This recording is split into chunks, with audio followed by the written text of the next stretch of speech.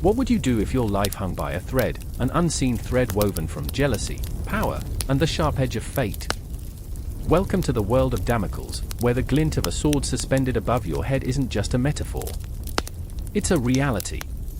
The kingdom buzzes with gossip like a hive of angry bees, each whisper sharper than the last, each rumor more treacherous. One man's envy becomes another's death sentence, and in this deadly game of thrones, everyone plays for keeps. Meet Damocles, a courtier with the charisma of a golden retriever and the ambition of a viper. He clamors for power, craving the king's throne like a kid eyeing the last piece of chocolate cake. But when he finds himself beneath the blade, a sword poised on a single hair, he learns that desire can be a double-edged weapon. And where's the humor in that? Right here, in a tale that dances between dark comedy and nail-biting suspense. Picture this, a lavish banquet, the aroma of roasted meat swirling in the air like an intoxicating promise. Laughter erupts, goblets clink, and beneath it all, the pulse of dread beats louder than a war drum. The king, all glitter and gold, smiles with the sinister glee of a cat among mice. You want my power, Damocles? Feel the weight of it. And there it hangs, that sword, menacing, mocking, every tick of the clock a countdown to catastrophe. What if the very thing you crave became the noose around your neck? The wine flows, the laughter rolls, but tension thickens like fog on a cold morning. Damocles laughs, but it's a brittle laugh, cracking under the pressure of a destiny he didn't sign up for. The court is a stage, and he's merely a pawn in a game of chess played by kings and ghosts. But he's not the only one watching. Shadows lurk in corners, eyes glinting with ambition and malice. And each whisper, each scheming glance, pulls him deeper into an abyss of betrayal. Survival is a game, and every move is deadly. Can Damocles outwit those who would see him fall? Or will he become nothing more than a cautionary tale, a name spoken in hushed tones over flickering candles? The stakes soar higher than the sword above him, and every heartbeat echoes an urgent question: who will be the one to pull the thread?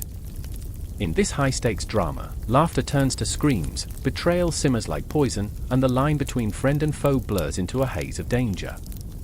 The sword doesn't just hang, it trembles, waiting for the moment it will plunge into flesh.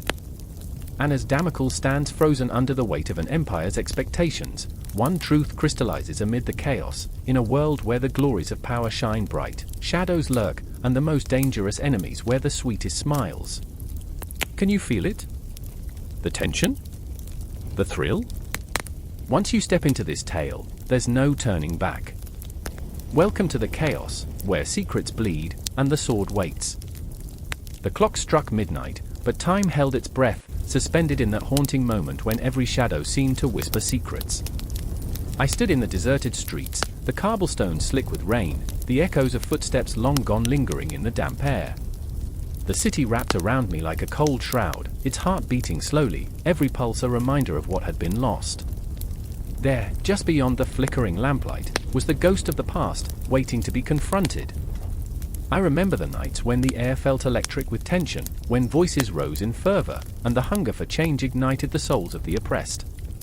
There was Eleanor, her spirit fierce despite the chains that bound her. She wore her sadness like armor. Her hands trembled, not just from the chill in the air but from the weight of 1,000 unfulfilled dreams. She had watched her brother dragged away by the king's men, his pleas fading into the night, and now she was a flame flickering against the wind, desperate to ignite a revolution. Why do they not see the truth? She would cry, her voice a roar, broken thing that cut through the silence like a sword. Why does history repeat itself? Are we not worthy of our own destinies? Each question was a dagger, piercing the darkness, but the answers were always elusive, swallowed by the very shadows that whispered to me. And then there was Thomas, my companion, a man forged in the fires of despair. He wore his heart on his sleeve, but the laughter that danced in his eyes was a thin veneer, cracking under the weight of his memories. I remember how he would sit by the fire, his hands trembling as he recounted the stories of his father, a man with dreams so big they filled the heavens. He believed in justice, Thomas would say, eyes burning with a mix of sorrow and anger. But justice has become a ghost, a cruel jest played by the powerful. But that night, as Eleanor and Thomas stood by me, we were not just three souls entwined by fate, we were the embodiment of every voice that had ever been silenced. The night air was thick with the scent of rain and rebellion, the very molecules vibrating with anticipation. We were ready to challenge the world, but we were shackled by our own traumas, our own doubts. Transforming that pain into purpose felt like trying to hold onto smoke. Remember when they used to say, "Speak of the devil, and he shall appear"? I murmured, recalling old tales that danced on the edges of my mind. What if our words, our thoughts, our very cries for justice could conjure something greater? The question hung heavy in the air, a fragile thread connecting us to something vast and terrifying, a history that loomed, whispering its truths, echoing through the ages. Eleanor's eyes sparkled with defiance, as if she could summon the ghosts of the past. Then let's speak, let's scream until our voices resonate through time. Maybe it's not the devil that will come, but something far more powerful, a reckoning. Her words ignited a fire in my chest, and in that instant, the shadows retreated, revealing the glorious pain of what had been. But history, I learned, is a relentless beast. It devours the hopeful and the broken alike, and as we stood there, the past pressed against us like a wall of ice. I could feel it creeping in, wrapping its cold fingers around my throat, reminding me of the ancestors who had fought and fallen. They had whispered truths in the dark, but those truths were often buried beneath layers of silence, fear, and complacency. With a shaky breath, Thomas clenched his fists, drawing strength from the bitterness of his memories. We may be flawed, but we are alive. We bleed, we feel, and that makes us dangerous. Each word fell from his lips like a hammer striking iron, forging our resolve in the fiery furnace of despair. I could see the ghosts of our past swirling around us, their faces etched with sorrow yet alight with hope. They hung there, just out of reach, reminding us that we carried the weight of their dreams upon our shoulders. Let's speak it then, I urged, my heart racing with the need to break free from the chains of history. Let's carve our truth into the fabric of time. We are not mere echoes, we can be the thunder that shakes the heavens. The words burst forth, unhinged, spilling into the night like a torrent of rain, wild, reckless, and uncontainable. In that moment of desperation, a surge of energy coursed through the air, our fears colliding with fierce determination. Eleanor's voice rose, a battle cry that shattered the silence, beckoning the ghosts of our ancestors to gather around us. We will not be silenced. We will not be forgotten. History will remember our names. Her eyes blazed brighter than the stars, piercing through the heavy clouds that threatened to swallow us whole. And then, as if the cosmos itself had been waiting for this moment, the air crackled and shifted. Shadows danced, and the city seemed to breathe, alive with the weight of our words. The stories of the past swirled around us, merging with our own, and suddenly, there was life where there had once been only death. The weight of history pressed down upon us, and yet we felt lighter, buoyed by the strength of our convictions. Time stretched and twisted, and memories flooded my mind, fragments of laughter, of loss, of love lost to the ages. I remembered a world where dreams were tangible, where hope flickered like candlelight in the darkest corners of despair. Yet, the echo of that hope was haunted by the spectre of failure, the fear of never being enough. We were caught in a fragile dance, a delicate balance between the past and present, and as we bared our souls to the night, we knew we were on the brink of something monumental. But just as the tide seemed to shift, the shadow of doubt crept in, tightening its grip around our throats. What if our voices were drowned out by the chorus of history's indifference? What if we were merely characters in a play where the ending was already written? Those questions hung like a noose, threatening to pull us back into silence. Yet, standing there, I felt a surge of defiance, the pulse of the city thrumming beneath my feet, as if urging us to rise, to reclaim our truth. Eleanor's gaze met mine, fierce and unyielding, and in that shared moment, we knew we were not alone. We would not let the darkness consume us. We were ready to confront the shadows of history, to scream our existence into the fabric of time, to carve our own legacy amidst the ruins of what had been. And so, as the clock continued to toll, marking the passage of time, our cries for justice echoed through the night, a haunting melody that would linger long after the dawn. The origins of our phrase, our truth, were entwined with the very fabric of our existence, a tapestry woven from pain and hope, a remembrance of those who had come before, and a promise to those who would follow. The night was alive, and we were ready to unleash our voices upon the world. The air was thick with tension, a palpable weight hanging over the opulent banqueting hall, where laughter and clinking goblets once danced freely. Now, the echoes of joy were muted, overshadowed by an unshakable dread. Candles flickered dangerously, shadows leaping across the walls like frantic phantoms, whispering secrets of fate. In that moment, Damocles stood rooted to the spot, a man caught between the dizzying heights of fortune and the abyss of 1,000 silent fears. The throne of Dionysius loomed before him, resplendent yet cursed, a symbol of power wrapped in the dread of imminent doom. I remember that shimmering throne, glistening like a serpent's eye. The throne was a gilded trap, promising glory but harboring peril. Damocles, ever the flatterer, had proclaimed Dionysius the most fortunate of men, unaware of the tempest that raged beneath the surface of that lavish life. But fortune, like a cruel jester, had a sharp edge, a wicked twist. I could feel the weight of Damocles' heart sinking as the realization clawed at him, that the shimmering gold encapsulated a life lived under the threat of a sword. No, not a sword, but a single, glistening strand of horsehair. Dionysius was a man of contradictions, a ruler who wore his crown like a noose. He chuckled at Damocles' plight, his laughter echoing like a distant storm, light and yet heavy with implication. "Tell me, my friend," he said, his eyes glinting with mischief, "how does it feel to be so close to power? To gaze upon the throne and not feel the chill of its shadow?" Each word dripped with a playful malice, a reminder that the line between admiration and envy was perilously thin. There was a pulse in the room, a heartbeat that throbbed with unspoken words. I remember watching as the gleam in Damocles' eye shifted from awe to terror. He was no longer the sycophant, but a man ensnared in the web of his desires. His thoughts spiraled, tumbling down the darkened corridors of his mind. What did it mean to be Dionysius? To parade around a city while cloaked in fear, knowing that the very people you ruled might turn on you at any moment. How long before they turned their daggers inward? And then there was that damn horsehair, so delicate, so fragile, yet more terrifying than any blade. The cruel twist of fate that dangles life by a thread, the reminder that power is as fleeting as a candle's flame. I can almost hear the collective breath of the guests, sharp and drawn tight, as if the very act of inhalation might trigger the unraveling of their lives. Each flicker of candlelight whispered of vulnerability, urging Damocles to consider that every moment spent on the summit of power was a moment edging closer to the abyss. Damocles felt it, the tightness in his chest, the chill racing down his spine. It was more than fear, it was an awakening. He was not merely a spectator in this theater of grandeur but a player in a macabre game, where the stakes were life and death. Is this what I desired, he thought, as the flickering shadows danced with wild abandon.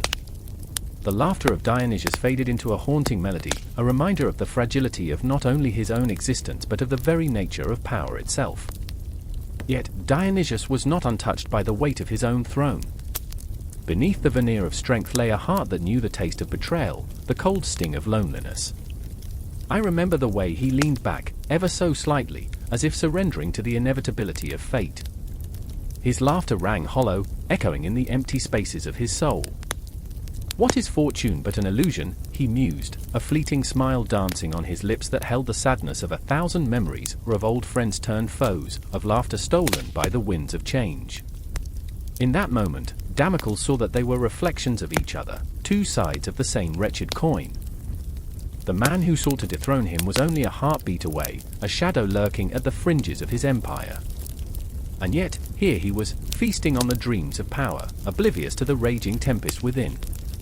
The eternal question echoed between them: who was the true ruler, the man who sat upon the throne or the one who dared to look into its depths? As the knife edge of tension sharpened, reality unraveled. The guests shifted uncomfortably in their seats, their laughter now a distant memory, replaced by the haunting specter of silence. Each heartbeat was a countdown, a reminder that the stakes were impossibly high. I remember how the air crackled with unspoken truths, how a single misstep could send the entire banquet tumbling into chaos. Damocles' gaze fell upon the horsehair, glistening like the promise of doom. He felt it touch his soul, a reminder that every moment of delight was shadowed by danger. The whispers of ambition swirled around him, intoxicating yet suffocating. He was the architect of his own demise, a man caught in the snare of his desires, and the weight of that realization pressed down on him like the night sky, dense and foreboding. And then there was the question, what would he do, standing in the shadow of that blade? Would he seize the crown, or would he flee, surrendering to the grip of fear? I can still feel the tension coiling around his heart, tightening, squeezing until it was nearly unbearable. The choice lay before him, stark and cruel. The laughter of Dionysius echoed as if mocking him, challenging him to dare what he feared most. A silence fell, heavy and thick, wrapping around the room like a shroud. It felt eternal, a moment stretched beyond time, filled with possibilities that were both terrifying and exhilarating. As Damocles wrestled with the weight of his choices, the sword hung above, a haunting reminder of the fine line between life in the sun and death in the shadows. And just like that, the stage was set. The banquet continued its dance, the laughter a mere facade hiding the darkness that loomed just out of sight. The throne was a beacon of power, but power, as they both now knew, was a double-edged sword. What would happen when the hair finally gave way? What horrors awaited when the laughter stopped? I remember feeling the tension simmer, the anticipation crackling like a wildfire ready to consume everything in its path. In that moment, the lives of Damocles and Dionysius twined together, a tapestry of fate woven from fear, ambition, and the relentless pursuit of what it meant to rule. As the candles flickered, I felt the weight of the cosmos upon them, a reminder that every life is a fragile thread in the grand tapestry of existence. Time slipped through their fingers like sand, with shadows creeping nearer, and beneath it all, the truth awaited, immovable, undeniable, a sword poised to fall, ready to sever the ties of fortune and fate. The air hung heavy, thick with dread. A once thriving agora, now a desolate echo of dreams, lay before me, temples crumbled, marble stained with the blood of the innocent. Shadows danced under flickering torches, their light revealing faces twisted in fear, as darting like caged birds seeking escape. There was a stillness in the chaos, a heartbeat, quick and wild, pulsed beneath the surface, threatening to rupture the fragile veil of control. I remember the night it all unraveled. Jello stood at the center, a figure carved from granite, the embodiment of a tyrant whose very name curdled the stomachs of men. Beneath that polished exterior lay a heart drumming a furious rhythm, a symphony of power and despair. His hand fell heavily on the hilt of his sword, knuckles white, knotted in tension. A ruler by right, a tyrant by choice. He ruled with an iron fist, and yet, I saw the flicker of doubt in his eyes, a fleeting shadow that dared to question the cost of his dominion. Was it worth it? The city trembled beneath his reign, but did he tremble too? Beside him, the flicker of a different kind of fire burned bright, Dionysius. Charismatic, cunning, he wore charm like a second skin. His laughter rang through the empty streets, slicing through the murky fog of despair, light, yet tinged with a sickening sweetness. I remember the way he moved, each step a deliberate choice, like a predator toying with unsuspecting prey. He whispered promises to the hungry, sweet nothings to the desperate. "Fear not," he would say, "for I will protect you." Yet I saw the sharpened edge of his smile, the glint of ambition hiding beneath layers of mirth. In the shadows, I lingered, a ghost among the living, a witness to the grotesque ballet of power.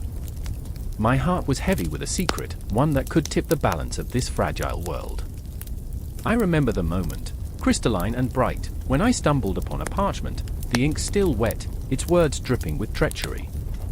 A plot, a conspiracy that could ignite a firestorm. My hands trembled as I clutched the document, the weight of its implications crashing down upon me like waves upon jagged rocks. Amidst the turmoil stood Lysandra, a woman forged from resolve, her spirit a raging tempest beneath her delicate frame. She watched the skies, eyes reflecting the chaos below, a fierce determination etched onto her brow. I remember her voice, strong and unwavering, each word a battle cry against the tide of tyranny. "We must rise," she urged the gathered crowd, her passion igniting flickers of hope. But I could feel her turmoil, the fear clawing at her insides, the realization that hope could be a double-edged sword, a beacon or a noose. As darkness descended, the air thickened with tension, the city's heartbeat quickening. I stood at the precipice, caught between loyalty and betrayal, between the mirage of safety and the throes of revolution. Whispers wound their way through the alleys, a chorus of dreams turning into nightmares. Jello's tyranny seeped into every crack and crevice of Syracuse, turning brother against brother, friend against friend. I remember the despair. It clawed at me, tearing away at my resolve, each heartbeat a reminder of the price of silence. Dionysius' laughter echoed against the stone walls, a twisted serenade that sent chills dancing down my spine. He spun tales of power, weaving webs of deceit that trapped the unsuspecting, promising salvation while savoring their anguish. I could see it in the way the people looked at him, their eyes wide with both adoration and fear. Yet, beneath the surface, I sensed the crack, the beginnings of a fracture in the facade he meticulously crafted. They were beginning to remember who they were, who they could be, and that memory was a weapon sharper than any sword. I remember the night it all came crashing down, the air electric with anticipation. A gathering, a conspiracy laid bare, hope ignited in the hearts of those who had long since cast it aside. Lysandra, standing firm, her voice a clarion call amidst the storm. Tonight, we stand for the fallen. Tonight, we reclaim our home. And the crowd surged, a wave of humanity, a tide of resolve that threatened to drown the tyrants in their swell. I watched, heart pounding, as Jello's granite facade cracked, his fear spilling forth in an anguished roar. You will pay for this, he shrieked, but the echo was swallowed by the roar of the masses, their voices rising in defiance, a chorus of fury. But amidst the chaos, beneath the cacophony of rebellion, a whisper of doubt lingered in my mind. What if this uprising was merely another illusion, a fleeting spark destined to extinguish in the face of oppression? I felt the weight of doubt, the shadows of uncertainty creeping into my thoughts. Was there a way out, or were we all just playing our parts in a tragic farce, doomed from the outset? The battle unfolded like a dark tapestry, threads of valor and despair intertwining, swords clashing, men screaming, the ground soaked in the blood of the brave and the foolish alike. In the chaos, I sought Lysandra, my heart aching with fear for her safety, a deep-rooted connection drawing me toward her like a moth to flame. And there she stood, defiant, fierce, a blazing star amidst the void. But even then, a flicker of doubt crossed her face. I could see it, the burden of leadership weighing upon her shoulders. What if we fail? She whispered to me, her voice barely rising above the din. I wanted to tell her that failure was a luxury we could no longer afford, but instead, I simply nodded, the truth heavy on my tongue. The moment hung suspended, a fragile thread woven into the fabric of fate. Would we rise, or would we fall? Would tyrants like Jello and Dionysius shatter our dreams, or would we carve a new path from the ashes of despair? The answer drifted on the wind, tantalizingly out of reach, swirling like leaves caught in an autumn gale. And as the night deepened, the world outside grew darker, shadows pooling in the corners of my mind, whispering promises of chaos, a reminder that the true battle was not fought with swords and shields but within the hearts of those who dared to dream. A reckoning was at hand, and I felt the pulse of history thrumming beneath my feet, a heartbeat that echoed the questions that haunted us all. What would be the price of freedom? What would be left when the dust settled? And in that storm of uncertainty, I stood poised on the edge of decision, ready for the confrontation that would change everything, ready to take that step toward the unknown, where the shadows of the past and the possibilities of the future entwined. The night was thick with the scent of blood and sweat, a pungent reminder that even amidst the revelry of Syracuse, darkness lurked just beyond the flickering torchlight. A piercing scream shattered the air, a cry that twisted like a dagger through the cacophony of laughter and clanking goblets. I remember the moment clearly, the way the shadows danced along the walls, as if mocking the very essence of life that clung desperately to the fading flicker of hope. There he stood, Dionysius, the man who would become the tyrant, but for now, merely a figure cloaked in the uncertainty of his ambition. His eyes, sharp and glimmering like shards of glass, darted around the banquet hall, searching for something, anything to grasp. Power? Validation? Or perhaps it was fear, the gnawing terror that he might become ensnared in the same fate as those he ruled. I remember feeling the weight of his gaze, a chilling intimacy that clung to me like a shroud. I could see it in him, the hunger for control, a fire igniting within, ready to engulf everyone around him. And then there was Callista. Oh, sweet Callista, the heart that beat loudly against the chaos, the one who dared to hope amid the encroaching shadows. Her laughter, once a melody of innocence, now clashed violently with the discord of the evening. She stood there, her vibrant spirit dulled by the looming spectre of Dionysius, each laugh a desperate attempt to ward off the darkness. How could she still smile when danger lurked just behind the facade? I remember her eyes, wide and hopeful, yet tinged with sorrow as she discerned the change in the air, the chill that wrapped tighter around their fates. The tension spiraled into a palpable force, a coiling serpent ready to strike. Whispers threaded through the crowd, rumors of dissent, of betrayal, of blood ready to spill on the cobbled streets of Syracuse. The thrumming pulse of the party began to falter, metamorphosing into a morbid game of survival. Dionysius, sensing the shift, turned his focus inward, distancing himself from the laughter, the joy that once filled the space.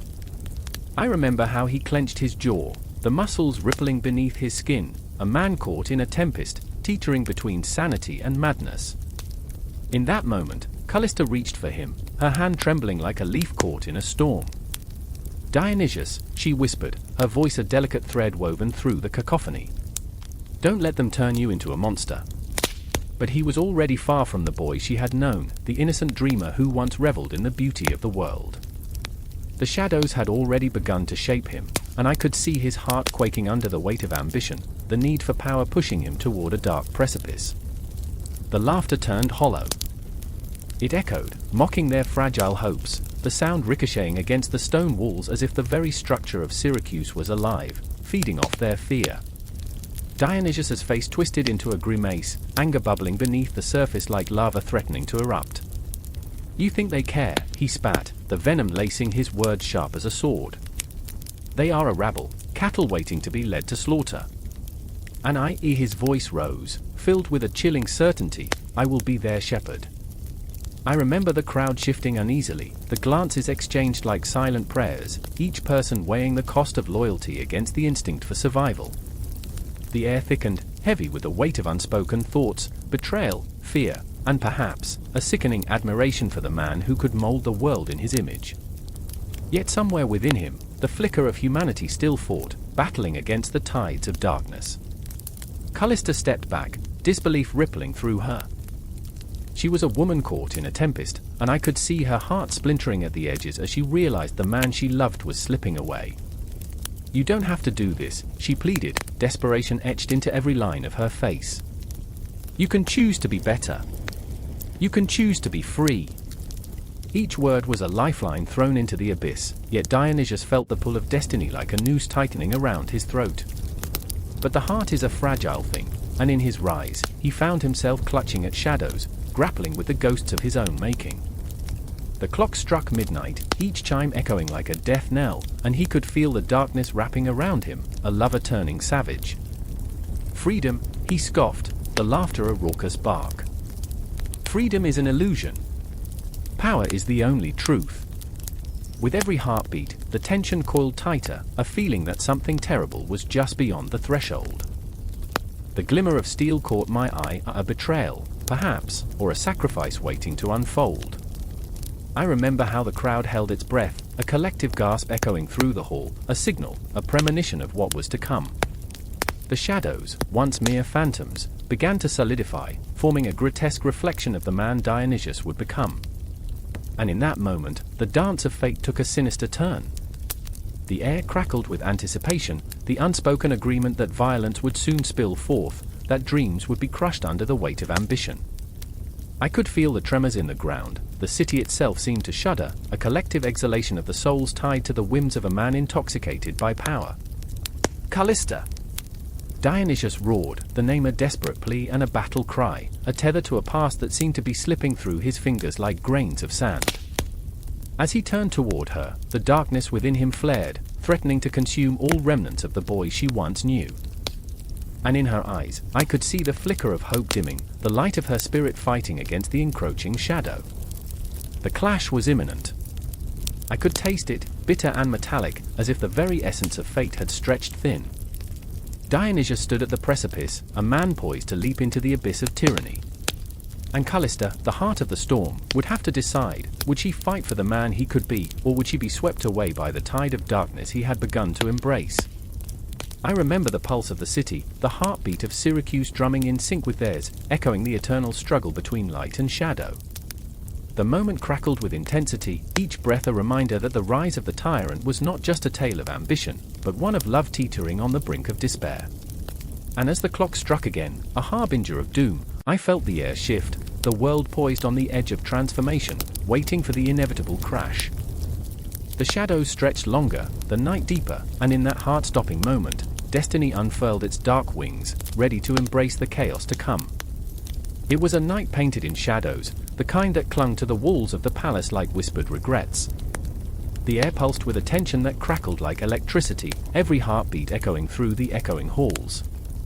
A candle sputtered, its flickering flame casting grotesque shapes that danced across the marbled floor, and in that moment, I felt it, the cold grip of impending doom tightening around my throat. I remember the rustle of silk as Isabella, the queen, paced like a caged panther, her thoughts swirling in a tempest of anxiety. Her hands brushed against the ornate table, fingers trembling as if grasping for something invisible, something just out of reach. "Do you hear it?" she whispered, a trembling urgency in her voice. "The clock is ticking. Time is running out." Her eyes were wild, filled with a fire that could ignite the very air between us. I knew that desperation, it lived beneath my skin like a restless ghost. A lover's betrayal lurked in the shadows, taunting us, threatening to unravel everything we had built, the glistening facade of power, the intoxicating allure of control. And then, there was Marcus, the king's brother, a man of charm and calculated deceit, whose smile could slice through a heart like a knife.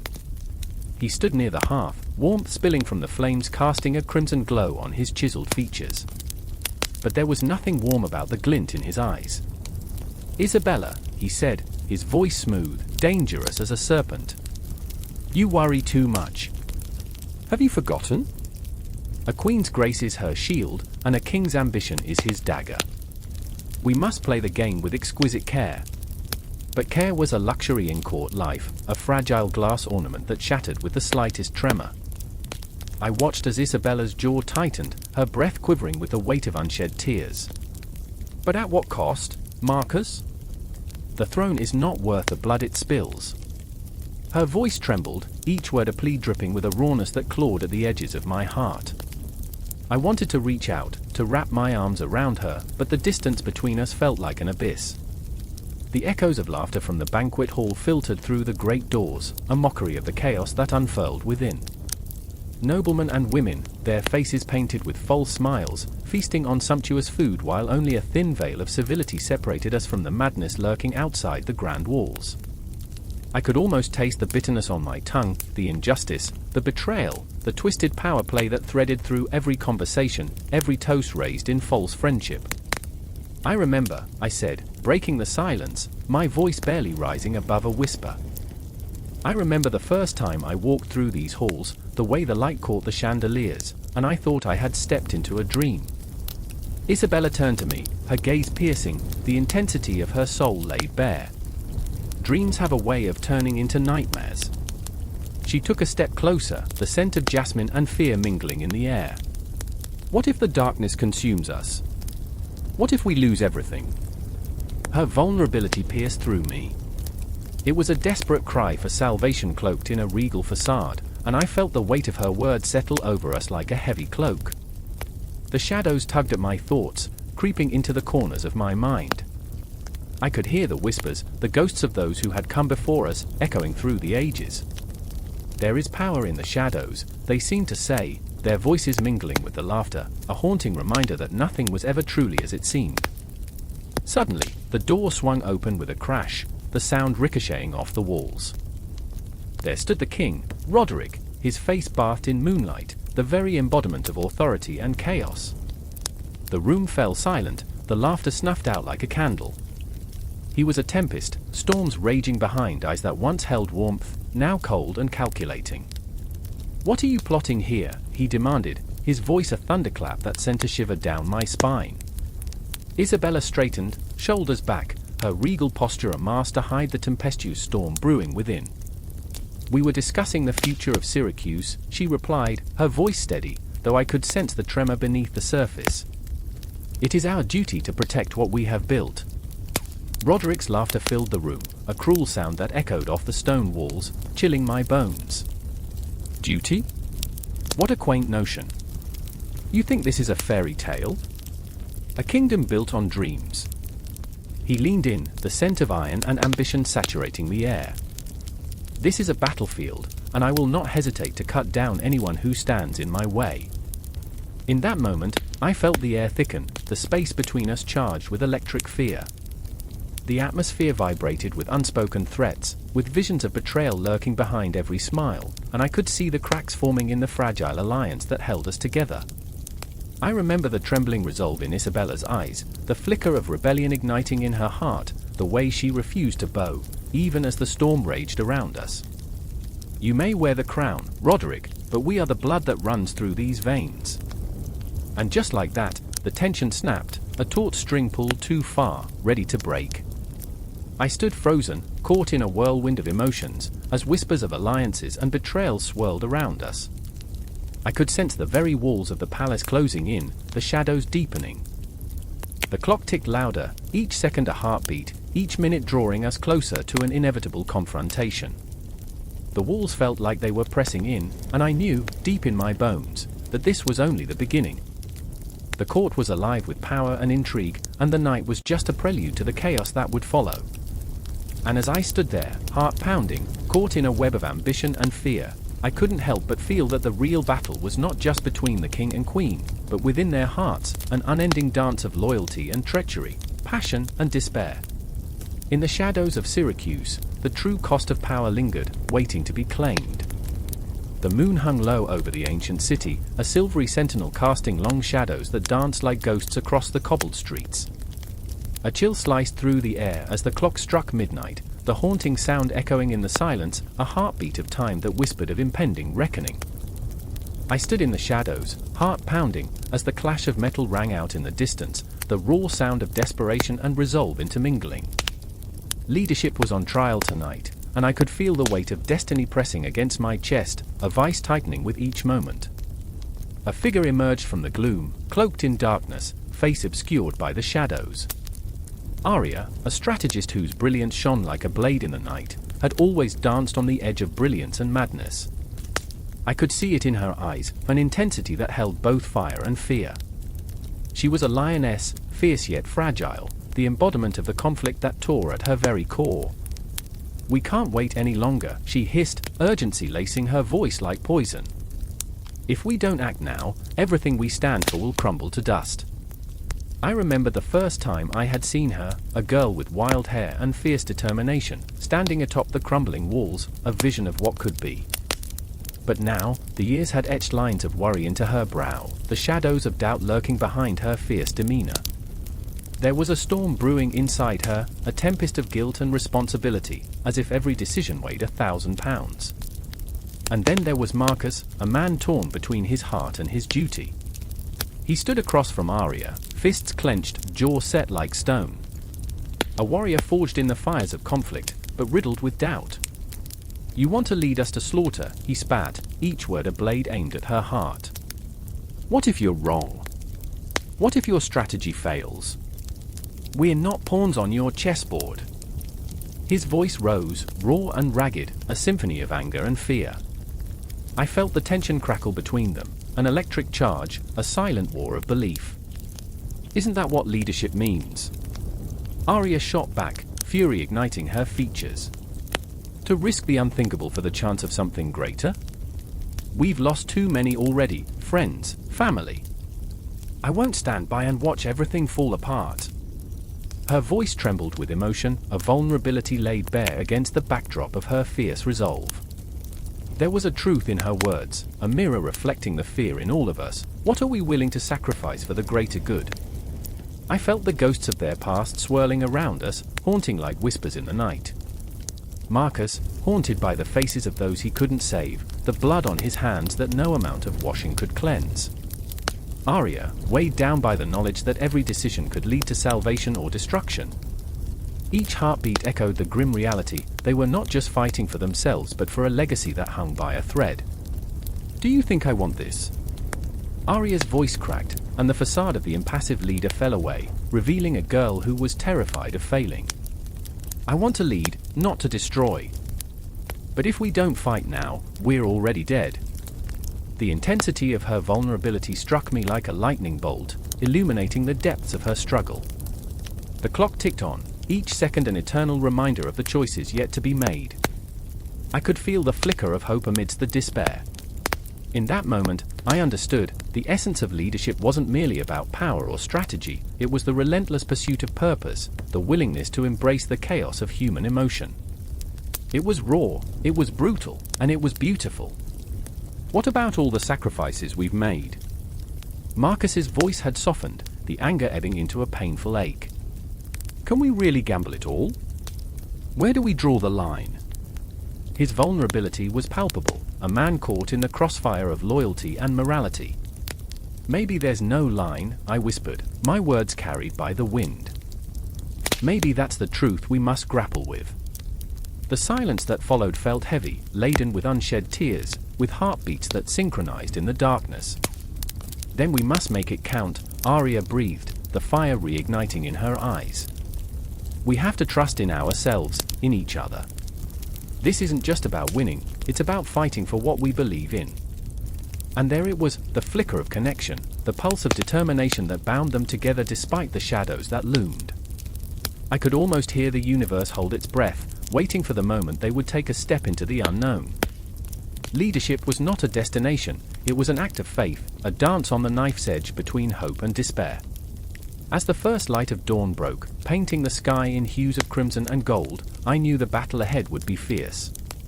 But I also knew that in their hearts burned a fire that could not be extinguished. The concept of leadership was alive, throbbing with the rawness of emotional truth, a sacred trust passed from one generation to the next, forged in the fires of conflict and compassion. I watched as they stepped into the light, shadows dissipating behind them. Each footfall was a promise, each breath a heartbeat echoing through time, resonating with the truths of ancient philosophies that had whispered through the ages. The weight of destiny lay heavy but fertile, filled with possibility.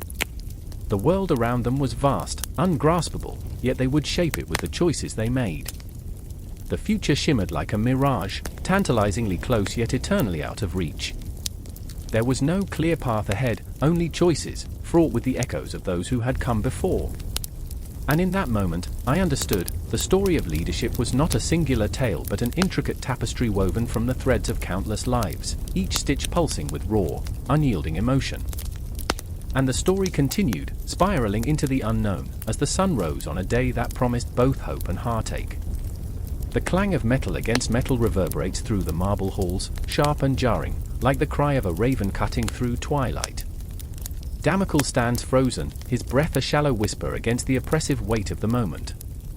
The throne, golden and gleaming, as if kissed by the sun itself, radiates an allure that is almost magnetic, but it is not the throne he fears. No, it's what hovers above it, a sword suspended by a single, fraying thread. The chill of inevitability grips him, a cold hand around his throat, squeezing tighter with each heartbeat. I remember the first time I heard this tale, nestled in the faded corners of a history book, my heart racing as I grasped its meaning, the throne, the sword, the fragility of power. What a farce, I thought, flipping the pages, yet the irony gnawed at me, a relentless spectre in the back of my mind. Here I am now, standing in the very heart of that farce, feeling the dread seep into my bones. This is not just a story. It is a mirror, reflecting the darkest corners of ambition and envy. Damocles, his eyes darting, is not alone. Dionysius, the king, watches him with a smirk that dances on the edge of mockery. The king's face, a mask of control, hides a tempest of insecurities, each laugh a dagger aimed at the heart of his own instability. There's cruelty in his gaze, a hint of the madman lurking beneath his regal facade. You wanted to know what it feels like to be me, he taunts, voice dripping with a mixture of arrogance and fear. Let's see how you handle my throne. I remember the stories of power, the intoxicating rush that sends men spiraling into madness. They bathed once a year, romance earthy and raw, yet here, in this moment, we're stripped bare, humanity laid out like a feast before us, grotesque and beautiful. Dionysius has his crown, but it's a heavy weight, it's lined with the thorns of betrayal, festering insecurities, whispers of rebellion. Every heartbeat echoes in the chamber, a countdown to catastrophe. The sword, a glinting promise of doom, sways gently, a pendulum of fate.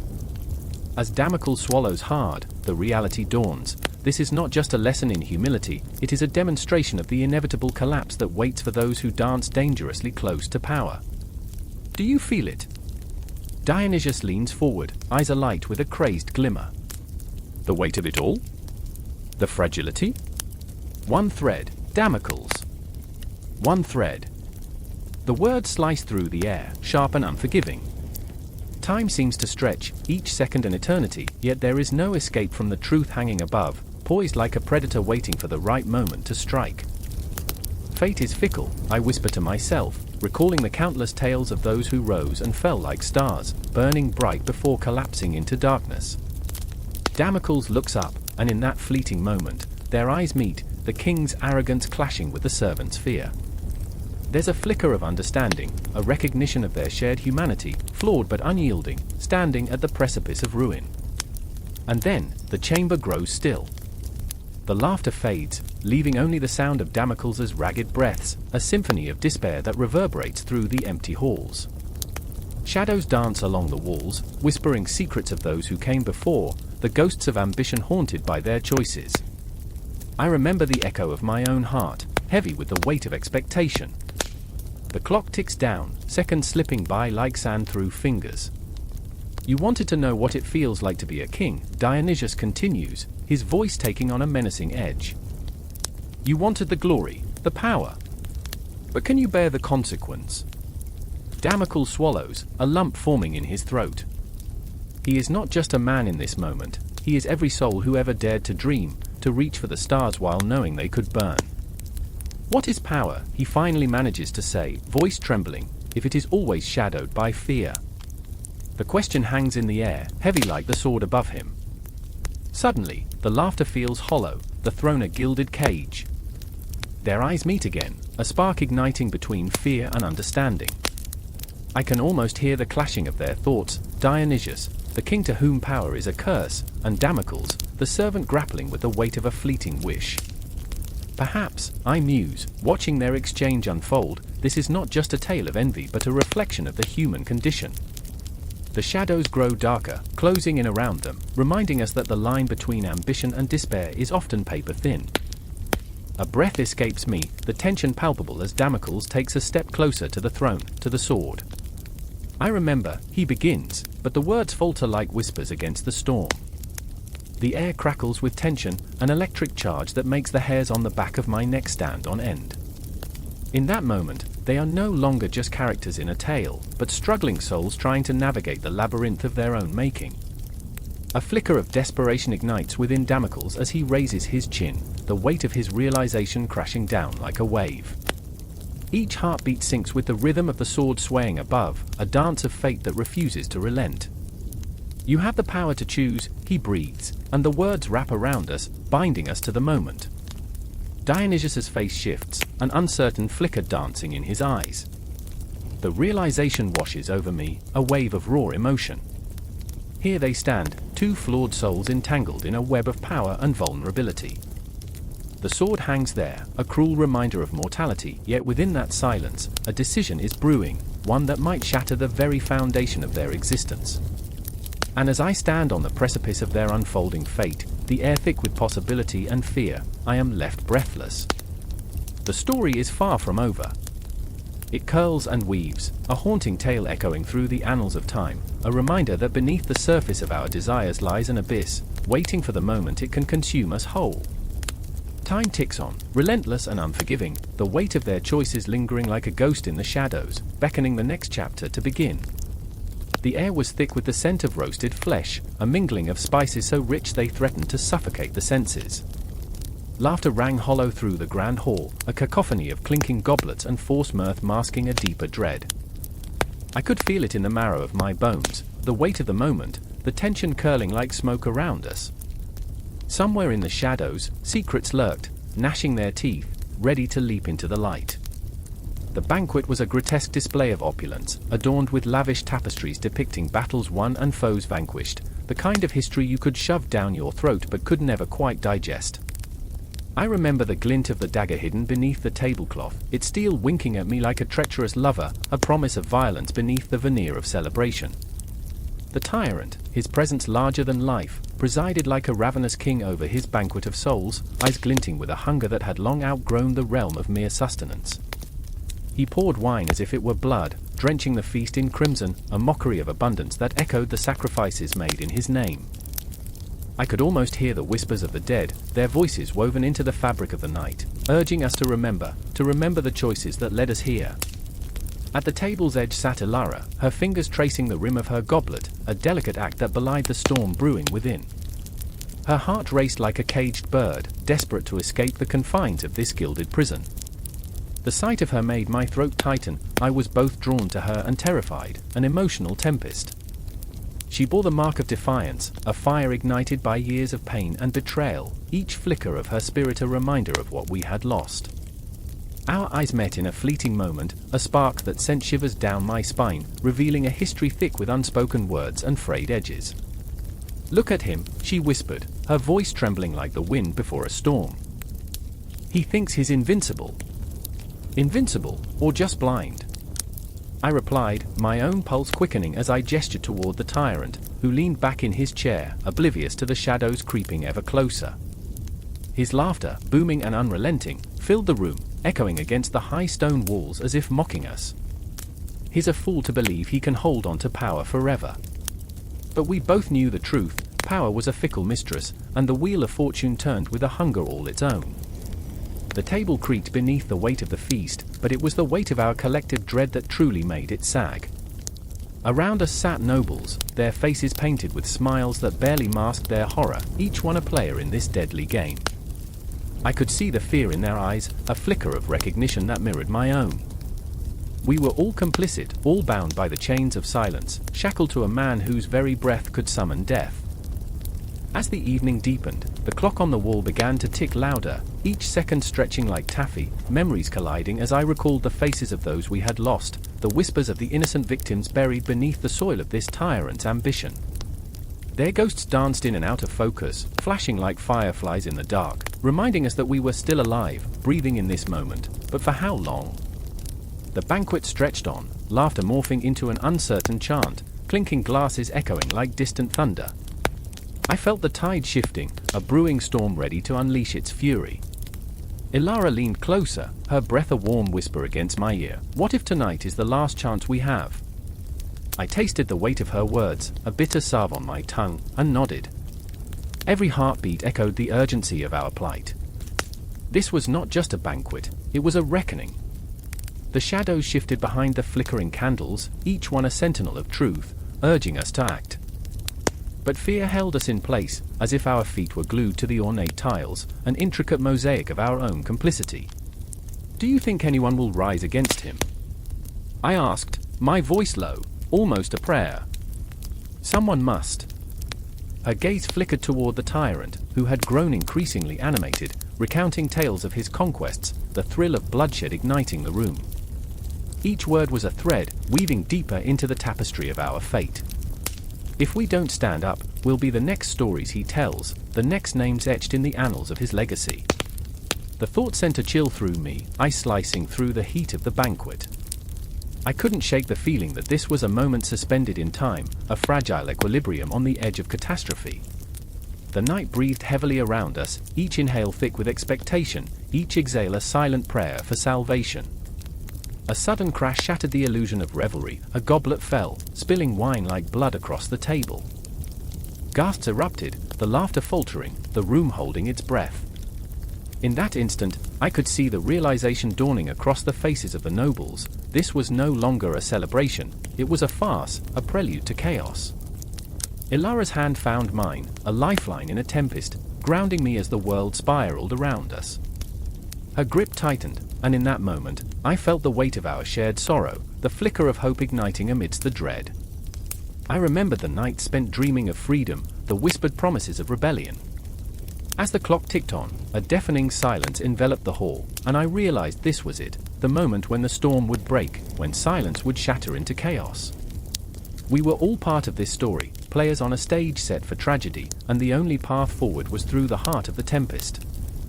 The banquet of the tyrant was a mirror reflecting our fears. our anger, and our unyielding desire for change, a banquet laden with the weight of 1,000 unspoken truths. And so we waited, hearts pounding, breaths held, as the first flicker of defiance ignited in the shadows, a promise that the night was far from over. The blade thrummed, a chilling resonance in the stillness of the night.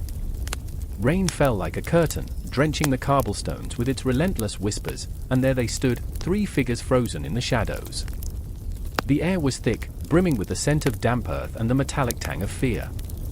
I could see the sword glinting under the flicker of a distant lantern, its edge sharp enough to slice through the tension. It was no ordinary weapon, it was a harbinger of dread, a conduit of power that throbbed with unvoiced threats and desires.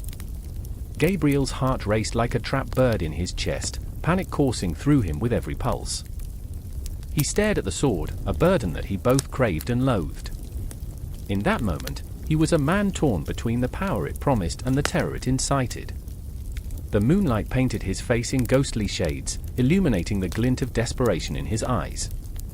"I can't do this," he breathed, a plea woven with anguish. I felt it, too, the weight of expectations, the suffocating grip of destiny. Beside him, Clara stood resolute, her fingers curling around the hilt as if it were a lifeline thrown to her in turbulent waters.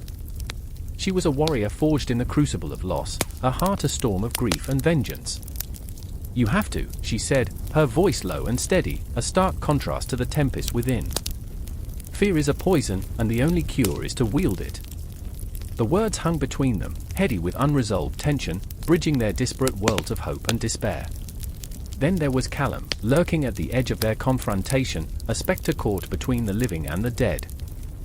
His laughter echoed like shattered glass, a discordant symphony of madness and clarity. Fear and power, my friends. 2 sides of the same coin. You want to lift that sword? It will lift you. He gestured wildly, a madman possessed, his eyes gleaming with a manic light.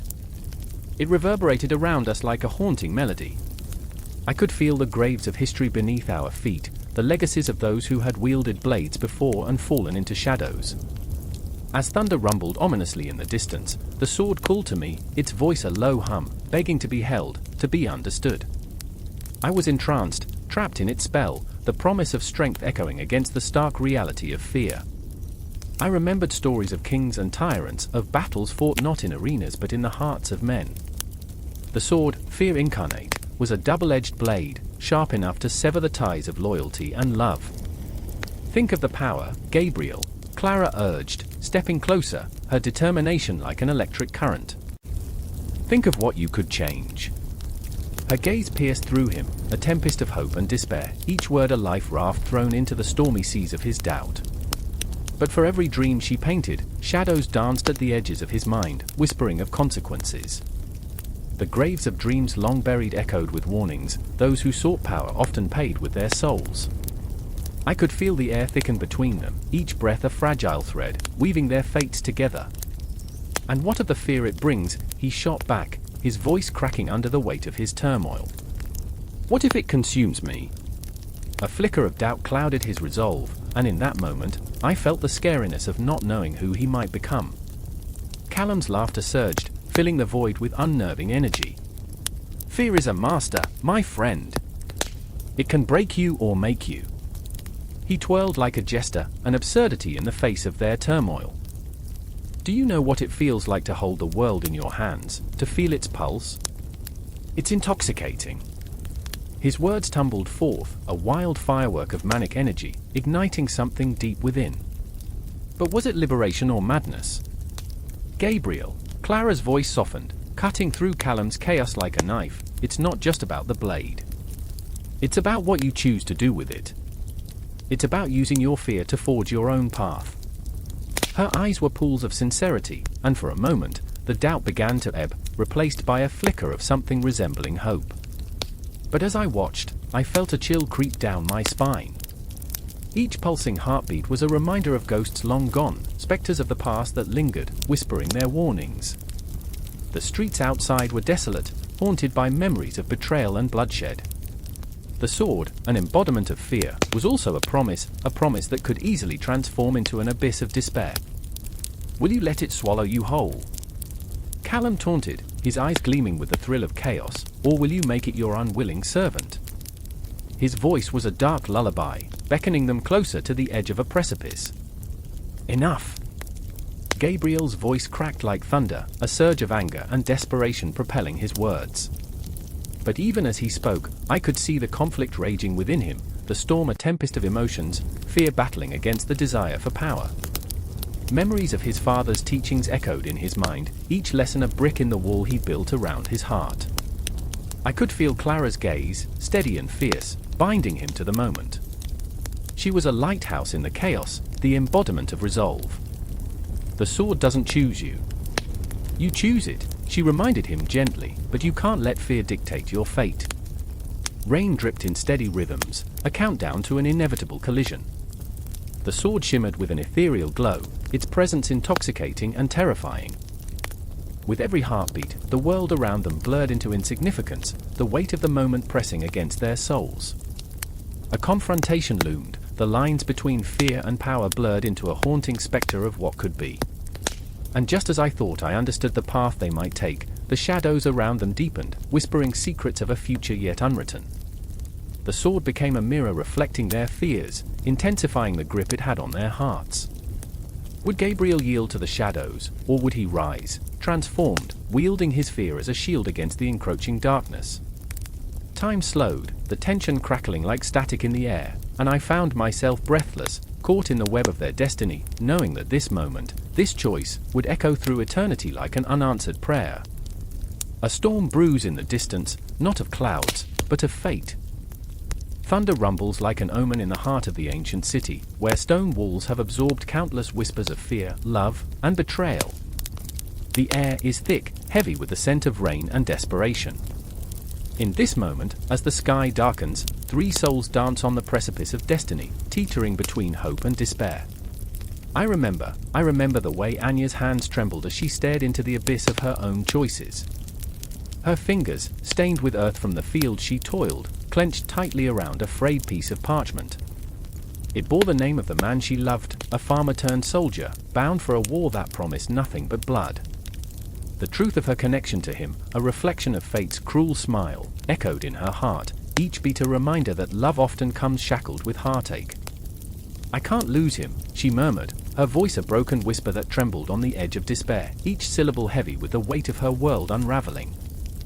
Across the square, a figure lurked in the shadows, Marcus, the once celebrated poet, now a ghost of his former self. His words, once a balm for the disenchanted, had turned bitter on his tongue. He was haunted, not just by his failures, but by the specter of fortune that had turned its back on him. I can feel his anguish, a raw wound that never healed. "Fate is a fickle mistress," he muttered to the cobblestones beneath him, his voice cracking like the ground in a drought. "She dances with the fortunate and leaves the rest to rot." His poetry had once painted the skies, yet now he found himself buried under the weight of unspoken verses, memories of past glories choking the air around him. And then there was Lysandra, the oracle, whose visions came to her in twisted dreams, vivid yet elusive. The flickering candlelight cast shadows on her face, making her look like a phantom of ancient wisdom. "The stars are in chaos," she whispered, her eyes darting as if trying to catch the very threads of fate unraveling before her. Tonight, she felt it, the pull of destiny, dark and irresistible. "Everything is connected," she breathed, "the cosmos hums with the heartbeat of our choices." In a world that revered prophecy, she wore her gift like a noose, binding her to futures that would never be her own, a curse wrapped in the guise of insight. As the first raindrops splattered against the cobblestones, a thunderclap shattered the air, and Anya's heart raced with a fear that twisted her stomach. What if he doesn't come back?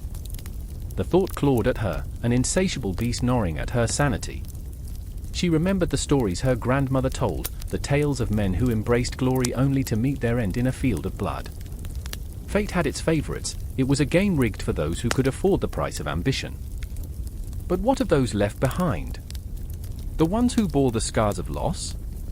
Marcus watched her from the shadows, his heart aching for the woman he once loved, the woman whose laughter danced like sunlight on his desolate pages. He wanted to reach out, to comfort her, but he felt a prisoner of his own failures. "What do I have to offer?" he thought bitterly, words that cannot save her. But the truth gnawed at him, a relentless whisper echoing in his mind. The storm outside mirrored the storm within, a maelstrom of regret and longing that refused to calm. Lysandra's visions began to spiral, the shadows in her mind swirling like smoke. She saw Anya's future, bright and full of promise, yet shrouded in a darkness that threatened to extinguish it all. You must prepare, she thought, feeling the weight of impending loss. But how was she to warn them? How could she navigate the twisted labyrinth of chance and fate, where every path seemed shrouded in despair? The cosmos spun above her, indifferent and cold, as she wrestled with the knowledge that her friends were locked in a dance with destiny, each step fraught with peril. And so the rain fell, drumming on the rooftops, echoing the heartbeat of the city. Anya clutched the scroll tighter, feeling its rough texture against her palm, each groove a reminder of what was at stake. I won't let him go, she thought fiercely, her mind a tempest of determination and fear. But fate has a way of mocking the fiercest resolve. It is a spectre that looms large, watching, waiting, ready to play its hand. In the distance, the bugle of war sounded, a haunting melody that sent chills down her spine. It was a call to arms, a summons to the battlefield where fortune favored the bold but seldom the just. I remember the stories of heroes, Anya whispered to the air, but what is a hero without the ones they leave behind? A tear slipped down her cheek, a silent tribute to the weight of her own heart. Marcus stepped into the light, the shadows reluctantly releasing him. Anya, wait, he called, urgency threading through his voice like a taut bowstring. His heart raced as he crossed the distance, the storm within him mirroring the tempest around them. Don't let fate decide for you, he urged, desperation clawing at his throat. You have the power to change your story. But Anya's gaze locked onto the horizon, where the darkness loomed. What if it's already written, she asked, the tremor in her voice betraying her fear. What if my destiny is beyond my grasp? Then fight for it, Marcus replied, the intensity of his gaze igniting a flicker of hope within her. Do not surrender yourself to fate's cruel whims. Lysandra stood in their midst, her heart racing with the weight of her foreknowledge. The storm outside raged, but within her, clarity broke like dawn. The threads we weave are ours to control, she proclaimed, her voice ringing with a newfound strength. Even in the face of fate, we are not powerless. As thunder rolled and lightning cracked the sky, the three souls found themselves entwined, united by the gravity of their choices. The moment swelled, pregnant with tension, the air crackling with energy as they stood on the brink of everything they feared, everything they loved, everything they dared to hope for. In that charged silence, fate watched, a willing participant in the theater of existence, ready to play its hand. And as the rain fell, washing over the centuries of pain and promise, the story of fate and fortune continued, spiraling into the unknown, an echo of choices yet to be made. The storm raged on, but within the heart of the city, a flicker of defiance ignited. The shadows danced, and the stars above remained indifferent, yet the humans below, driven by love, fear, and an unquenchable thirst for meaning, stood poised at the intersection of fate and fortune, ready to challenge the very essence of their existence. The echo of a gavel shatters the silence, reverberating through the cold, dimly lit chamber. It pierces the hearts of everyone present, a reminder that justice is a fragile illusion. I stand there, paralyzed, my breath caught in the taut web of uncertainty. The air feels heavy, thick with anticipation and dread, as eyes turn toward Victor, a man cloaked in authority, his shadow stretching long and oppressive. I remember the way he smirked when he first ascended to power, that glint in his eyes a mix of ambition and madness.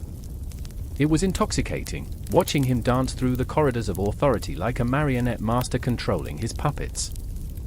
They laughed then, the sycophants, the ambitious, but there was always an undercurrent, a chilling whisper that gnawed at the edges of my mind. It was the subtle transformation of Victor, a metamorphosis that would turn him from leader to tyrant. Justice, he declared, voice booming with a cruel bravado, is a tool, one that can be wielded or twisted. The words hung there, cold, like a blade poised above the neck. I could feel the heartbeat of the room sync with the ticking clock on the wall, each tick a reminder of our powerless existence. Across the chamber, Mara shifts nervously, her fingers trembling as they grip the edges of her chair. I can see the shadows of doubt dancing across her face, a mixture of defiance and fear flaring in her eyes. Once, she had been a beacon of hope, a dreamer in a land of nightmares. Now, she wore the weight of despair like a shroud, her spirit slowly crushed by the oppressive weight of tyranny. I remember, she whispers, barely audible, as if speaking too loud might shatter the fragile remnants of her courage. I remember the promises he made. Each word is a knife, twisting in the air, a haunting echo of what once was. But Victor is unyielding, his eyes dark like the depths of an abyss, as if he can see through to the very marrow of our souls. I imagine the countless lives he has touched, not with kindness, but with cruelty. The way his smile radiates warmth in public, while behind closed doors, it metamorphoses into a sneer, a harbinger of his insatiable hunger for control. The city outside is a ghost town, a mere reflection of what it once thrived upon. Shadows stretch longer in the absence of hope, and sirens wail like mournful banshees, echoing the despair of the streets. But even as I watch Mara, I cannot help but remember my own complicity, my own silence. I, who once believed in the power of words, now find them lodged in my throat like stones. I think back to the time when we gathered, voices raised in defiance, young and naive, believing that change could spring from our collective will. Now, we are scattered, mere phantoms of our former selves, each fight extinguished in the face of Victor's iron grip. I will not bow to fear, Mara declares suddenly, her voice a flickering candle in the darkness, and I feel the stirrings of courage ignite within me. But it's a fragile flame, one that Victor could snuff out with a single look. The tension in the chamber thickens, a palpable force that binds us, each heartbeat an unspoken prayer for survival. Victor's gaze shifts to me, piercing, an icy dagger that freezes my resolve. "What do you want?" he taunts, his voice smooth like venom. "Do you believe you can challenge the throne? You think your whispers can topple empires?" And I shudder, feeling the weight of his power pressing down. I remember the stories of tyrants past, their downfall, the ruin that ensued. But those stories are mere echoes now, drowned in the cacophony of my own fear. "What if," I whisper, "what if we stand together?" The words hang in the air, a delicate promise trembling on the brink of hope. But the room is still, a tomb where dreams go to die. Mara glances at me, her eyes wide and shimmering with unshed tears. "Can we?" she breathes, and suddenly I see within her a flicker of the girl who had once laughed freely beneath the stars, unburdened by the weight of tyranny. But Victor's laughter cuts through the moment, sharp and cruel, echoing off the chamber walls like the tolling of a death knell. "You are nothing but children playing at war," he scoffs, and I feel rage boiling within me, an inferno threatening to erupt. "Children can grow," I say, my voice rising, shaking with emotion.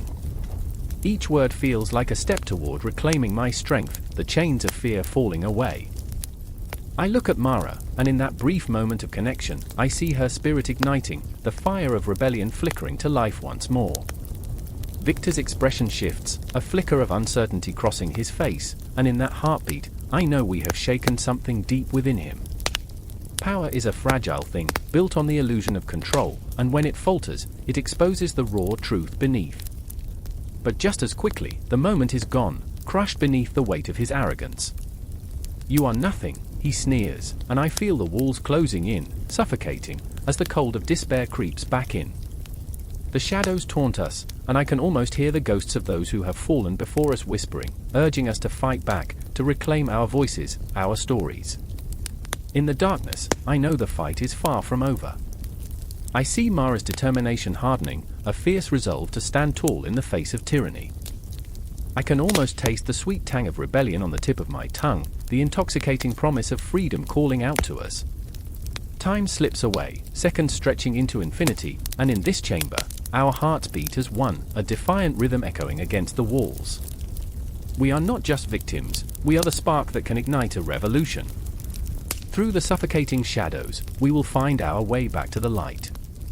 I remember what it means to hope, to fight, to believe in the power of the human spirit. The gavel may have struck, but it will not silence us. The psychological impact of power may loom large, but we will not bend.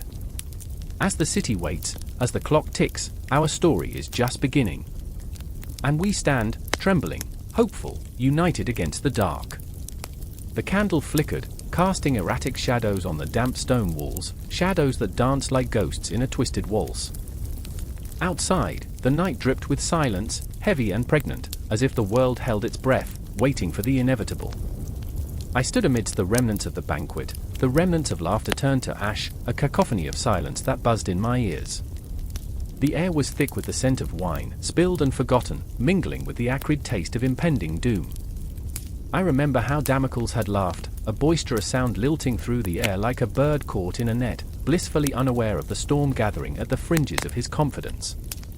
But that was before he felt the cold breath of dread whispering against his neck, before the swift hand of fate had drawn a blade that could slice through the very fabric of his desires. He stood there, his figure silhouetted against the dying embers of the hearth, the flicker of firelight revealing a face twisted with confusion and a smattering of rage. His eyes, those once bright jewels of ambition, were now mere reflections of panic, a mirror to the impending chaos. "What have I done?" he muttered, his voice cracking like brittle glass. And I was caught between the ruins of his grandeur and the weight of my own shadow. I had dreamed of the banquet's splendor, of the laughter that would fill the hall, the warmth of friendship, the sweet nectar of camaraderie. But what is laughter when it bears the bitter taste of betrayal? I had been there, witnessing the rise, but now I was an unwilling spectator to the fall. The lavish table, once laden with delicacies, now felt like a tombstone marking the death of innocence. I remember the way the guests had looked at him, their smiles wide but brittle, like porcelain cups ready to shatter. Each clink of goblets had echoed with a veiled threat, the promise of retribution hanging in the air. Every jest had been a dagger, every laugh a cruel reminder of the power they wielded. And then there was Lysandra, eyes like stormy seas, her heart caught in a tempest of emotions. She had gazed upon Damocles with a mixture of adoration and fear, a love that thrived in shadow, tethered to the uncertainty of his fate. "You can't toy with power, Damocles," she had whispered, her voice a siren's call, "it will toy with you back." But he had laughed, that careless, reckless laugh that sent tremors through her very being.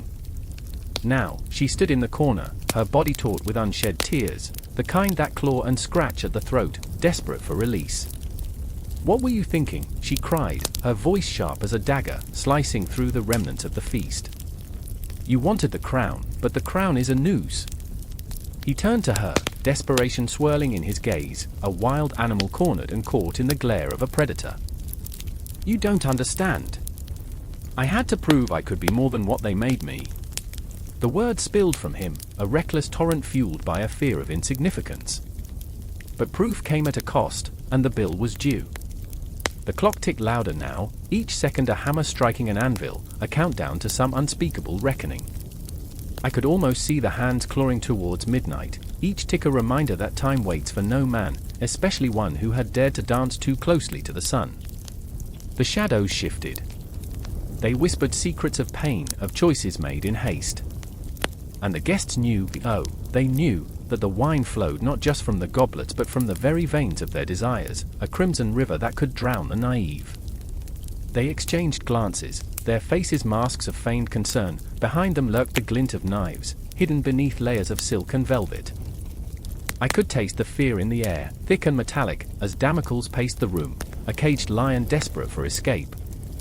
His hands trembled, not from the effects of wine, but the crushing weight of realization. The banquet had not been a celebration, it had been a stage for his downfall, a masquerade of ambition. "I only wanted to be seen," he whispered, voice breaking as his bravado crumbled into despair. "Is it so wrong to want to be more?" The question hung there, heavy and hollow, echoing through the cavernous hall like a ghostly refrain, a reminder of dreams that had twisted into nightmares. Lysandra moved closer, her heart racing, a moth drawn to the flame, yet terrified of the burn.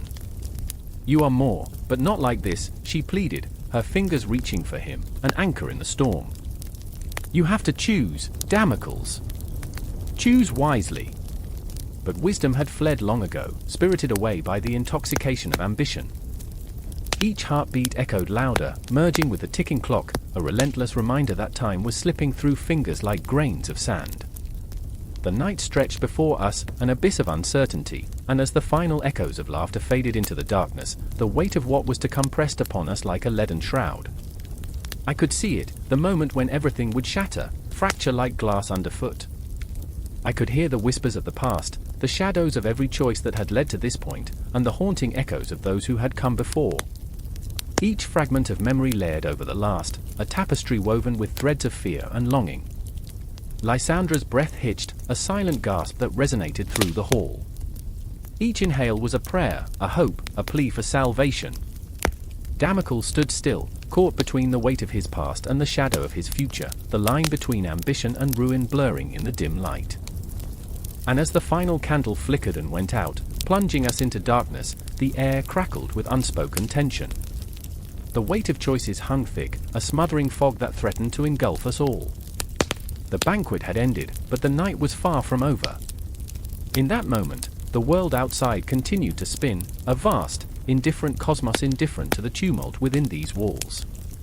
I knew, as the shadows closed in, that this was just the beginning, the aftermath of ambition, the consequences for Damocles. What lay ahead was a reckoning, and I could feel it in the marrow of my bones, a dark promise that would bind us all, a cycle unbroken, forever entwined in the dance of fate. A faint flicker of sunlight pierced the heavy, blood-red clouds, illuminating a battlefield strewn with the remnants of war, broken shields, rusted arrows, and, most hauntingly, swords plunged into the earth like tombstones marking the final resting place of hope. I stood there, the air thick with the stench of sweat and iron, heart thumping like a war drum, every beat reverberating in my chest as if the ground beneath me was alive. The sword gleamed, a heartless mirror reflecting the chaos around it. Its jagged edge whispered stories of valor and treachery, of dreams dashed upon the cold stones of ambition. I could almost hear the echoes of its past, the laughter of those who once wielded it, now silenced forever. My hand trembled as I reached out, drawn to it like a moth to a flame. This was once a tool of honor. I thought. And now it is nothing but a relic of regret. I was not alone. Across the battleground, Ayla stood with wild, tempestuous eyes, her hair whipping in the wind like the banners of fallen kingdoms. She was a warrior, strong yet shattered, haunted by the ghosts of choices she couldn't unmake. The weight of her failures hung around her neck, an oppressive chain that threatened to drag her into the abyss. They thought they could change the world. She murmured, voice barely rising above the whispers of the wind. But they only changed themselves. And then there was Marcus, the philosopher-turned-soldier, who had once held dreams of peace in his hands, only to watch them slip away like sand through fingers. His hands were stained with dirt and blood, his soul a canvas smeared with the colors of despair and loss. What is a sword if not a reflection of our darkest selves? He pondered, pacing the battlefield as if seeking answers from the corpses that littered the ground. A mirror to our souls, revealing the monstrous truths we hide. I watched them, their struggles intertwining with mine, an invisible thread binding our fates. The sword became a silent witness to our pain, our redemption, and our unending conflict. Would it ever be possible to reclaim the essence of its power, to wield it not as a tool of destruction but of creation? The rain began to fall, a gentle patter at first, cleansing the earth, but soon it morphed into a relentless deluge, washing away the remnants of what once was, leaving only the raw, bleeding truth. I remember, the memories flooded in, those echoes of laughter shared beneath starlit skies, the warmth of bodies pressed together as they forged alliances in the fires of friendship. I remember, the fear that clawed at me when I first grasped the hilt of a sword, feeling the weight of destiny pool in my palms. I remember, the look in Ayla's eyes when she realized her brother would never return from battle. I could still taste the salt of her tears mingling with the rain, a bittersweet reminder of our humanity amidst the relentless cycle of violence. Time twisted around us, an unyielding spectre that danced with shadows of the past. The clock tower in the distance chimed, a haunting melody that sang of lost moments, each note a reminder of choices made. Every tick is a heartbeat, every chime a reminder. Marcus whispered, his voice breaking the silence like the crack of thunder. We are but echoes of our actions, lingering between light and dark. And then, the confrontation came, a figure emerging through the haze of rain and smoke, cloaked in darkness, a palpable force that sent a shiver through my spine. I recognized him, an old rival, a specter of my past, wielding a sword that shimmered with malice. His eyes gleamed with unquenchable thirst for vengeance. You think you've changed. He snarled, his voice a serpent's hiss. You cannot escape the shadows that cling to you like a second skin. Ayla stepped forward, her fury igniting like a wildfire. You are as hollow as the sword you wield. Your blade is a reflection of your fear. She shouted, her heart roaring against the storm. But the weight of her words fell heavy, as if the very ground swallowed them whole. This was no ordinary battle, not just steel against steel, but the very essence of who we were against who we had become. The sword became a metaphor, a symbol of evolution through time, mirroring the scars etched into our souls. With every clash, every spark, I felt my heart fracture and mend, a cycle of destruction and rebirth, the thrill of fear mingling with the hope that this could be our moment, the moment we broke free from the chains of our past. Yet, even as the storm raged, I could sense the inevitability creeping in, a shadow lurking just beyond the veil of our resolve. The rain would wash away the remnants of our struggle, but would it cleanse our souls? Could we emerge from this tempest transformed, reborn into something fierce and beautiful? Or would we simply be swallowed by the abyss, another tale lost to time? I remember. I whispered, staring down the barrel of fate, the sword glinting like a star fallen from heaven, illuminating the path before us. I remember the promise of a new dawn. As the wind howled and the darkness writhed, the air crackled with tension, the universe holding its breath, poised for the climax of our fates. The battlefield became a stage of raw emotion, a tapestry woven with threads of fear, hope, rage, and love, a reminder that even in the darkest moments, the sword remains a powerful metaphor for our evolution through time. And as the first clash of swords echoed through the storm, I knew this was just the beginning. Time would bend and twist, but our spirits would rise anew, a phoenix born from the ashes of despair.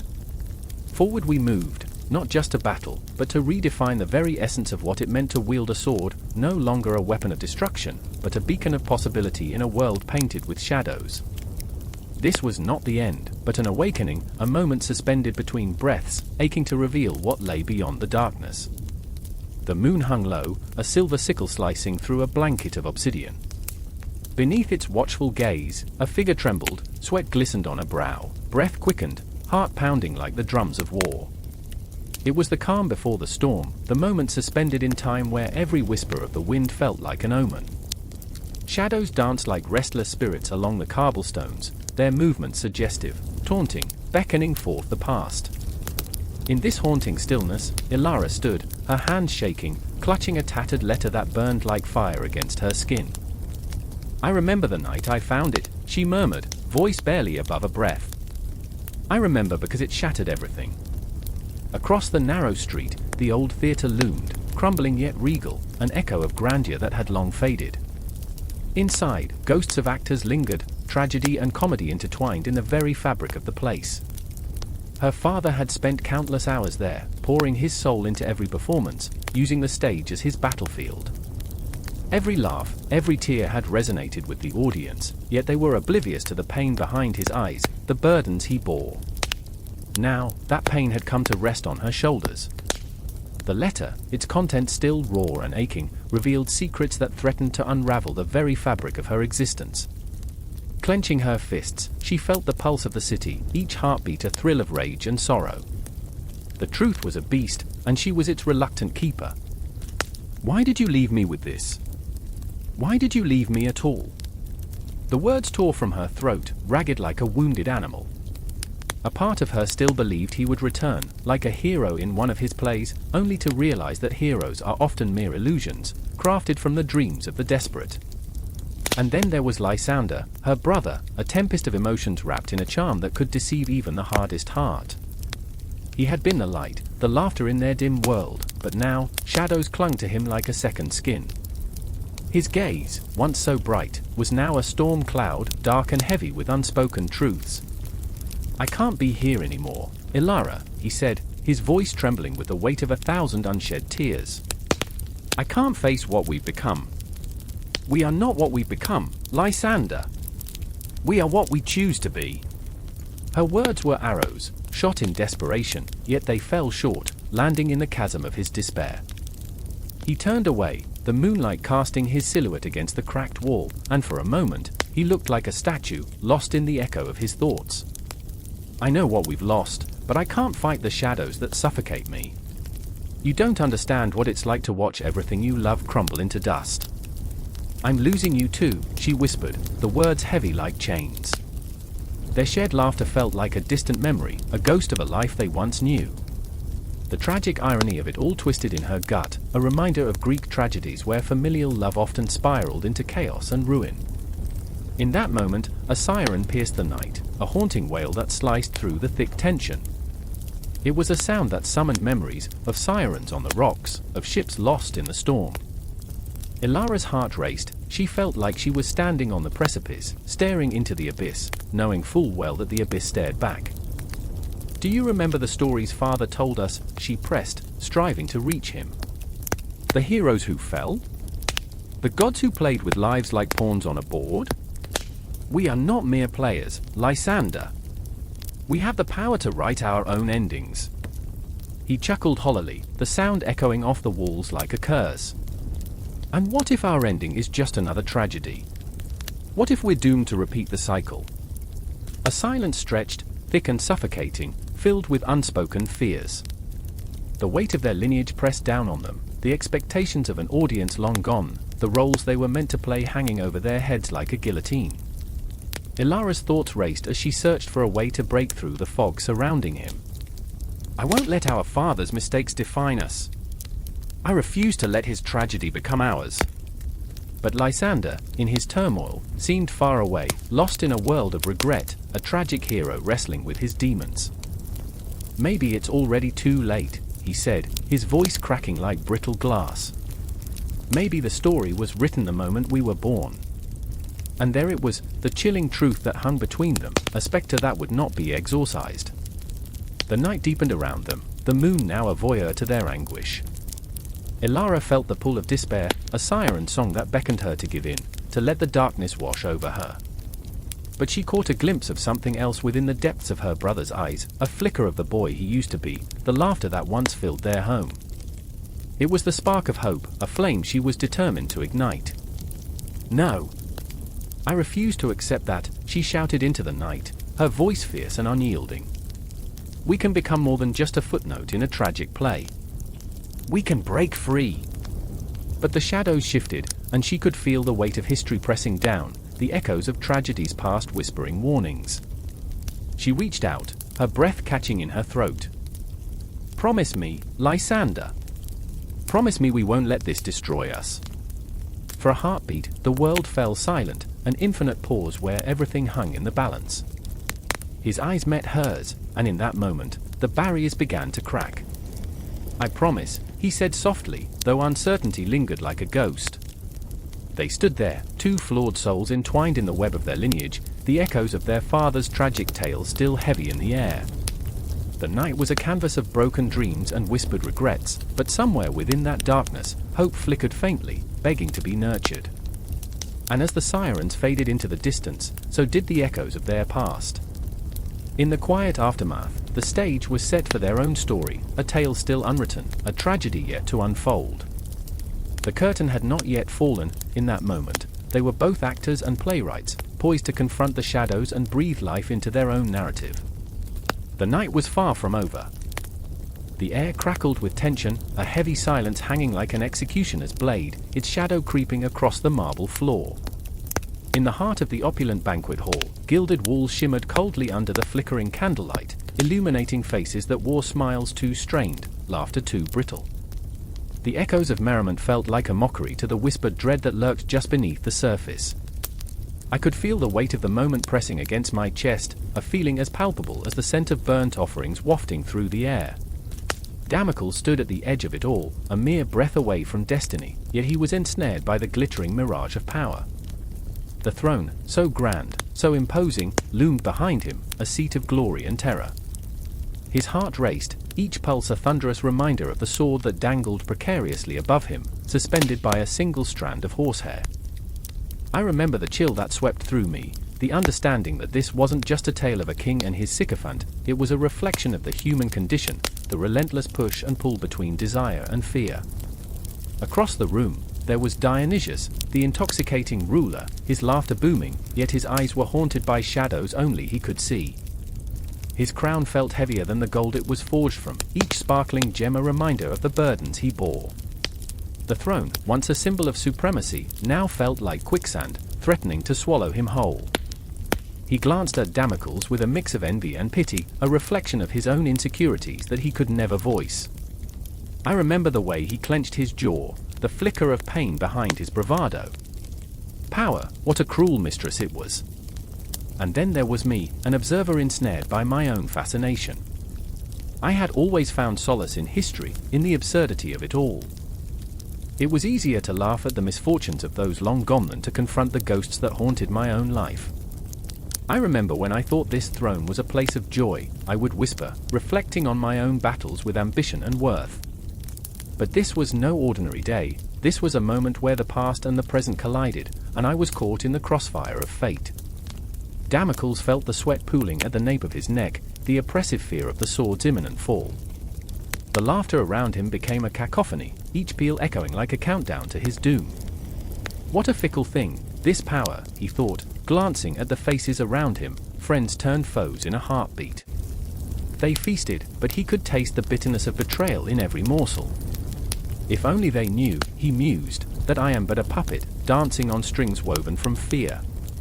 A shiver ran down my spine as I watched the scene unfold, their lives, so entwined, spiraling toward an inevitable climax.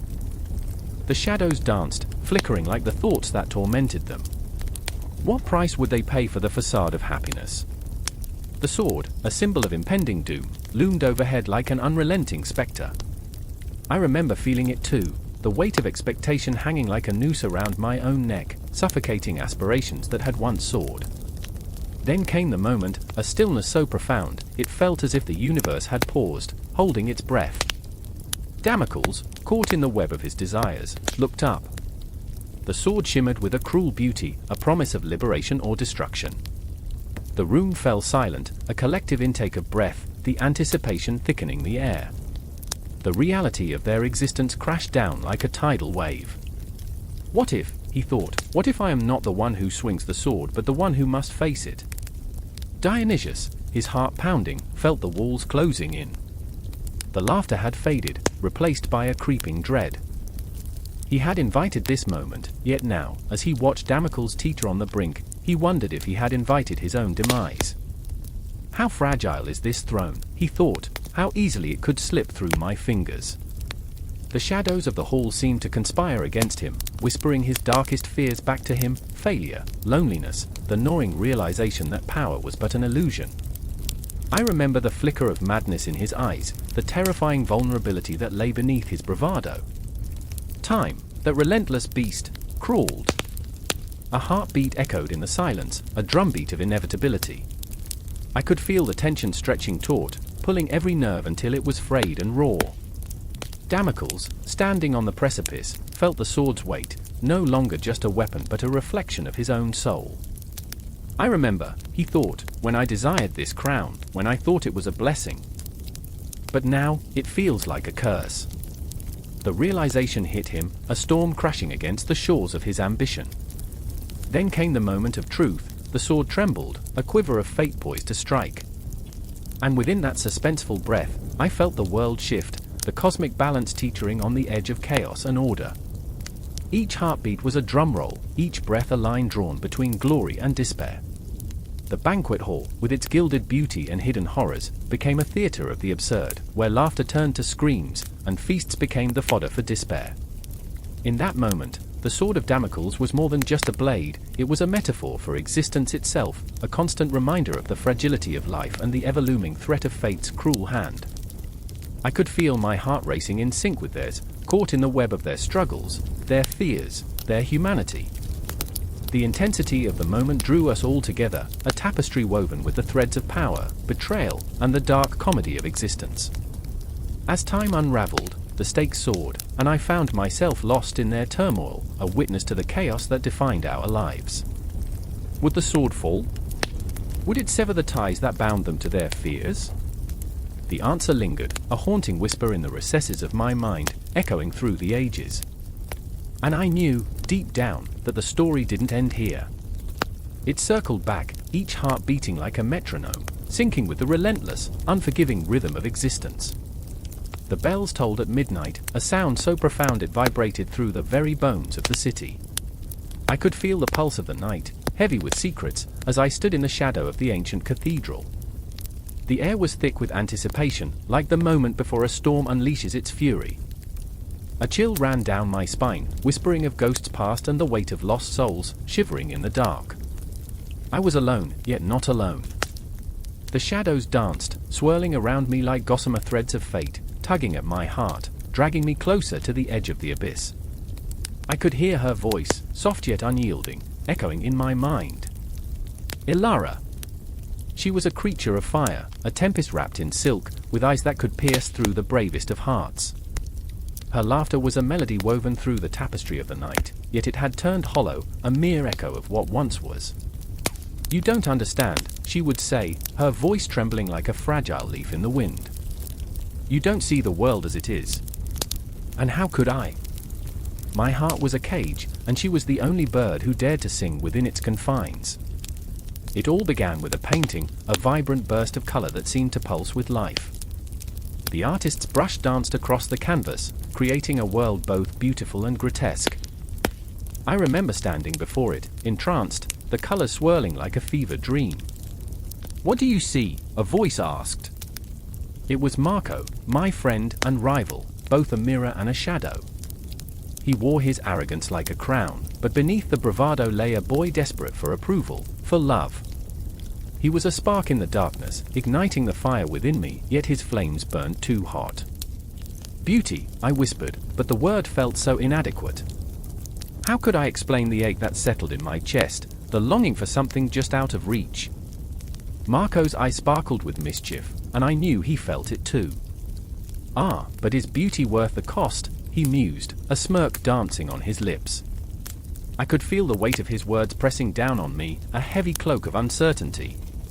What price would we pay for our passions? What sacrifices lay in the shadows, waiting for us to stumble upon them? Night after night, we returned to the cathedral, drawn to the painting like moths to a flame. The moon hung heavy in the sky, a watchful guardian, casting silver light upon us as we stood before our obsessions. But Ilara was the true masterpiece, her spirit intertwined with the very essence of the art that pulsed with desire and despair. She was both muse and prisoner, held captive by the expectations of men who saw only the exterior. I remember the moment everything shifted, the night when the laughter turned to tears. Ilara stood before me, her hair wild and unkempt, eyes shimmering with defiance. "You don't understand, do you?" she spat, the words like daggers aimed at my heart. "This isn't just art. It's our lives. It's a reflection of our souls." And in that moment, I felt the world tilt, the fabric of reality unraveling like a frayed thread. We were trapped in a cycle, spinning like a grotesque carousel, each turn echoing the laughter of children long gone. The confrontation was inevitable. Marco, raging against the tide, pushed against the walls of tradition, seeking to break free. "Your chains are your own, Ilara," he yelled, his voice raw with emotion. "Why do you let them bind you?" But she merely shook her head, her spirit like a quivering flame, fragile yet fierce. "And what of you, Marco? Are you not shackled by your own ambition?" The words hung in the air, heavy with truth, and I felt the weight of their conflict seep into my soul. And then came the moment, when the night turned deadly, the shadows closing in. A figure loomed, cloaked in darkness, the embodiment of our fears. The air crackled, and I stood frozen, the icy grip of terror clawing at my throat. "You think you can escape?" The voice slithered through the darkness, a serpent of despair. "You are all bound by your desires, like moths to a flame." The figure was both familiar and foreign, a spectre of our past, casting long shadows over our futures. I remember the chaos, the desperate clash of wills, the frenzied rush of bodies. Ilara's scream cut through the night, a sound that would haunt me forever. Marco lunged forward, fueled by rage and desperation, but I felt paralyzed, the weight of my own inaction pressing down like a leaden shroud. In that moment, I was both a spectator and a participant, caught in the web of fate, the threads of our lives intertwining like a beautiful tapestry, yet fraying at the edges. Time fractured, moments blending into one another, memories collapsing like shattering glass. I saw Ilara's face, a haunting mask of fear and determination, and I felt the raw, visceral ache in my chest. "Help me! Please," she cried, and her voice ripped through the air like a thunderclap. But I stood there, frozen, as if the universe had conspired against me, stealing my breath, stealing my action. The shadow grew closer, an all-consuming void that threatened to swallow us whole. In the end, it wasn't just a fight for survival, it was a battle for our very souls, a reckoning that would leave scars deeper than flesh. As the world spiraled around me, I could feel the weight of the cosmos pressing down, reminding me of the fragility of existence. We danced on the knife's edge, our desires both our salvation and our doom, our hearts pounding in sync with the rhythm of the night. And then, silence. An eerie stillness enveloped us, the kind that drags on forever, curling around the heart like smoke. The shadows receded, but the weight of what had transpired hung heavily in the air. I could still hear Ilara's voice, a haunting echo. "You don't understand." The words lingered, weaving through the fabric of my mind, a reminder that the tale was far from over. The night continued, the city breathed around us, but for us, time stood still, caught in the spiral of our own making, waiting for the next brushstroke in this twisted masterpiece we dared to call life. The world trembled, a cacophony of clashing steel, the metallic tang of blood hanging thick in the air like an omen. In the center of it all, a sword glinted under a shroud of darkness, its blade whispering secrets of the past, each scratch and dent a testament to the lives it had claimed and the souls it had condemned. I can't tell you if it was the thunder of hooves or the desperate cries of souls lost that pierced my heart, but there I was, frozen, my own breath a shallow, frantic rhythm against the chaos. There was him, Alaric, a knight whose heart was a tempest of guilt and resolve. He'd raised that sword in defense of honor, but today, it felt more like a shackle, binding him to the weight of decisions he could not escape. I remember the moment his hand trembled, a fleeting hesitation that cut deeper than any blade. The battle raged on, but all he could see were the faces of those he'd failed, the children left fatherless, the widows dressed in shadows. The ground beneath him was soaked in sorrow, and every swing of his sword was a plea for redemption, a desperate attempt to reclaim the man he used to be. But redemption, like the distant horizon, always seemed just out of reach. And then there was Lysandra, cloaked in the guise of a healer, yet her soul was a battlefield of its own. She moved through the chaos, a spectre among the dying, hands trembling as she bandaged wounds that seemed never-ending. Each life she touched was a flicker of hope, yet her heart ached with the knowledge that for every life saved, two would be lost to the insatiable hunger of war. I remember her eyes, wide and haunted, reflecting the flames of destruction around her, flames that hinted at her own past, where dreams had become ghosts, and laughter had turned to silence. She took a breath and plunged into the fray, a warrior in her own right, wielding compassion like a sword, each stitch a vow, each heartbeat a silent scream against the injustice of it all. In the shadows, the sword's presence loomed larger than life. It whispered to me, a siren's call, a promise of power and destruction intertwined. I could feel its weight in the marrow of my bones, the ancient stories wrapped around its steel, stories of kings and lost loves, of battles fought and forgotten. It was mesmerizing, this point where art and life collided. I wanted to reach out and touch it, to feel its cold embrace, but fear gripped my heart like a vice. What would it mean to hold such power? What would it cost? As Lysandra knelt beside a fallen soldier, her hands trembling, she looked up, and our eyes locked in a moment of unspoken understanding. I saw the flicker of rage in her gaze, the realization that this was not a battle of honor, but of survival. Every swing of that sword, she whispered, her voice raw and brittle, is a prayer for the living. I felt the words reverberate within me, a truth so profound it made my flesh crawl. How many prayers had gone unanswered? How many souls had been laid bare on the altar of war? Alaric fought on, each thrust of his sword a thunderclap of defiance against despair. But as the tide of battle surged and ebbed, he realized that the more he killed, the more he lost himself. I remember the moment he dropped to his knees, the sword slipping from his grip, clattering against the stones, echoing like a funeral bell. "What am I fighting for?" he shouted, voice breaking against the din of chaos, a question that hung in the air, heavy and suffocating. The world seemed to pause, the clash of swords fading into a haunting silence, as if the universe itself held its breath, waiting for an answer. In that brief lull, a vision flickered through the darkness. A memory of a child, laughing under the sun, a girl weaving wildflowers into a crown, a moment untouched by the horror around him.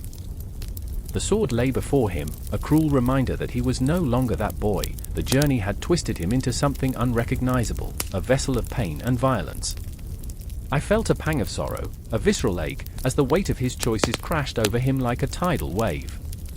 Lysandra, sensing his despair, rushed to his side, her fingers brushing against his arm, grounding him. "We are more than the scars we carry," she urged, her voice a soft caress, yet laced with steel. "We are the hope we inspire."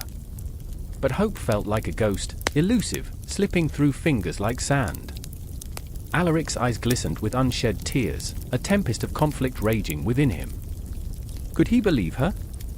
Could he look beyond the blood-soaked reality into a future not yet forged? The sword, adorned with symbols of battles long past, lay still between them, a bridge forged of fear and aspiration, destruction and salvation.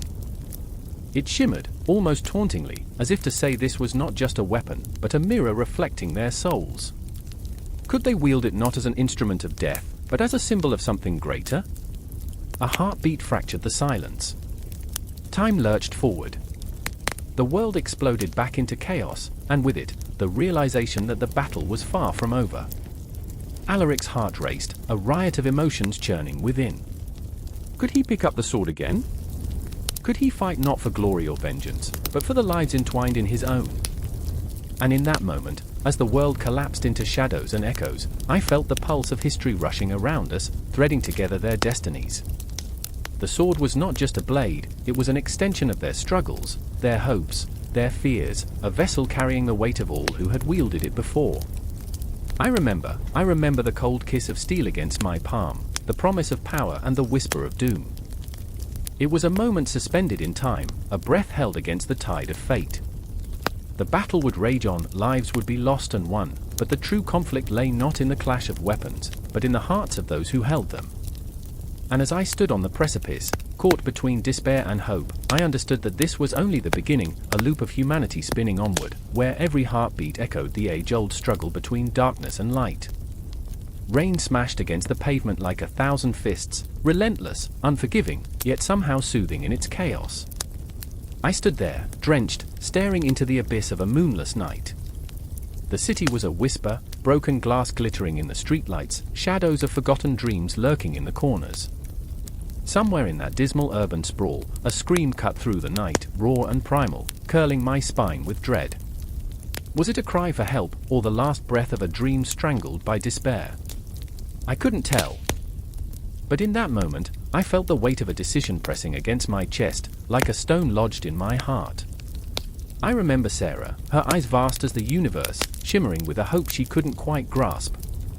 She stood beside me, wrapped in her tattered jacket, her fingers trembling not from the cold, but from the fear of the unknown. "What if it doesn't matter?" she whispered, voice barely audible amidst the tempest. "What if we're just shadows, flickering for a moment and then, gone?" Her words hung in the air, heavy, like the possibility of fate reaching its grim hands toward us. Then there was Marcus, pacing like a caged lion, anger simmering beneath his skin, a wildfire threatening to engulf everything in its path. He had a heart that beat with righteousness, yet it was marred by the scars of betrayal. "You can't just stand there," he barked, fists clenched, knuckles white as the moon that was hidden from us. "We have to act. What is the point of all this if we don't make a choice?" His voice trembled with urgency, and I could feel the tremors of doubt in my own chest, a silent echo of his fervor. The three of us, caught in a maelstrom of philosophical inquiry, battling the very essence of our existence. Ethics and morality weren't abstract concepts here, they were the threads that wove our lives together and pulled us apart. In that moment, the chaos of the world became a mirror reflecting our innermost fears and desires. Were we the architects of our own salvation, or merely players trapped in a script written by an indifferent universe? What if we're wrong? I murmured, my voice a ghost lost in the rain. The thought of failure gnawed at my subconscious, a familiar demon whispering sweet nothings of despair. I thought of the choices we had made, the paths we had tread. Every decision felt like a stone dropped into a still pond, rippling outward, altering the fabric of our reality. The weight of those ripples pressed upon us, heavy like the night sky. Sarah's gaze pierced through the darkness. Wrong? Or just different? Her question lingered, a haunting melody that danced on the winds of doubt. We can't live in fear of the unknown, can we? Every step we take is a leap into the abyss, but isn't that where life truly happens? Her conviction ignited a spark within me, a flicker of hope illuminating the shadows threatening to engulf us. I remembered the stories, tales of heroes and monsters, right and wrong, each steeped in the blood of our ancestors. I could feel their weight pressing down on my shoulders, each narrative a burden, a truth twisted and reformed by the hands of time. They say morality is subjective, a fleeting concept molded by culture and circumstance. But as I stood there, drenched in rain and fear, I realized that our choices were the bedrock of our souls. Could we ever truly separate ourselves from the ghosts of our past? The wind whipped through the alleys, carrying with it the scent of despair and hope intertwined, a sickly sweet perfume that clung to my skin. I could see Marcus's reflection in a puddle, his face a canvas of rage and sorrow, divided by the lines of his choices. Every decision he had made, every wrong turn taken, echoed in the depths of his heart. He was a volcano, ready to erupt, shattering the fragile facade we had built around us. Life isn't about the right choices, he said, his voice breaking through the torrent, raw and unfiltered. It's about the choices we make anyway. And those words struck me like lightning, illuminating the dark corners of my mind, revealing the truth I had hidden away. I realized then that our morality was not a destination, it was a journey, a winding path riddled with thorns and flowers, joy and pain, love and loss. But the storm wasn't just outside, it raged within us, twisting our thoughts, igniting our fears. I felt my heart racing, every thud a reminder of the fragility of life, the relentless ticking of a clock that measured our existence. It was as if we were standing at the edge of a precipice, staring into the void of what could be, terrified yet exhilarated. I could hear the echoes of 1,000 lives, each grappling with the weight of their own truths, their own choices. Together, I said, though it felt feeble against the cacophony of the storm. Whatever we do it together. A promise, or perhaps a plea. In that moment, I could see the flicker of understanding pass between Sarah and Marcus, a fragile thread binding us against the chaos that threatened to engulf our souls. As the rain continued to pour, drowning the world in its relentless embrace, I felt the fear recede, replaced by a resolute determination. The echoes of our choices would resonate for eternity, weaving through the fabric of the universe, uniting us in our shared struggle against the unknown. We were flawed, beautiful, and utterly human, an intricate tapestry of existence, held together by the threads of hope and despair. Time slipped through our fingers like sand as we faced our demons, our past and future colliding in a single heartbeat. The world may have been a tempestuous sea, but in that moment, we were the captains of our own fate, navigating the storm with our hearts laid bare.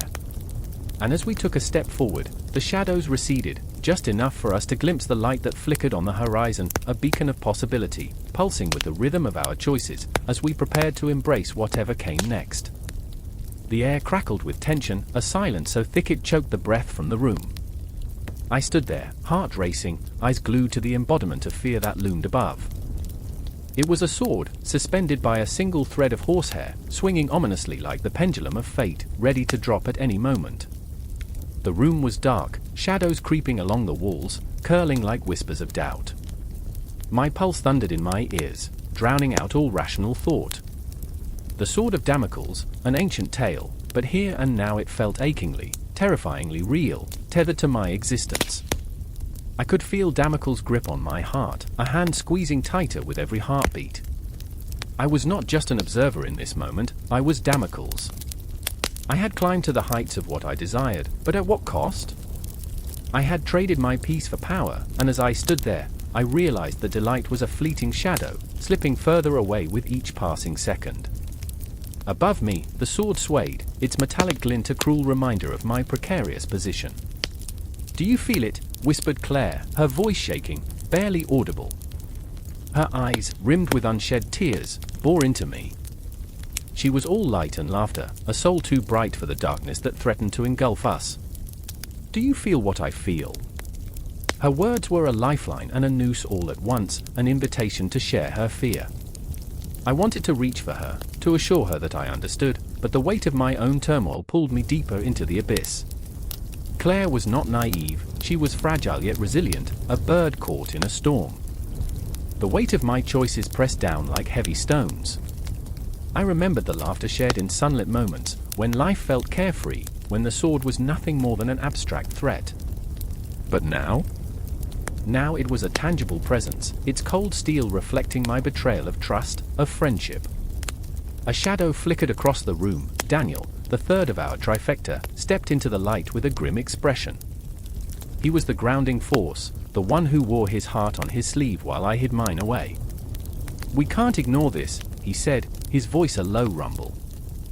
"We can't keep pretending that everything is fine." His words ignited a fire beneath my skin, a need to confront the truth that had been gnawing at my insides.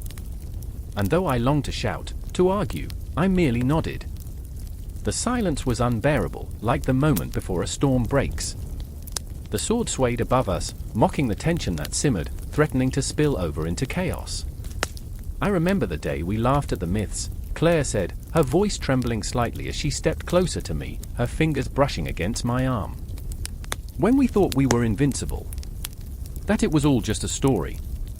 Her words hung in the air like ghosts, taunting us with echoes of innocence. "It's not a story anymore," Daniel replied, his eyes piercing as if he could see right through my facade. "This is real. The consequences are real." I could feel panic clawing at my throat, the taste of anxiety sharp and metallic. Each heartbeat screamed that we were on the edge, teetering dangerously close to the abyss. I wished I could reach out and sever the thread. But would that free me, or would it unravel everything? The room grew colder as the shadows deepened. I felt an icy tendril of foreboding wrap around my spine. It was a reminder that our lives were delicately spun threads, waiting for a single cut to unravel the tapestry we had woven together. I searched their faces, desperately wanting to reassure them, to tell them that it would be okay. But how could I offer solace when my own heart was a storm of doubt? "I remember," I began, my voice trembling. My memories tumbled out, each one heavier than the last. I remember when we believed we were safe, when the world was full of possibilities. We were so naive. Daniel's face darkened, shadows playing across his features. "We're not naive anymore, are we?" The sword above us swayed, glinting ominously as if in agreement. It felt like a ticking clock, a countdown to an inevitable fate that mapped our paths in blood and tears. I could almost hear the whispers of ancient philosophers, the echoes of their warnings ringing in my ears. The burden of power was never light, and the higher one climbed, the more perilous the fall. "I can't," Claire's voice was a fragile whisper, a candle flickering in the storm. "I can't live like this." Her words sliced through the thick air, raw and vulnerable. I felt each syllable like a wound, a reminder of our shared struggle. The sword loomed, and I could see the fear in her eyes, a reflection of my own. But as I looked at her, a flicker of determination ignited within me. We were trapped, yes, but together we could face whatever horror awaited us. "Then let's do something about it," I shouted, the words bursting forth, fueled by desperation and rage. We were all Damocles now, held in the balance of consequence and choice. I could feel the energy shift, the air crackling with possibility. Together, we would confront the sword above us. Together, we would sever the thread that bound us to fear. In that moment of clarity, the shadows melted away, leaving only the luminous weight of our resolve. The sword creaked, the thread still taut, but we were no longer afraid. This confrontation was not just about survival, it was about reclaiming our strength, our choices, our lives. And as we stood united, hearts pounding, I could almost hear the echoes of the past whispering promises of a brighter tomorrow. The sword swayed above, but for the first time, I felt a flicker of hope. We would face the darkness, together. The confrontation would come, but it would not be the end. It would be the beginning of something fierce and alive, a defiance that would reverberate through time. The air was electric, the tension building toward a moment of release, but there was no conclusion, only the thrilling promise of what lay ahead. The sword hovered, but we were no longer its prisoners, we were its challengers, ready to reclaim our fate. The night was thick with tension, the air electric with unshed tears and unspoken words. A single sword lay in the moonlight, glinting as if it could taste the blood of the fallen. I stood there, heart pounding, emotions cascading like a violent river. This was not just any sword, it was a harbinger of fate, a twisted promise of power and sacrifice. My fingers brushed against its hilt, and I could feel it humming, vibrating with an ancient energy, a restless spirit waiting to claim its next host. "Don't touch it!" A voice, sharp as the blade itself, echoed through the darkness. It belonged to Mara, my sister, her eyes aflame with a mix of fear and fury. She was beautiful in her rage, a tempest clad in shadows, yet I could see the cracks in her resolve. I had watched her fight her demons, dive into the abyss of her own making, and now, here we were, poised on the brink of a decision that could shatter us both. "I have to," I whispered, my voice barely a breath. "I need to know." My own desperation felt foreign, like an unwelcome guest in my heart. What lay beyond that steel? Power, glory, or perhaps an end more merciful than the one that awaited us? The sword called to me like a siren, a seductive promise that could drown my doubts. "I remember the stories," Mara said, stepping closer, her tone a blend of nostalgia and dread. Her words wrapped around me, heavy and haunting. The tales of heroes who fell, of kings who lost everything. The sword doesn't grant wishes, it takes. A shiver ran down my spine, and for a moment, we stood in a heavy silence, echoes of the past whispering around us. Mara shifted, her gaze flitting to the shadows lurking just beyond our reach. "Do you think it will change anything for us?" she asked, her voice barely steady, a fragile thread woven with fear. "Will it make him pay for what he did?" I knew who she meant, our father, the broken man who wielded betrayal like a weapon. The memories flooded back, slicing through the veil of my thoughts like a hot knife through butter. I remember the nights of shouting, hollow laughter that turned into cries, and the day I learned that love could twist into hate so seamlessly. "It's not about him," I said, though doubt gnawed at my words. "It's about us. This is our chance." The sword glimmered, and for a heartbeat, I could see it cutting through the night, through the pain that bound us. It was not merely metal, it was a gateway, a portal to a destiny crafted in blood and fire. I felt it pulse beneath my fingertips, an insistent reminder of the weight of choice, the burden of what could be. But then, Mara's voice shattered my reverie. "And what if it doesn't? What if we lose everything?" Her vulnerability hung in the air, thick and suffocating as fog, and I felt the truth of her fear settle like a stone in my stomach. It was a fear I shared, yet I couldn't voice it, wasn't ready to acknowledge the abyss that loomed behind us. "I remember the stories," I said again, but this time they sounded hollow, the echoes of ancient warriors reverberating in my mind without meaning. They had courage. They stood up against despair. But even as the words spilled from my lips, I felt the tension shift. Was it courage that lay in wielding the blade, or was it merely the selfish hope of reclaiming a life that had been stolen from us? The ground trembled beneath our feet, a reminder of the world outside, a world that felt far too vast for our small, shattered selves. I could hear the clock ticking, each second a mocking reminder of the time slipping away, of the decisions yet to be made. The moon, a silent witness, hovered above, casting shadows that danced like lost souls, whispering tales of glory mixed with tragedy. And then, the moment arrived, a figure emerged from the darkness, cloaked in shadow, eyes burning with a feral intensity. It was him. Our father, the architect of our torment, the ghost that haunted our every waking moment. A part of me turned cold at the sight of him, a chill wrapping around my heart like a vice. "What do you want?" I spat, my voice laced with venom, each syllable a vow. "I've come to take what's mine," he said, his voice smooth, too calm, like the surface of a lake concealing depths of rage. He stepped into the light, and I saw the sword at his side, a twisted reflection of the blade that lay in my own trembling hand. "Not if I take it first," I found myself saying, a wild defiance igniting my spirit. I could feel Mara's gaze on me, a mix of fear and hope, and suddenly, everything snapped into focus. It was no longer just a sword, it was the embodiment of our struggle, a weapon of our liberation. The world around us seemed to hold its breath, a cosmic pause as we faced one another, father, daughter, caught in a cycle of pain and vengeance. The stars blinked down, indifferent to our plight, as if mocking the gravity of our choices. "Put it down," he commanded, but I felt the steel singing to me, the promise of power intertwined with a deep, primal urge to fight back, to reclaim what had been stolen. The battle within me roared to life, a chaotic whirlpool of fear, anger, and the desperate need to break free from the chains that bound our family. The tension snapped like a taut string, and I lunged forward, heart racing, breath hitching in my throat. Time slowed, each heartbeat echoing in my ears as I grasped the sword, its weight grounding me in a reality that felt terrifyingly limitless. In that moment, I was no longer just a daughter, haunted by her past. I was a warrior, ready to confront the shadows that had loomed for too long. I remember the moment the steel met flesh. I remember the feeling of liberation coursing through me as the echoes of our family's pain collided with the promise of a new destiny. The world cracked open, revealing an abyss of both horror and possibility, and as I stood there, drenched in the intensity of the moment, I understood that the sword was more than a weapon. It was a bridge to a future we would forge together, or perhaps a wound that would never heal.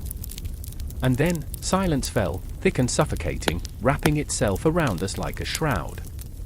My breath was ragged, my heart pounding against the walls of my chest, while the shadows whispered secrets only the night could understand. The sword had changed everything, but how, I did not yet know. I could only feel the pulse of destiny humming beneath my fingertips, a reminder that the fight was far from over. The story had just begun. The clock struck midnight, its chime echoing through the empty halls of the once grand palace, now cloaked in shadows. The air held a thickness, a tangible anxiety, as if the walls themselves were holding their breath. I stood there, pulse racing, heart pounding like a war drum in my chest, witnessing the tremors of a world on the edge of chaos. The flickering candlelight cast ghostly reflections, and for a moment, I could almost hear whispers of those who had walked these halls long before, a cacophony of ambition, fear, betrayal, and blood. In the center of this tension stood two figures, each cloaked in their own brand of darkness: Eleanor, the fierce leader whose courage inspired many, and Marcus, the strategist whose mind was sharp enough to cut through any lie. They were opposites forged from the same steel. Eleanor, with her fierce passion, her light that burned brightly, was not afraid to charge into battle, while Marcus, with his calculated precision, often stood back, watching, plotting. But now, they faced a shared dilemma that threatened to tear their fragile alliance apart. "I remember when we thought fear was a tool," Eleanor said, her voice trembling yet defiant, the weight of the world pressing down on her shoulders. "Now it feels like a noose." Her fingers curled into fists, trembling with rage and despair, as if the very act of clenching could push away the shadows creeping closer. Marcus stepped forward, the shadows of doubt clouding his expression. "Fear isn't just a weapon, Eleanor. It's a mirror." His gaze flickered to the ground, as if the weight of his words could shatter the floor beneath them. "It reflects our deepest insecurities, our primal instincts. And look where it's brought us." The words sounded like a funeral dirge, each one dropping into the silence like a stone in a still pond, rippling outward into the unknown. I could feel the air thickening, suffocating.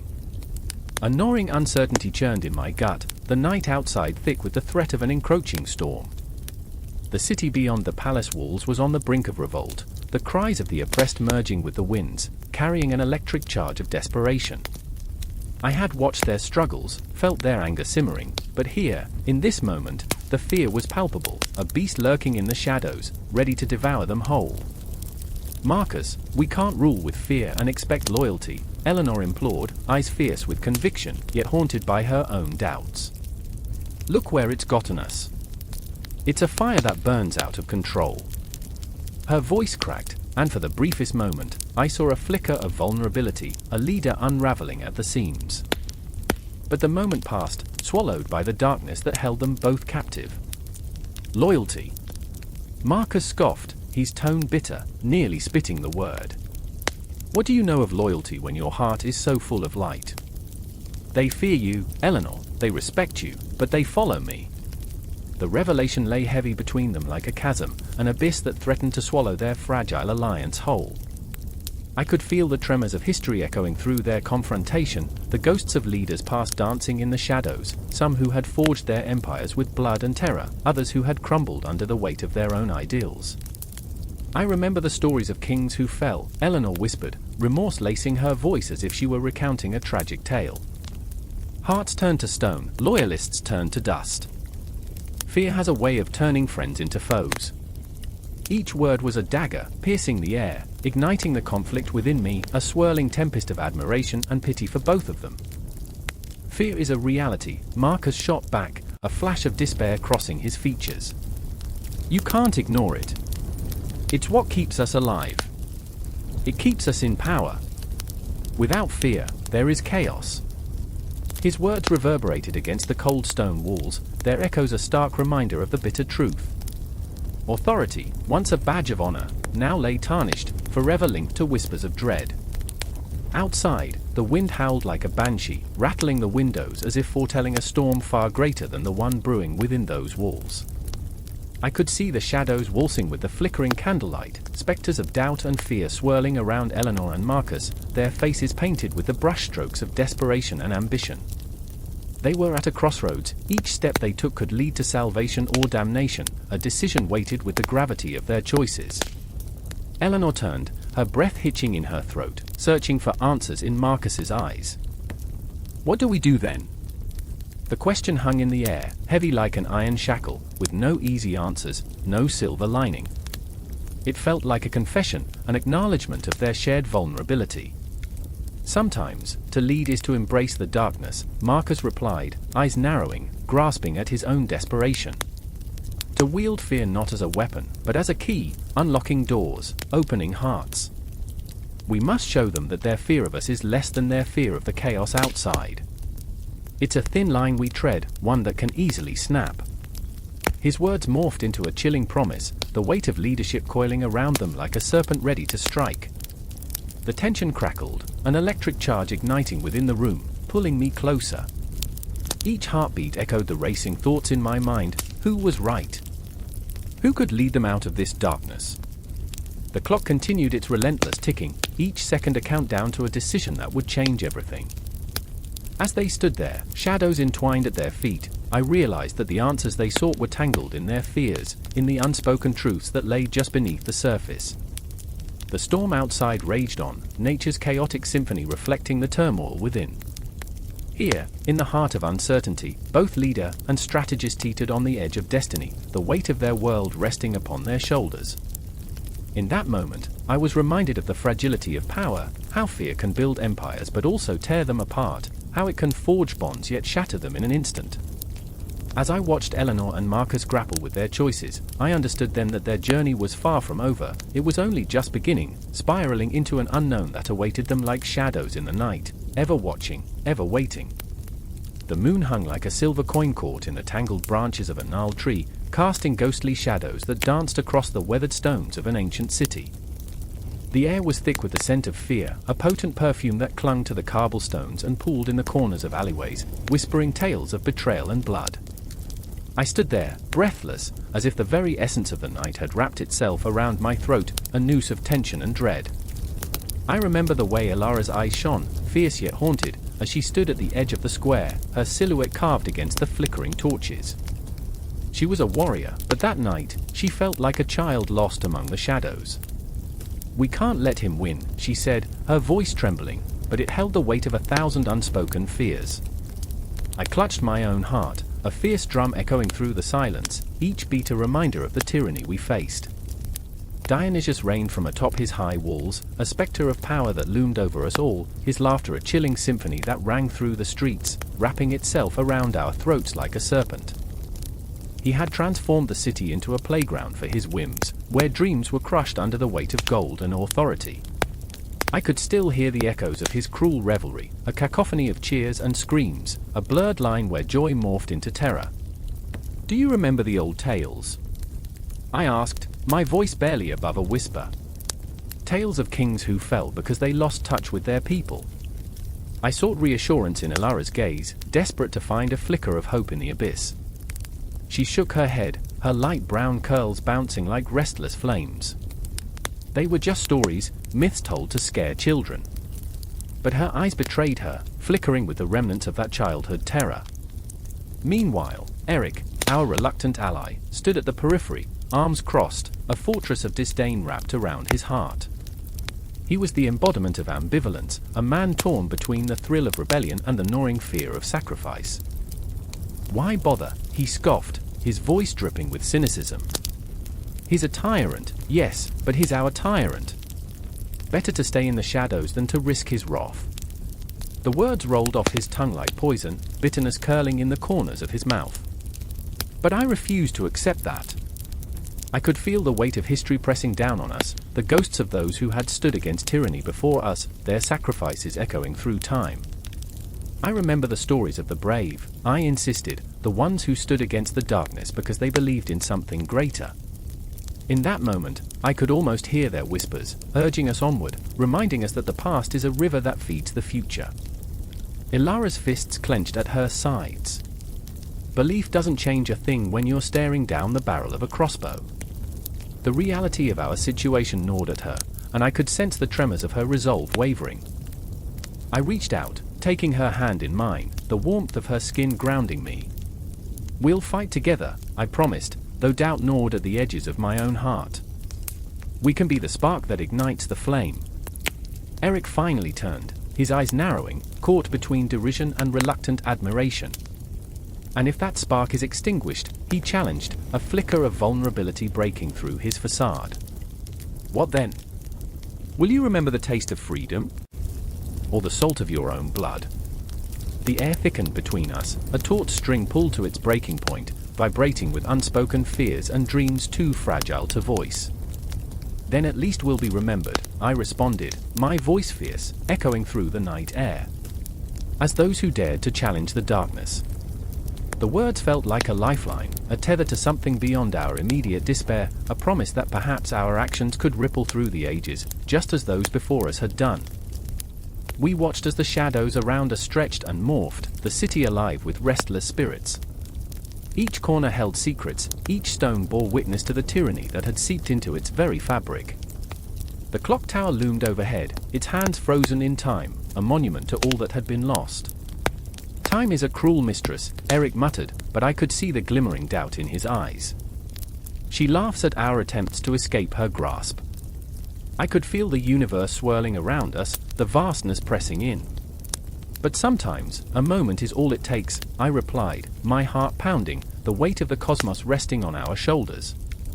The tension curled tightly around us, an impending storm, and I knew we were on the precipice of something monumental. It was no longer about Allura, Eric, or even Dionysius. It was about the very essence of hope, the fragile thread that connected us to a future we could barely envision. The night deepened, shadows swirled, and we stood together, a trio of souls caught in the web of history, destined to confront the darkness. "Remember," I whispered, a mantra lacing through the air, "we are not alone." And in that moment, I felt it, a flicker of defiance igniting within us, a silent pact forged in the crucible of desperation. The city around us held its breath, the clock ticking down to an inevitable clash between the oppressor and the oppressed. In the heart of that haunted night, we prepared to rise. Each heartbeat resonated with the promise of change, the air electric with possibilities.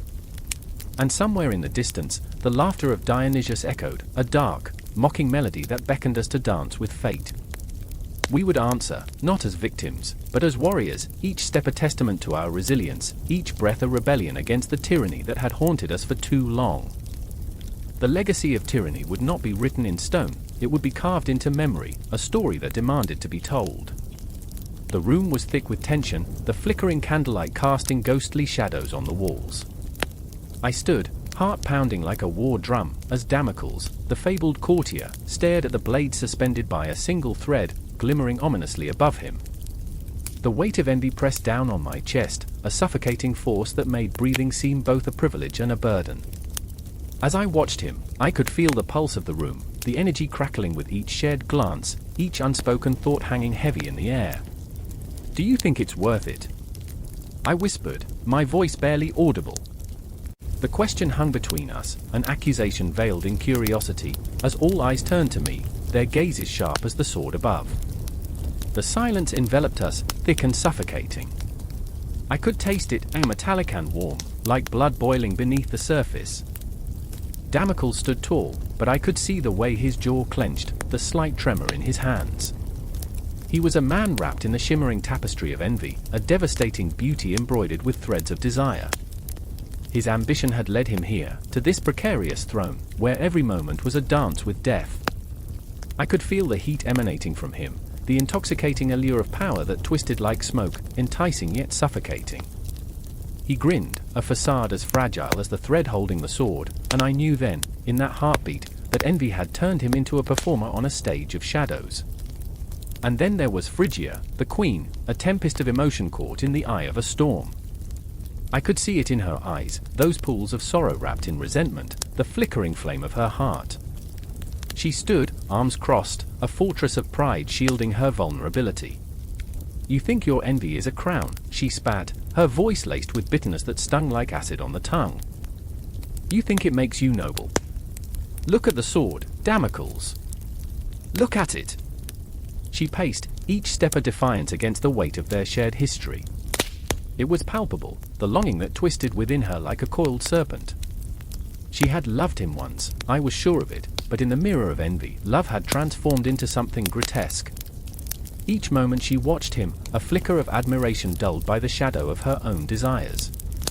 What had been a flame had become a funeral pyre, and the smoke choked the air between them.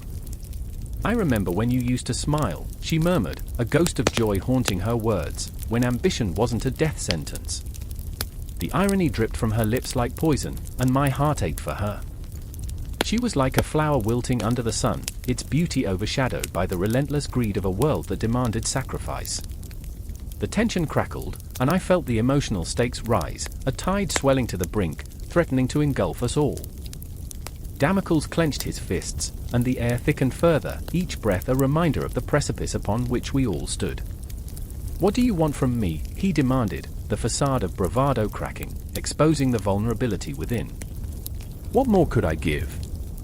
"The truth," she replied, her voice softening, the walls she had built around her heart trembling. "You want the throne, but at what cost? Every king is a prisoner of his crown, Damocles." In that moment, I felt the room shift, the shadows vibrating with the raw energy of their conflict. I could see them, two broken souls circling each other like vultures, waiting for the moment the other would falter. I wanted to scream, to shake them from their stupor, to reveal the illusion that envy had crafted around them. But silence prevailed, a thick blanket that smothered any hope of salvation. In the corner, a clock ticked, each second a merciless reminder of their own mortality. I felt the weight of time pressing down on us, each tick echoing the despair of lives lived in the shadow of envy. The blade above them was not merely a weapon, it was a metaphor for their lives. Their hopes, their dreams, all dangling on a fragile thread, and yet, they fought for a throne that promised nothing but isolation. "Look at this," Damocles shouted, gesturing wildly, the sword swaying ominously above him. "This is what you want? This is the weight of your envy." I saw the fire in his eyes, desperation lacing his every word, but there was also something else, fear. Fear of losing everything he had clawed for, fear of being revealed as the coward beneath the bravado. Phrygia stepped closer, her resolve softening, yet her heart hardened by betrayal. "It's not about the throne, Damocles. It's about us. It's about the lives we've ruined chasing shadows." The room held its breath, the air thick with unspoken truth. I watched as their faces contorted with emotion, their desperation seeping into the cracks of their souls. They were two halves of a broken mirror, reflecting each other's flaws, and yet, they were so desperately alone. The sword above them swayed, a pendulum marking the rhythm of their conflict. Every heartbeat felt like an eternity, the tension stretching thin, ready to snap at any moment. I stood on the fringes, isolated yet intertwined in their fate, feeling the weight of their envy suffocating me too. And then came the moment, a breath, a heartbeat, a whisper of realization that echoed between them. Would envy consume them?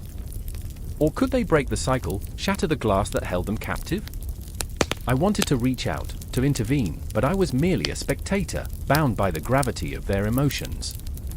As they stood on the precipice, I felt the world around us fade away, the whispers of the past beckoning from the shadows. The moment lingered, timeless and fragile, suspended in the air like the sword above their heads. Each heartbeat echoed with the fear of what was to come, pulling us deeper into the abyss. The sword danced, the thread began to fray, and in that moment, I understood. Envy would always loom, a spectre haunting the corridors of ambition, just as Damocles and Phrygia faced the darkness of their desires. It was a cycle, a twisted dance that would never end, tethering us all to the echoes of our choices. Here we stood, caught in the storm of our own making, as the shadows grew longer, enveloping us all in their embrace, leaving us teetering on the edge of our own desires, waiting for the inevitable fall. The air was thick with tension, a pulsing beat that thrummed in the silence of the hall. I stood there, heart racing, watching as the shadows danced across the walls, flickering like the thoughts in my mind. A single sword hung above, suspended by a hair's breadth, a grim reminder of mortality. Its blade glinted ominously, catching the flicker of torchlight, sharp enough to sever the very thread of life. Damocles had made his wish, he wanted the life of a king, but with that crown came a price, a debt too heavy to bear. I remember the laughter echoing from the feast, so full of mirth, so intoxicating. The kind of laughter that could drown out the deepest fears, but in that moment, as I gazed upward, I felt the chill creep into my bones. I was not just an observer, I was Damocles, enthroned yet trapped, gazing into the abyss of ambition and consequence. The laughter faded to a whisper, replaced by a haunting realization that power is a fragile illusion, always teetering on the brink of chaos. And then there was Dionysius, the king, crowned in gold but shackled by paranoia. His eyes darted, reflecting my own fear, a mirror of souls caught in a deadly dance. I could see it in the way he clutched his goblet, the tremor in his hand betraying the facade of control. Each sip was a gamble, each toast a step closer to the edge. We were both players in this cruel game, our lives dangling by the thinnest of threads. I felt for him, a flawed ruler, wrestling with demons unseen, struggling for power yet haunted by the shadows it cast. Is it worth it? I whispered into the void, my voice barely a breath. The walls echoed back the silence. I wanted to know, was the crown a blessing or a curse? The sumptuous meals, the adoration of the masses, the garlands of laurel, like petals cast upon a grave. For every cheer, there was a heartbeat of dread. The sword above loomed larger, a spectre of fate, reminding me that every moment spent in the throne's embrace was laced with peril.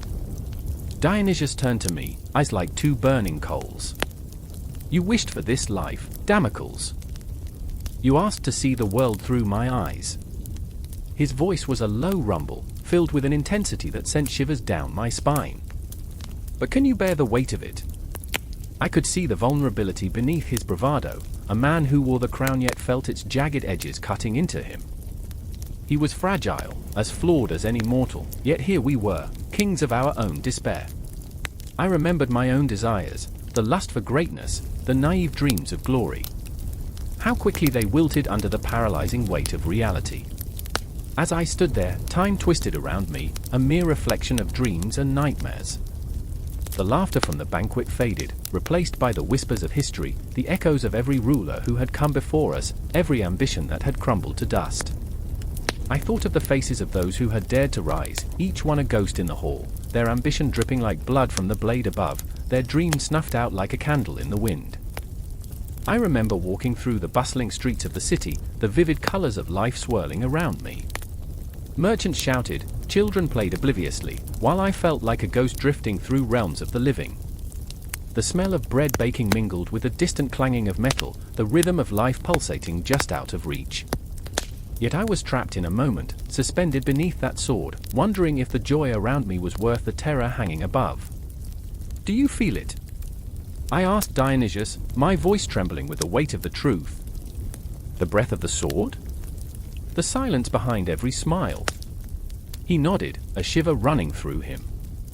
It was as if we were two men standing on the edge of a precipice, peering over into the void of our desires. I could see it now, the fragility of power, the betrayal hidden in the smiles of courtiers, waiting for the moment of weakness. Every heart was a ticking clock, every moment a step closer to the inevitable fall. Why do we do this? I wondered aloud, the question hanging thick in the air. Why do we crave this life? Dionysius swallowed hard. Because we are afraid. Afraid of being ordinary. Our names will fade, forgotten like dust in the wind. But if we rise, if we conquer, then we hang by a thread, I interrupted, the truth slicing through me like the sword above. Every victory comes with a cost. My breath hitched as I felt the weight of every decision, every misstep. The hall echoed with our unspoken fears, the looming sword a constant reminder of our mortality, of the fleeting nature of power. I could almost hear the laughter again, but it felt hollow, a distant memory of joy now marred by the knowledge of what lurked above. As Dionysius turned away, I caught a glimpse of the man behind the crown, a flawed soul wrestling with his demons, burdened by a crown that felt more like a shackle.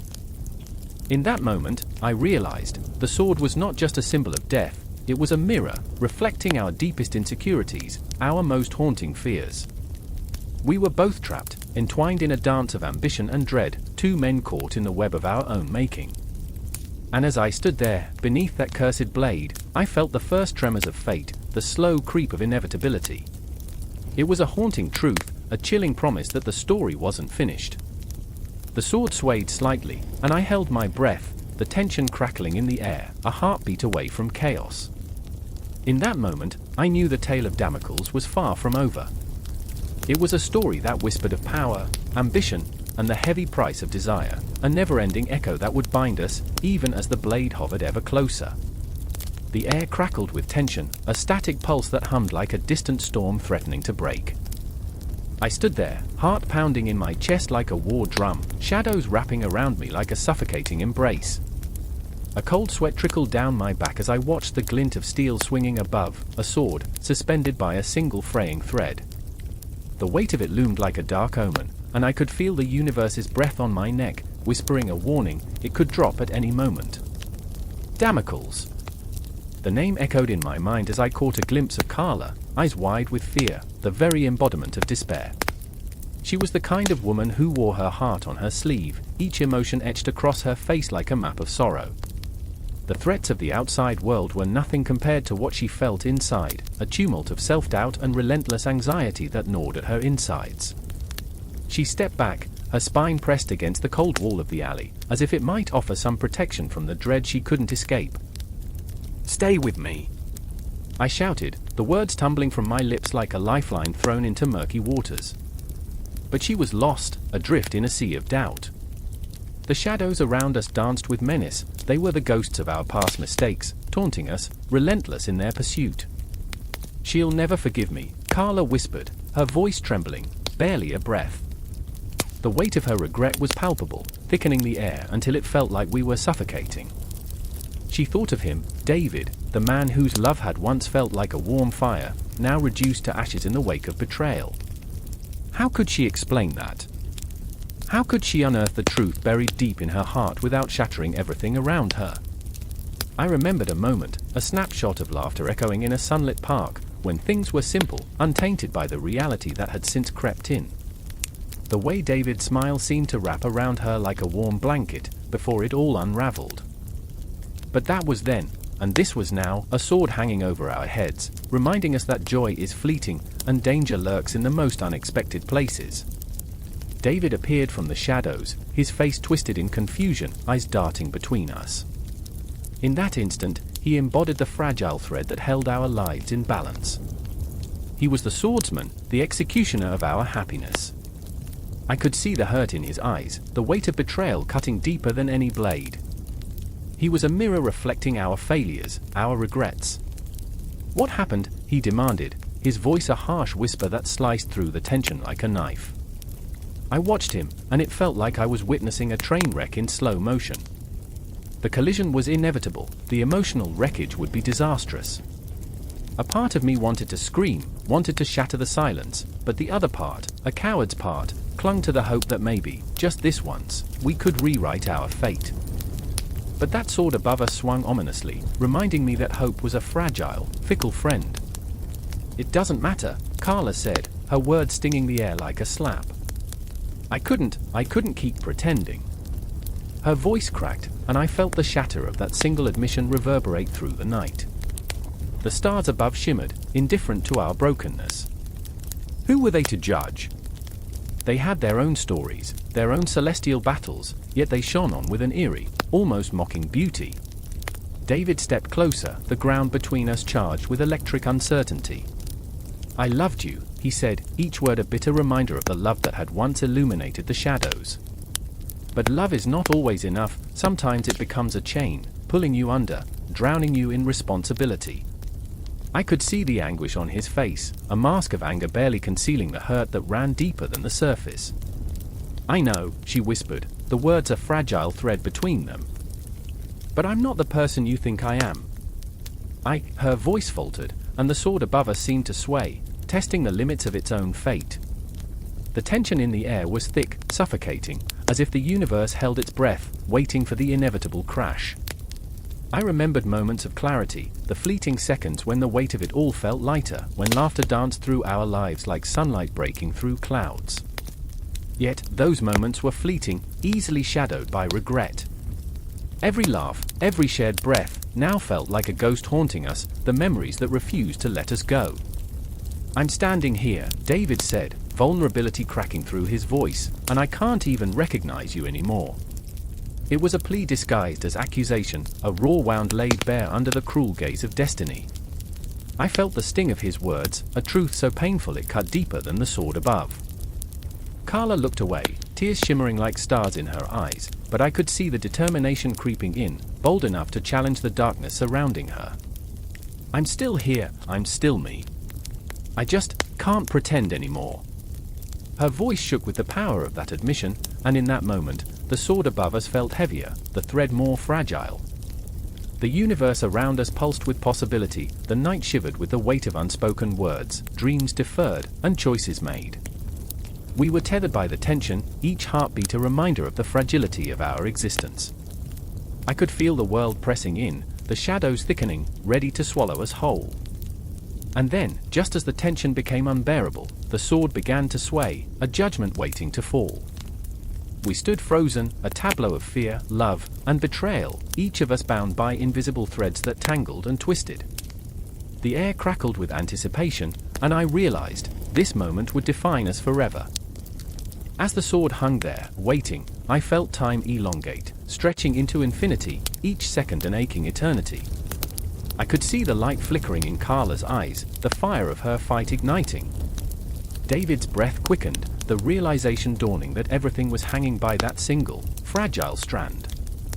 In that heartbeat, I understood, this was not just a moment, it was a reckoning, the culmination of our fears and passions, our regrets and hopes. The sword above us, once a symbol of despair, now felt like a catalyst for change.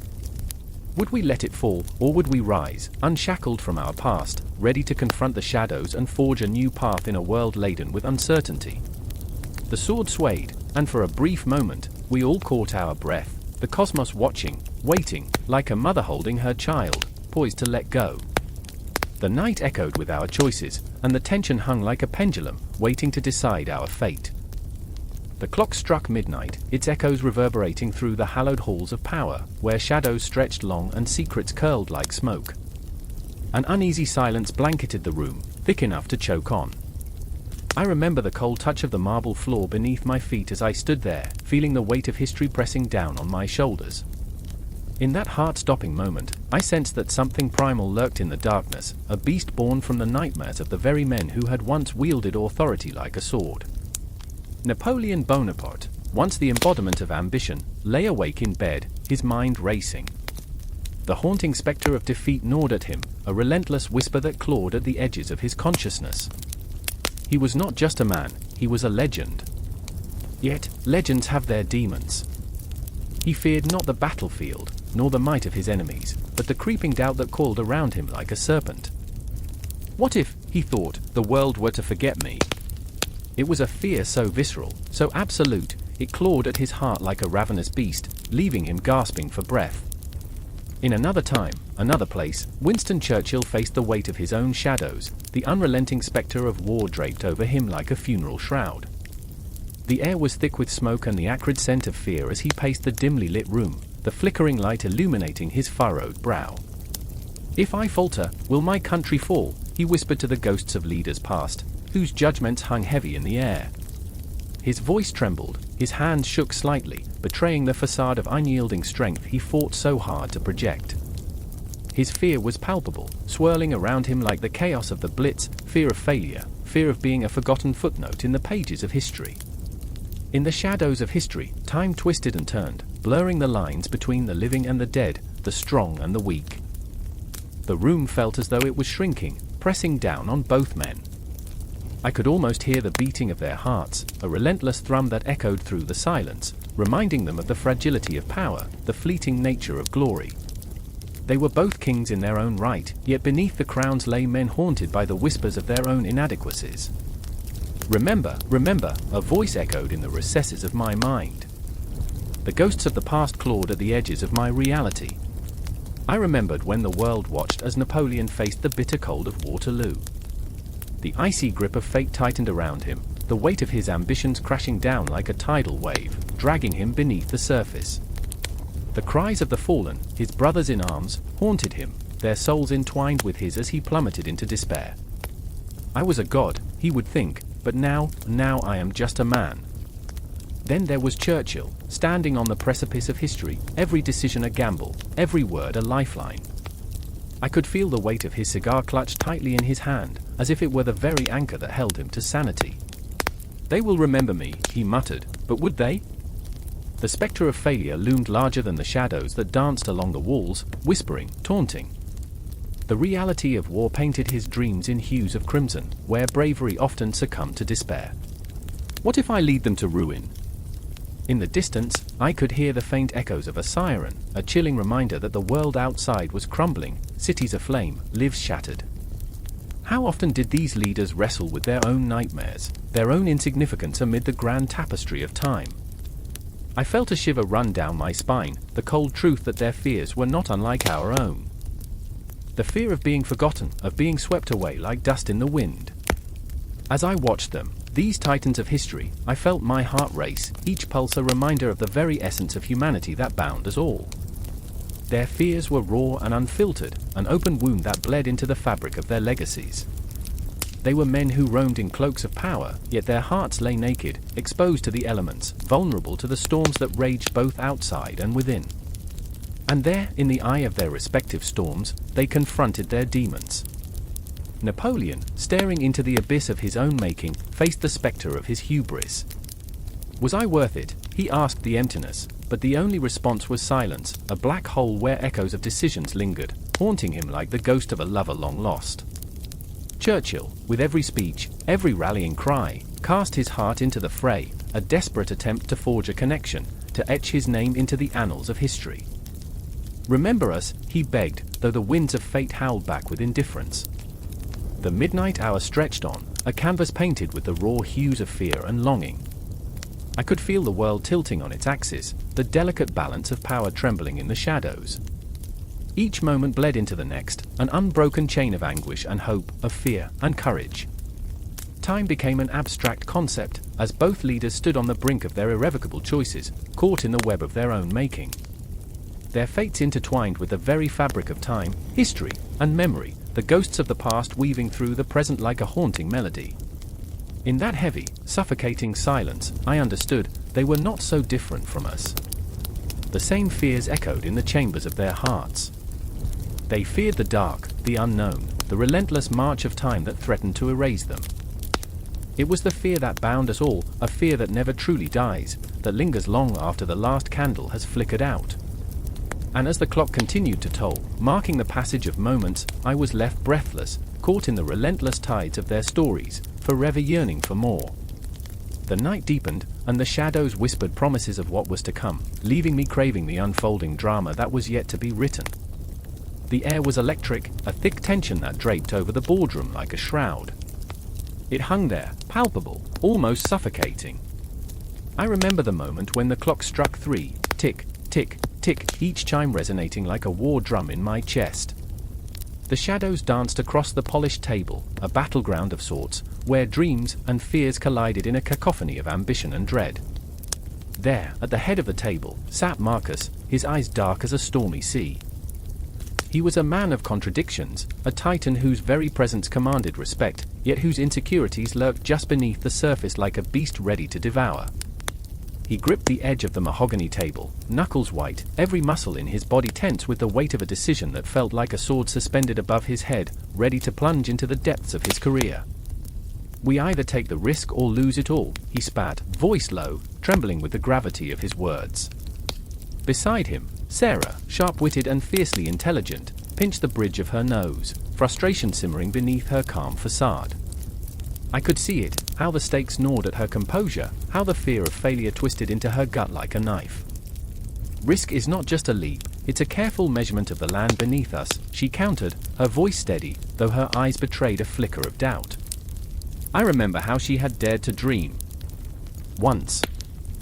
Before the company had become a labyrinth of expectations and pitfalls. Outside, the city buzzed, a relentless hive of activity. Cars screamed past, their urgency a stark contrast to the stillness within the walls of that room. It was a world filled with promise and peril, and there we were, cocooned in our own fragile reality. The weight of ambition hovered like a spectre, urging us forward into the unknown, a haunting reminder of the potential for glory or ruin lurking just beyond the door. "Let's cut to the chase," Marcus barked, breaking the suffocating silence, his voice echoing against the walls. "If we don't act now, we'll be left behind. This is our moment." The tension twisted tighter, a noose around our collective throats. We were teetering on the edge, and I felt the very ground shift beneath us, the uncertainty pulsing in rhythm with the frantic beating of my heart. I remembered the night before, the sleepless hours spent staring at the ceiling, wrestling with my own demons. The clock had ticked toward dawn, each second a reminder of my own fears, the fear of being wrong, the fear of losing everything I had worked for. I had played out the scenarios in my mind, each one darker than the last. The sword was not just a symbol of risk, it was the very embodiment of everything I had come to fear. Each blade glistened with the potential for betrayal, echoing past failures, lingering in the air like the remnants of a ghost long buried. "Do you trust me?" Marcus asked, breaking my reverie, his voice low, almost desperate. I looked at him, searching for the assurance I needed. His eyes were wide, a storm of desperation and determination swirling within them. I wanted to believe. I wanted to grasp the hope he extended like a lifeline, but the doubt gnawed at me. "Trust is earned, Marcus," I finally replied, forcing the words out through a throat tightened by anxiety. "It's not given lightly." My heart raced as I watched his expression shift, hurt, indignation, then a flicker of understanding. We were all hanging by a thread here, bound together in a fragile web of ambition and fear.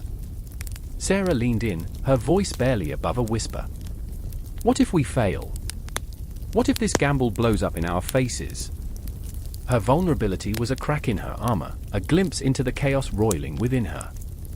I remembered the countless nights she had poured over spreadsheets, the way her passion had turned to exhaustion, the toll it had taken on her spirit. It was the tiniest crack, but enough to let the cold seep in. "Failure is part of the journey," Marcus shot back, the fire in his voice igniting a flicker of hope. "We can't let fear dictate our choices." Yet, the weight of those words felt heavy, like an anchor pulling us deeper into uncertainty. Each heartbeat echoed the truth: courage and fear are two sides of the same coin, and the sword above us quivered, waiting for someone to make the first move. The moment stretched, straining against the constraints of time. I could see the shadows embrace Marcus's resolve, how it flickered with the promise of success but teetered on the brink of catastrophe. I could feel the tide of emotions crash against us, rising, pulling us under. "We can't afford to play it safe," he said, voice breaking slightly, as if he were baring his soul to the very essence of our struggle. And there it was, the heart of our crisis. The sword, not merely a blade but a reflection of our deepest fears, our wildest dreams, lay suspended between us. Who would wield it? Who would dare to take that step into the unknown, to embrace the risk? I looked into Sarah's eyes, searching for a sign, a glimmer of what we could become. "What if we're not ready?" I whispered, barely audible. But in that moment, we all knew the truth. The risk was not in the unknown but in the hesitation, the fear of not trying at all. So we stood there, in the stillness, hearts racing, shadows lengthening, the sword hanging like a promise and a curse. The weight of our ambitions pressed down on us, thick with anticipation. Time felt like a fragile thread, straining against the pull of our decisions, our emotions churning like a storm. And then, with a deep breath that rattled through my very core, I stepped forward, ready to embrace the chaos, ready to wield the sword. As I moved, I felt the eyes of Marcus and Sarah upon me, heavy with expectation and dread. We were on the precipice, and there was no turning back. In that moment, the air crackled with possibility, the sword gleaming in the dim light, a symbol of risk and reward entwined. We were but players in this grand theater, the spotlight casting long shadows, a swirling dance of fate and ambition, and the show was just beginning. The air crackled with tension as the streetlights flickered, struggling against the encroaching darkness that swallowed the city. Sarah stood alone at the corner of Fifth and Elm, the weight of the world heavy on her shoulders. She tightened her grip on the hilt of the sword strapped to her back, its cold steel breathing with her every heartbeat. It was no ordinary sword, this was a relic from a time when honor meant something, when the blade spoke louder than words.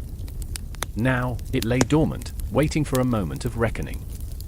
"God, where are you?" she whispered, eyes darting to shadows that danced in the flickering light. She remembered when she had first held this sword, pure elation coursing through her veins, dreams of saving the world radiating from her heart. But dreams had turned to nightmares, the weight of loss twisting her insides. She felt the scar of betrayal etched deep in her mind, it was a wound that never healed. The sword had become a reminder of her failures, a vessel of guilt. Across the street, beneath the veil of a lone oak tree, Ethan's silhouette merged with the night. His breath clouded in the chill, a restless spirit haunted by the ghosts of choices he couldn't escape. The sword wasn't his, but he could feel its coldness yawn like an abyss, beckoning him closer. It had been his idea to challenge the powers that be, to fight for something greater than themselves. But in the chaos, they had lost not just their way, but each other. He had never meant to put Sarah in danger, yet here they were, side by side in the darkness, both of them shackled by their own regrets. "I can't do this," he muttered, half to himself, half to the shadows. "I can't face her again." Memories flashed like lightning, her laughter, wild and free, spiraling into silence when they had confronted the truth. He remembered every cruel word spoken in anger, every broken promise that had echoed through the walls of their broken dreams. The sword felt like a ticking time bomb against his hip, a reminder that they were both running out of time. "Ethan!" Sarah's voice cracked, raw and pleading. "We don't have time to waste on this." The fervor in her voice pierced through Ethan's fog. He wanted to resist, to run away from the pain, but he was anchored by forces greater than fear, forces built on history, bound by a shared experience that transcended mere words. "Do you honestly think we can fix this?" he shot back, his voice thick with anguish. "You can't just swing that sword around and hope everything will fall into place. This isn't a fairy tale." Her eyes blazed with intensity, a fire that refused to be extinguished. And yet, here we are, in a world where the only fairy tales left are those that end in blood. The words hung between them, a reminder of their reality, a reality where hope had become a ghost. Every tick of the clock pulsed in the silence, heavy with anticipation. Tension built like the pressure before a storm. Each breath they drew felt laden with unexpressed emotions, memories clawing at their insides. Sarah's heart beat a frantic rhythm, desperate to break free from the shackles of time. She thought of the battles they had fought, not just against others, but against themselves. She thought of the lives lost, of promises broken, and the love that had once burned brightly but now flickered like a dying candle. "Do you remember?" she asked softly, her voice trembling. "Do you remember our dreams?" The question settled in the space between them, a fragile bridge over the chasm of their past. Ethan's gaze softened, eyes reflecting the flickering light of the street lamp. "I remember. All too well," he whispered, guilt tightening around his throat. He remembered the nights they spent under the stars, mapping their futures out like constellations, each dream a spark guiding them through the murky waters of adolescence. But those stars had dimmed, snuffed out by the relentless winds of reality. A figure emerged from the shadows, cloaked in darkness, and the air thickened with dread. Sarah's heart raced. The sword, once a symbol of hope, was now a reminder of the looming confrontation. "Do you see that?" she breathed, eyes wide. "We're not alone anymore." The figure stepped closer, revealing a haunting smile, one that twisted the very essence of reality. It was a specter of their past, a reflection of everything they had tried to forget. "You think you can wield that sword against me?" the figure taunted, voice dripping with malice. "You can't even wield your own regrets." The world felt like it was collapsing around them as Ethan and Sarah exchanged a glance, a shared understanding igniting between them. They were entangled in a web of their own making, laced with remorse and yearning. The sword became a conduit, a bridge between their fractured hearts. "I remember," Sarah echoed, voice unwavering, "when we thought we could change everything." The figure's laughter echoed as the shadows danced menacingly around them, but in that moment, Sarah felt a spark ignite within her. It wasn't just a sword, it was a promise, a reminder that they could still fight, that they could still remember what it felt like to hope. As the confrontation loomed, time seemed to warp, stretching and curling like smoke in the wind. The clock ticked louder against the gathering storm, each heartbeat a reminder of the stakes. They were teetering on the edge, and in that moment of tension, Sarah and Ethan understood that the sword was not only a weapon, they were its wielders, bound by their past but free to carve their path forward, whatever the cost. And as the shadows closed in, their voices united in defiance. "We remember. We remember," it became their battle cry, a haunting melody that swelled in the night, echoing through the fractures of their hearts, binding them in a fierce embrace of hope and fear as they readied for the inevitable clash. The sword shimmered under the dim streetlights, a reflection of their souls tangled in the fight for redemption, and time stood still, suspended in the anticipation of what was to come. The air crackled, thick and electric, as Damocles stood frozen, a single thread of horsehair held the weight of a sword, poised above his head. I remember the chill that swept through the hall, the whispers of the lords echoing like the haunting notes of a forgotten song, each syllable an omen. How could something so delicate hold such peril? Each heartbeat thudded in my chest, a war drum announcing the terror that awaited him. Damocles, the sycophant, a man with a polished smile that could charm the gold from a king's crown, was now a puppet ensnared by his own ambition. The throne before him gleamed with the promise of power, yet shadows lurked in its brilliance. I remember the way his eyes darted, wide and uncomprehending, as if he were trapped in a nightmare from which there was no waking. This was not merely a test of bravery, it was a revelation, a cruel jest played by fate itself. And there was Dionysius, the king, his posture a fortress of arrogance, but beneath the veneer of authority lay a tempest of insecurity. I could feel the tension between them, like the tautness of that single hair. The king's laughter was a brittle ice that could shatter at any moment. I remember how he reveled in his power, yet his eyes betrayed a vulnerability that clung to him like a shadow. He was both the puppet and the puppeteer, and the strings were fraying. "Do you see it, Damocles?" he demanded, his voice rich with mockery yet tinged with the slightest quiver of fear. "That sword will fall. It's only a matter of time." The words slithered like serpents, echoing in the cavernous hall.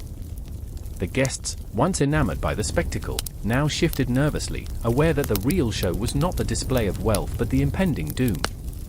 I remember the silence that engulfed the room, a palpable force that made the air thicken. A festering dread coiled around my heart, each tick of the clock loud and cruel. Tick. Tark. The relentless passage of time felt like a countdown to oblivion, each second a reminder that life could turn in an instant.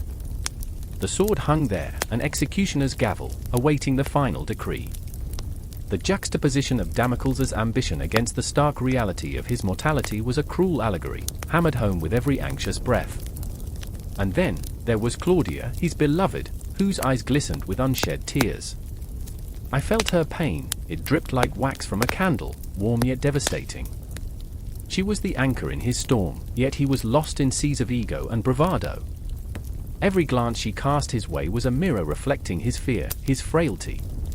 "Damocles," she whispered, her voice a grain of sand on an endless shore. "Come back to me." But how could he? The intoxicating allure of power had seized him, and he was ensnared. I remember the way she reached for him, fingers trembling, a lifeline thrown into turbulent waters.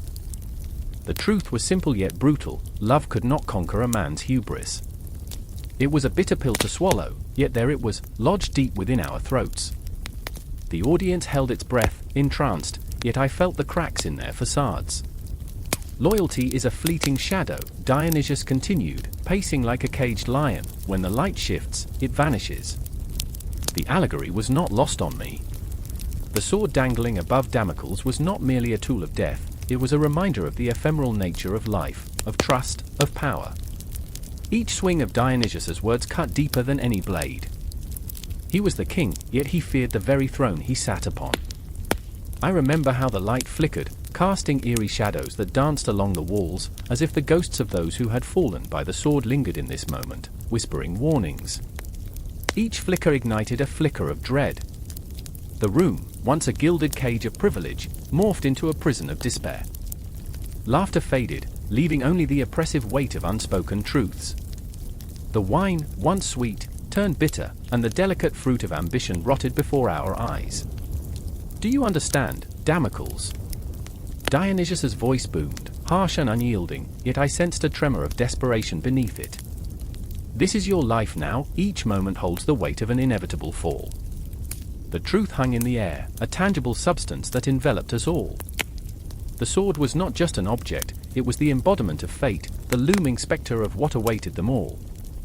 With every heartbeat, I felt the tension coil tighter, a noose of anticipation. I remember the way Damocles' bravado faltered, his mask slipping as the reality of his circumstance crashed over him like a wave. His laughter faded, replaced by a dawning horror as the sword swayed slightly, a gentle reminder of the danger that lingered. He was not invincible, he was a man, after all, consumed by his own vanity. "Claudia," he cried suddenly, the weight of his desperation crashing over him like a tidal wave. "I never wanted this. I never wanted to be here." The rawness of his emotion cut through the air like a knife, slicing into the hearts of those who bore witness. And there she stood, resolute yet trembling, the embodiment of love caught in a tempest of fear and power. "You have the choice, Damocles," she responded, voice steady despite the tempest swirling within her. "You can choose to step away from this lust for power." But the words hung like smoke, dissipating into the oppressive atmosphere, swallowed by the looming sword. The tension escalated, it was a tightrope walk above a chasm of despair. I remember that moment, each second laden with the weight of possibility and peril. Damocles stood at the precipice, the sword above him a constant reminder of the fragility of existence. Time stretched, a taut string ready to snap. The room held its breath, hearts pounding in sync with the pendulum of fate. Every soul felt the pull of destiny, the gravitational force of choices made and paths taken. It was a dance with shadows, a waltz with ghosts that would haunt them long after the sword fell, whether it was by Damocles' hand or Dionysius' whim.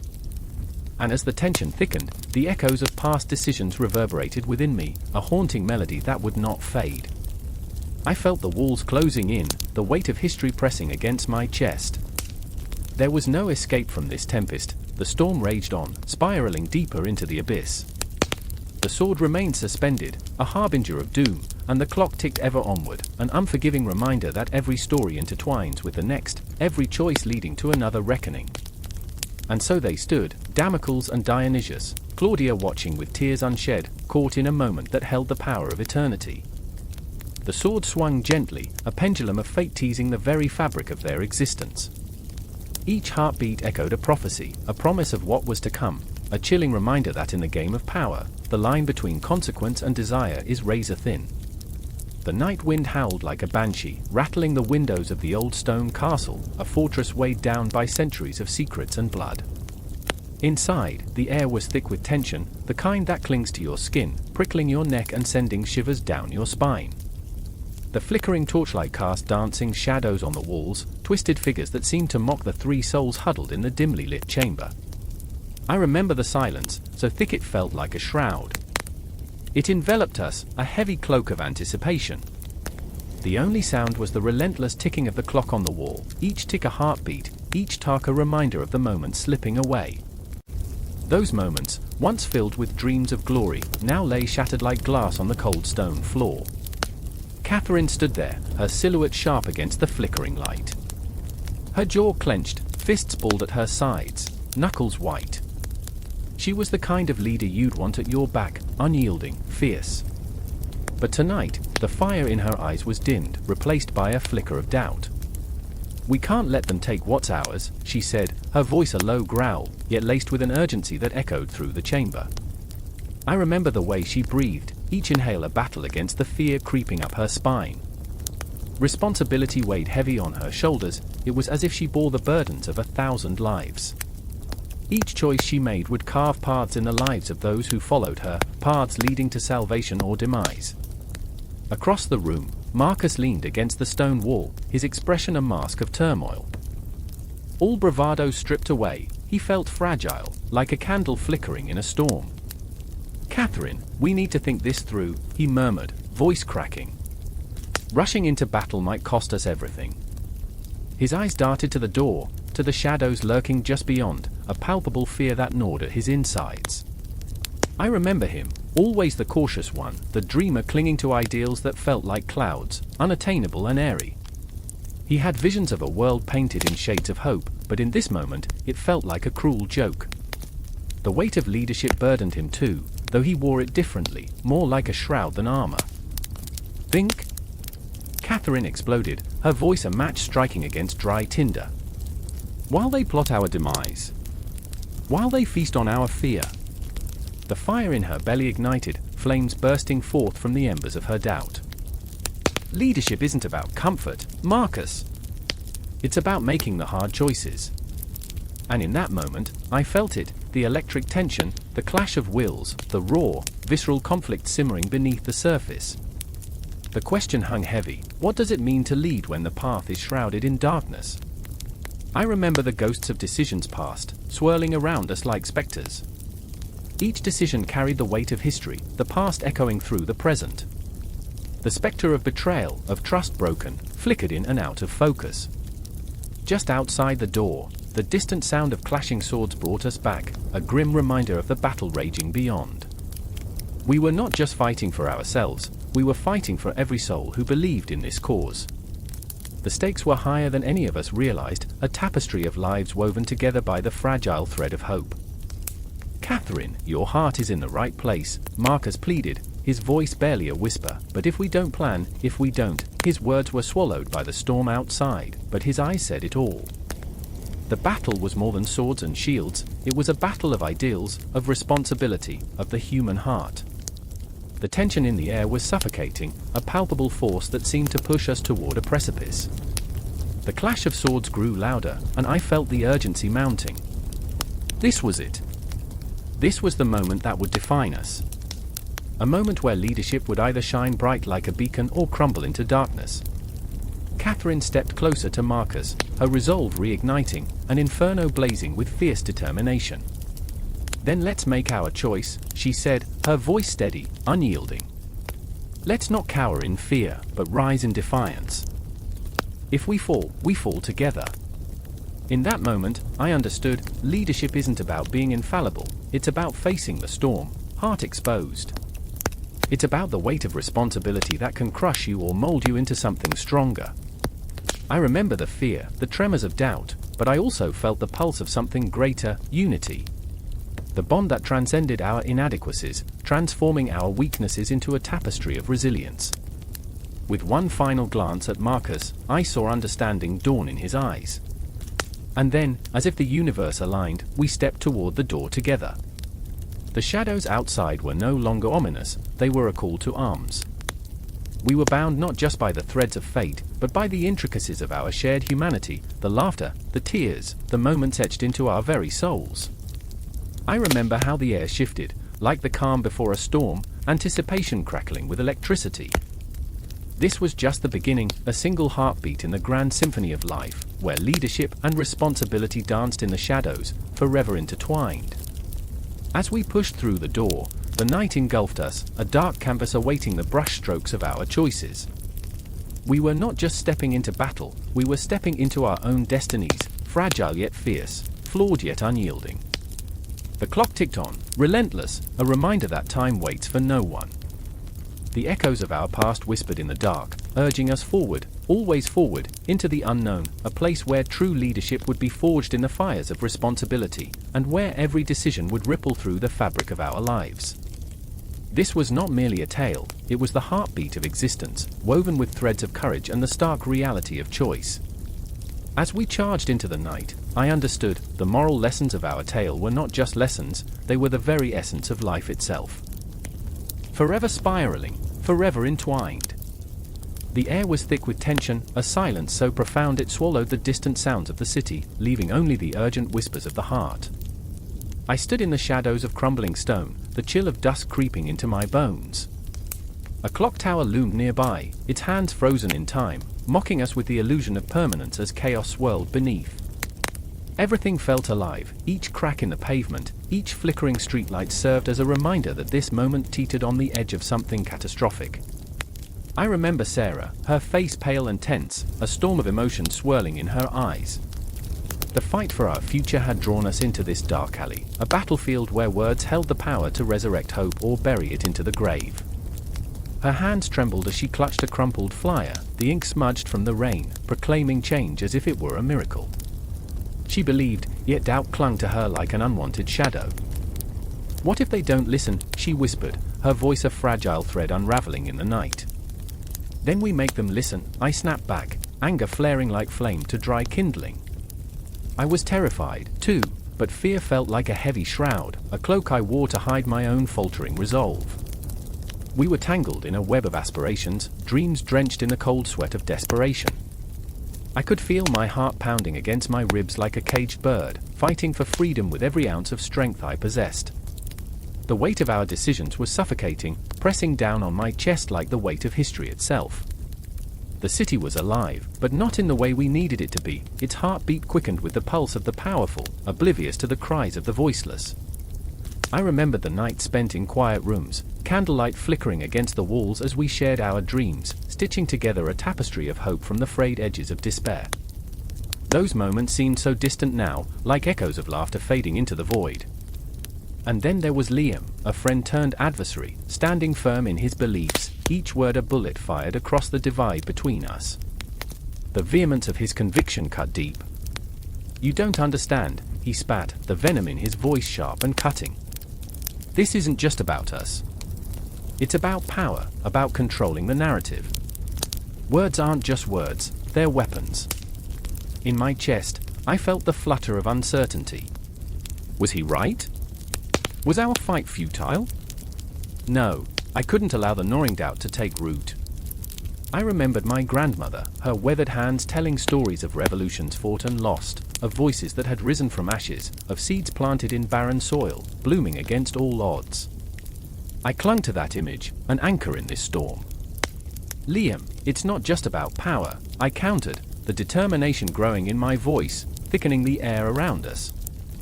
"It's about people, real lives, real stories that need to be heard. If we don't speak for them, who will?" His eyes flashed, a storm brewing within. "You think words matter? You think they care? They'll twist our stories, drown us in rhetoric until we're nothing but echoes in a void."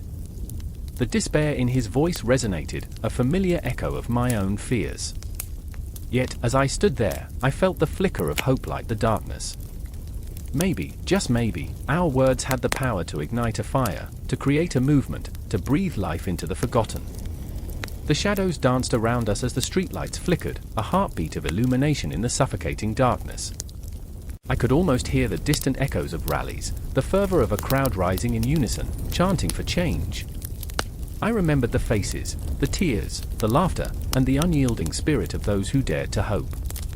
The ghosts of the past colored our present, urging us to fight against the tide of indifference. Then let them twist, I said, my voice rising against the chorus of self-doubt. Let them twist our words, let them try to silence us. We'll be louder. We'll be relentless. I could see it in Sarah's eyes, the flicker of belief returning, igniting a spark of courage that had been dimmed by fear. As we stepped deeper into the night, the city's pulse quickened, the air electric with the possibility of change. Each step felt like a drumbeat, a call to action echoing through the streets. The shadows shifted, morphing into something more, a coalition of voices, a legion of stories waiting to be told, bursting forth like fireworks against the dark canvas of despair. I remember standing there, the weight of history heavy upon us, and yet, in that moment, I felt lighter. The confrontation was coming, inevitable and chaotic, but there was beauty in the chaos. There was life, raw and unfiltered. We were bound together in this fight, Sarah, Liam, and I, each of us flawed but unyielding, our hearts stitched with the threads of shared dreams and burdens. A siren wailed in the distance, and for a heartbeat, everything paused. The world around us held its breath, the tension coiling tighter until it snapped like a taut wire. In that silence, I felt the crumbling walls of our fears begin to shatter, each shard glistening with potential as it fell. We were not just participants in a narrative, we were the authors, wielding our words like weapons, carving out space for a new story to emerge. In that instant, I understood, the fight for our future was not just about changing minds but about stirring souls, awakening the dormant courage in others. The city stretched before us, a living testament to resilience, and the shadows no longer felt ominous but rather a promise of everything that could be. Let's go, I breathed, as the night wrapped around us like a shroud, a promise of the battles to come. Each step echoed with the weight of our conviction, the stories we carried, a harbinger of the change we dared to dream. As we moved forward, the city pulsed with life, filled with the whispers of 100 voices, urging us onward toward an uncertain horizon, where the power of words could reshape the world. The sun hung low, a smoldering ember upon the horizon, casting long shadows across the cobbled streets of Syracuse. I remember the whispers, the sharp, desperate breaths of women huddled in the corners of their homes, a chorus of unease that twisted like a noose around my heart. In those moments, the city felt alive, yet painfully dormant, as if it held its breath, teetering on the edge of some unspeakable revelation. Violet, a woman with hair like tangled ivy and eyes that flickered with rebellion, stood at the center of this tension. I can still picture her, feet planted firmly on the ground, a defiance wrapped around her like a cloak as she faced the echoing silence of the marketplace. She was a ghost of dreams unfulfilled, and yet, her spirit pulsed with the fierce longing for more than the confines of her role. Each day she awoke to the crushing weight of expectation, each heartbeat a reminder, this was not just her life, it was a battleground. Why must we be shadows? She would cry, voice trembling with raw intensity, her words slicing through the stillness. Why must our stories be buried beneath the stones of this city? And I would watch, heart racing, as her despair threatened to ignite the world around her.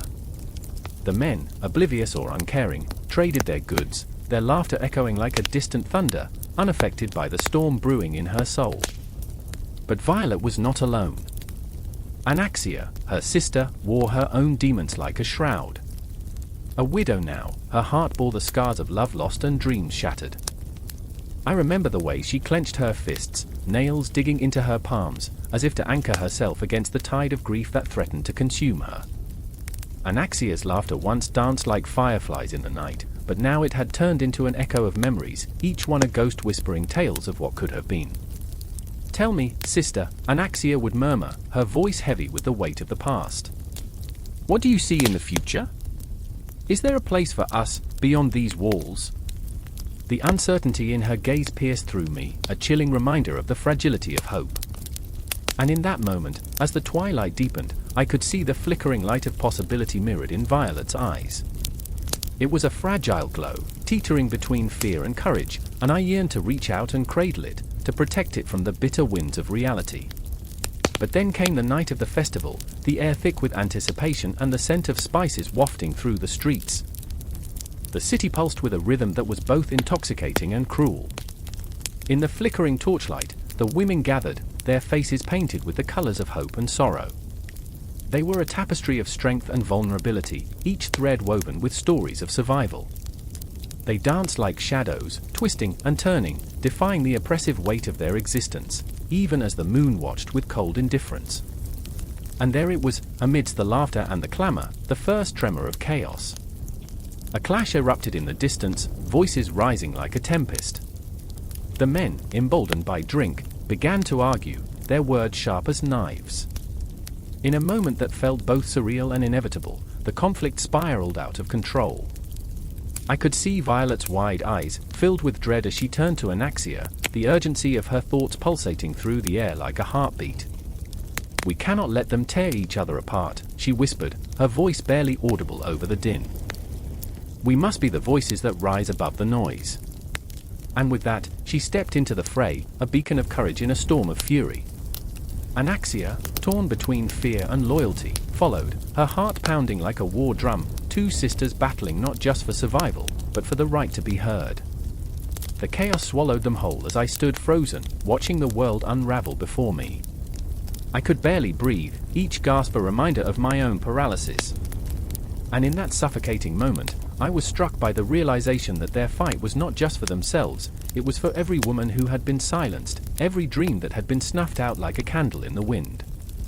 "Violet! Anaxia!" I cried out, but my voice was lost in the echoes of despair. The night turned dark as shadows morphed into hostile figures, the air thickened with a palpable tension. I felt every heartbeat, a symphony of fear and hope, reverberating in my chest. I remember the chaos, the clash of bodies, the cries of anguish mixing with the stubborn cries for justice. It was a collision of worlds, where the women fought not against men, but against a system that sought to erase them. They swung their arms, filled with a desperation that clawed at the edges of the universe, reaching for something greater than themselves. They were warriors, not for land or glory, but for the very essence of what it meant to exist beyond the shadows. And just as quickly, it unraveled, the moment suspended in time, the echoes of their names hanging in the air like a prayer. I saw Violet, a flash of courage amid chaos, and Anaxia, the light of a flickering flame in the dark. Their bodies were woven into the fabric of the night, a stark reminder that their stories were not just whispers but roars waiting to be unleashed. Time stretched, a fragile filament, as whispers danced in the shadows, begging for recognition. Are we not more than the roles thrust upon us? Will the world ever see the heart of a woman? The answers fluttered just beyond grasp, elusive as the shadows weaving through the streets of Syracuse. And as I stood there, a witness to their unyielding struggle, the realization washed over me, this was only the beginning. The weight of their fight settled into my bones, a reminder that the narrative of women in ancient Syracuse was not one of silence, but a cacophony of voices demanding to be heard. The night was far from over, their stories were just as alive as the city itself, throbbing, aching, and beautiful. And I knew, deep within, that their journey was only beginning. The air hung thick with a silence so profound it felt like a weight pressing down on the very soul of the world. A single flicker of candlelight illuminated the crumbling stone walls of the ancient temple, its glow casting long shadows that danced like phantoms in the night. The scent of burnt offerings lingered in the air, smoky and sweet, mingling with something more primal, more visceral. I stood there, heart racing, pulse thrumming in my ears like an echo of forgotten drums. Then came the scream, a raw, primal sound that shattered the silence and sent a shiver spiraling down my spine. It was a woman's voice, filled with a haunting desperation that sent the shadows sprawling deeper into the corners of my mind.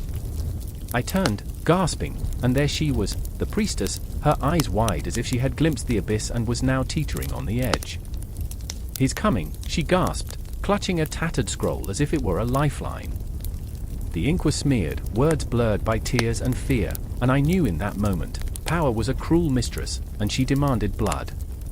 The priestess, named Lyra, was a woman caught in the throes of a prophecy she had not asked for but could not escape.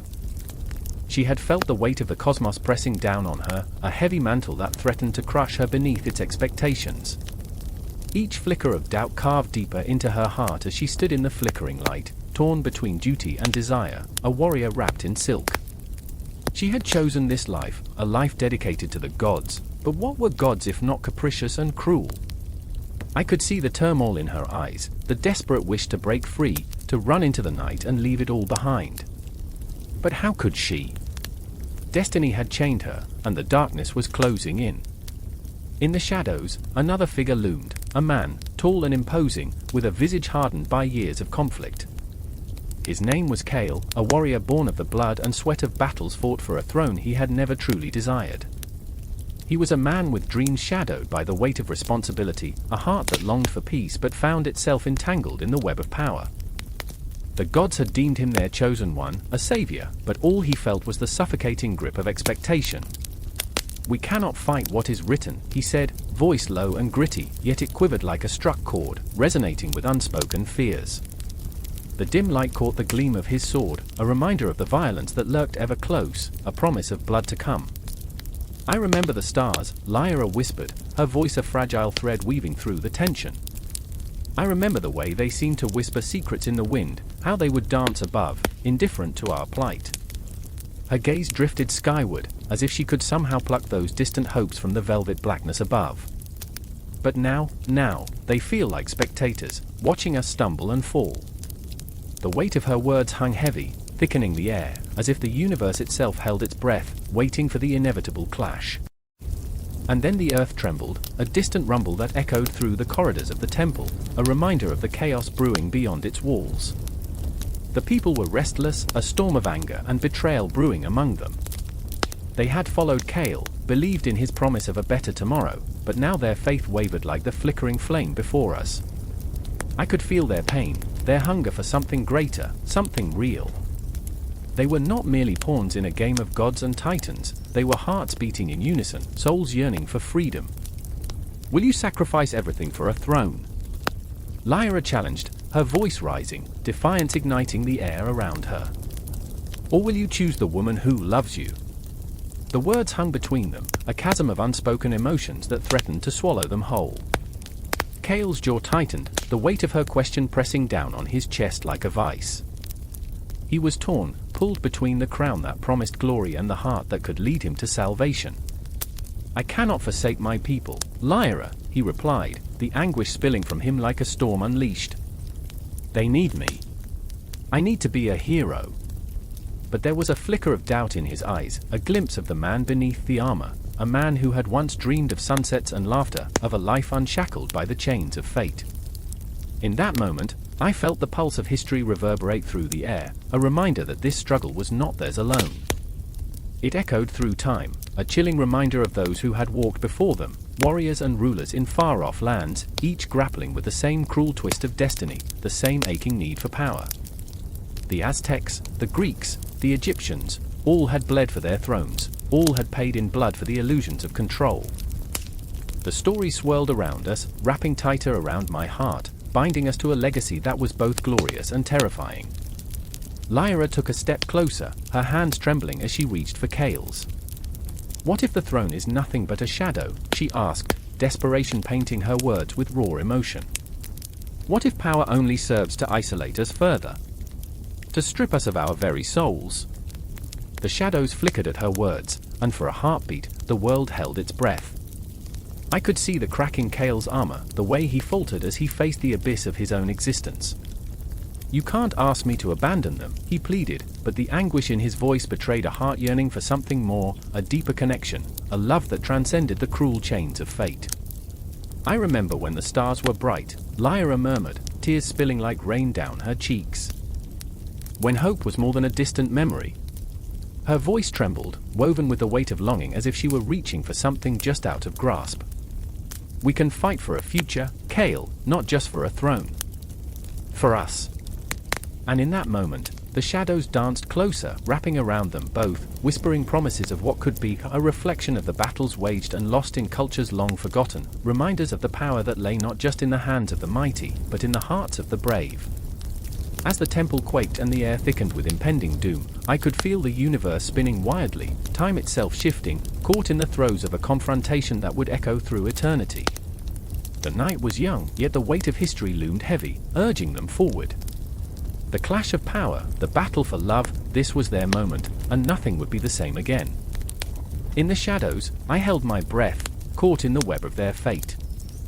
Time stretched and warped, each second a heartbeat in the vast expanse of the cosmos, a reminder that nothing ever truly ends. And though the darkness closed in, something radiant flickered in the air, a promise of what could be born from the ashes of despair, a new story waiting to unfold. A single drop of sweat slid down the temple of an anxious young man, glistening under the harsh light of the classroom. His heart raced, each beat a thunderous reminder of the Sword of Damocles hanging above him. It was not a physical sword, but the weight of expectation, a palpable tension that thickened the air with desperation. His name was Marco, and today was not just any day, it was the day of reckoning. The day he would face his fears, his failures, and the cruel laughter of his peers. In the back of the room sat Lily, her eyes dark pools reflecting her own turmoil.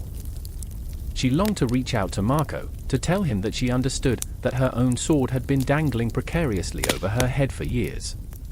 The pressure to excel, the relentless drive for perfection had carved deep lines of anxiety into her soul. But here she sat, paralyzed by the very fear that gnawed at her insides, a coward in the face of shared suffering. "Just breathe," she whispered to herself, but even the air seemed too thick, laden with unspoken words and suffocating silence. She felt the weight of the world pressing against her chest. The clock ticked mercilessly, each second a reminder of the fragility of their existence, a haunting echo of time slipping through their fingers. Outside, the sun shone brightly, a stark contrast to the gloom within the four walls that felt like a cage. The laughter of children echoed from the playground, a reminder of innocence, of a carefree world untouched by the burdens they carried. But the laughter sounded like a taunt, a cruel reminder of what they were not. They were shackled to expectations, to grades, to a future decided by numbers and assessments. Is it worth it?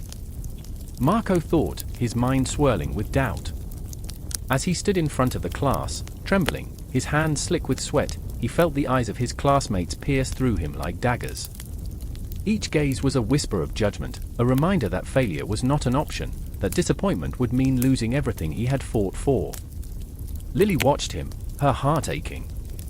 She remembered the day she had stood in front of her own crowd, voice trembling, every word a battle against the demons that clawed at her throat.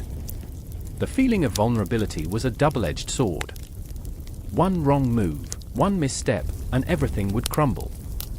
I remember the silence that enveloped me, she thought, recalling her own moment of truth. I remember the clenching of fists, the tightening of the throat. But Marco was not just battling the specter of failure, he was fighting against the very essence of what it meant to be human in a world that demanded perfection.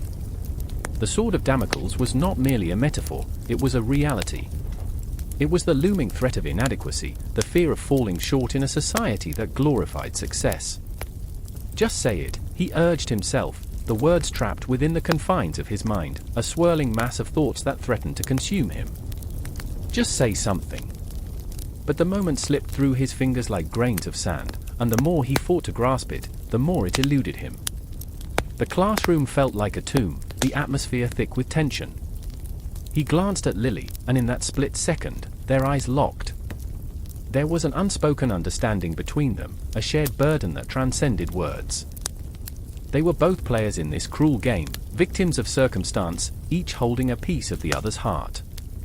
Maybe we can save each other, he thought, clinging to the hope that flickered like a fragile candle in the dark. But hope was a double-edged sword too, a fleeting emotion that could just as easily shatter as it could uplift. In that moment, as the seconds stretched into eternity, the teacher's voice broke through the silence like a thunderclap. "Marco, it's your turn." Time stood still. The room spun around him. He could hear the pounding of his heart, the drumbeat of his fear. Why do we do this? He thought desperately. Why place ourselves in the line of fire, knowing the consequences?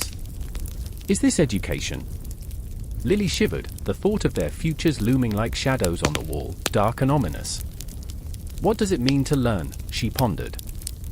Is it just knowledge, or is it about facing our demons, about standing tall under that sword? In the haze of fear, Marco took a breath, the air sharp and electric. He could feel the warmth of the classroom, the buzz of electricity in the air, adrenaline coursing through his veins. It was now or never. I remember the weight of my own sword, Lily thought, a tear slipping down her cheek, a silent acknowledgement of her own struggle. I remember the night spent awake, wrestling with my thoughts, the crushing realization that it might all be for nothing. But then, in that moment, something shifted. Marco straightened, his voice trembling but fierce. "Today, I choose to speak." The words tumbled from his lips, raw and unfiltered. The sword of Damocles above him trembled, and for a fleeting moment, it felt as if they could break free. Lily's heart soared, a surge of pride igniting her spirit. Maybe this is what education is about, she thought. Facing the unknown, the fear, the darkness.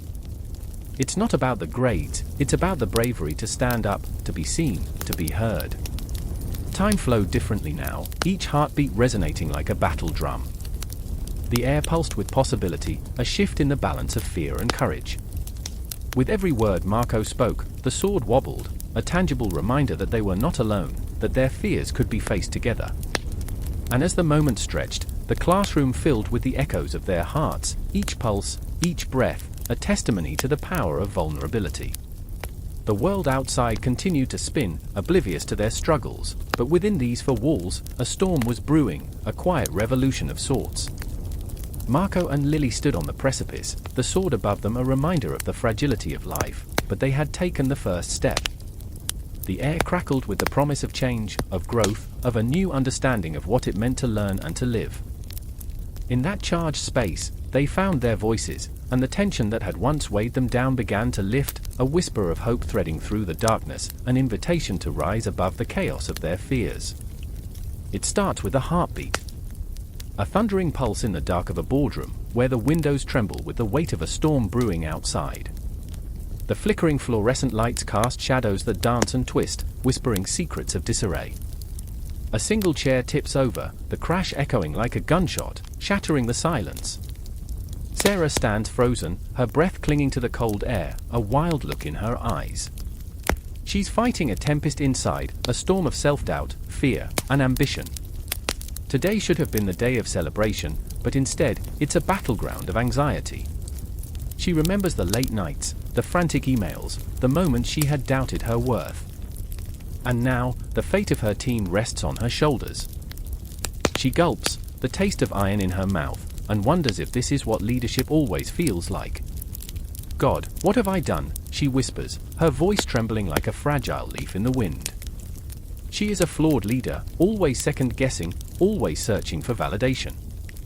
Her team is spiraling, and she can't find the words to bring them back to solid ground. Across the table, Mark shifts, eyes darkened by the weight of expectation. His hands are clenched into fists, knuckles white as the tension builds. Beneath his calm exterior, a torrent rages. He's a firebrand, a visionary, but the flames of his passion often scorch those around him.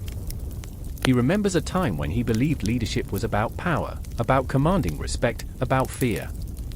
But now, he stands on the precipice of a revelation. Leadership isn't wielding a sword, it's offering a hand. Yet here he is, the man who once burned bridges, now desperately trying to mend them. "Can't you see what's happening?" He finally erupts, the words spilling out like lava, fierce and unstoppable. "We're losing it. We have to make choices, make sacrifices." And in that moment, Sarah feels the weight of his fury, crashing against her like a wave. She wants to scream back, to fight, but all she can feel is the echo of despair, the ghosts of past failures wrap around her like a shroud. Each memory is a chain, binding her to an identity she can't escape. "I remember when you took that leap," she shoots back, her voice barely above a whisper. "The project that almost shattered us. You led us off the cliff."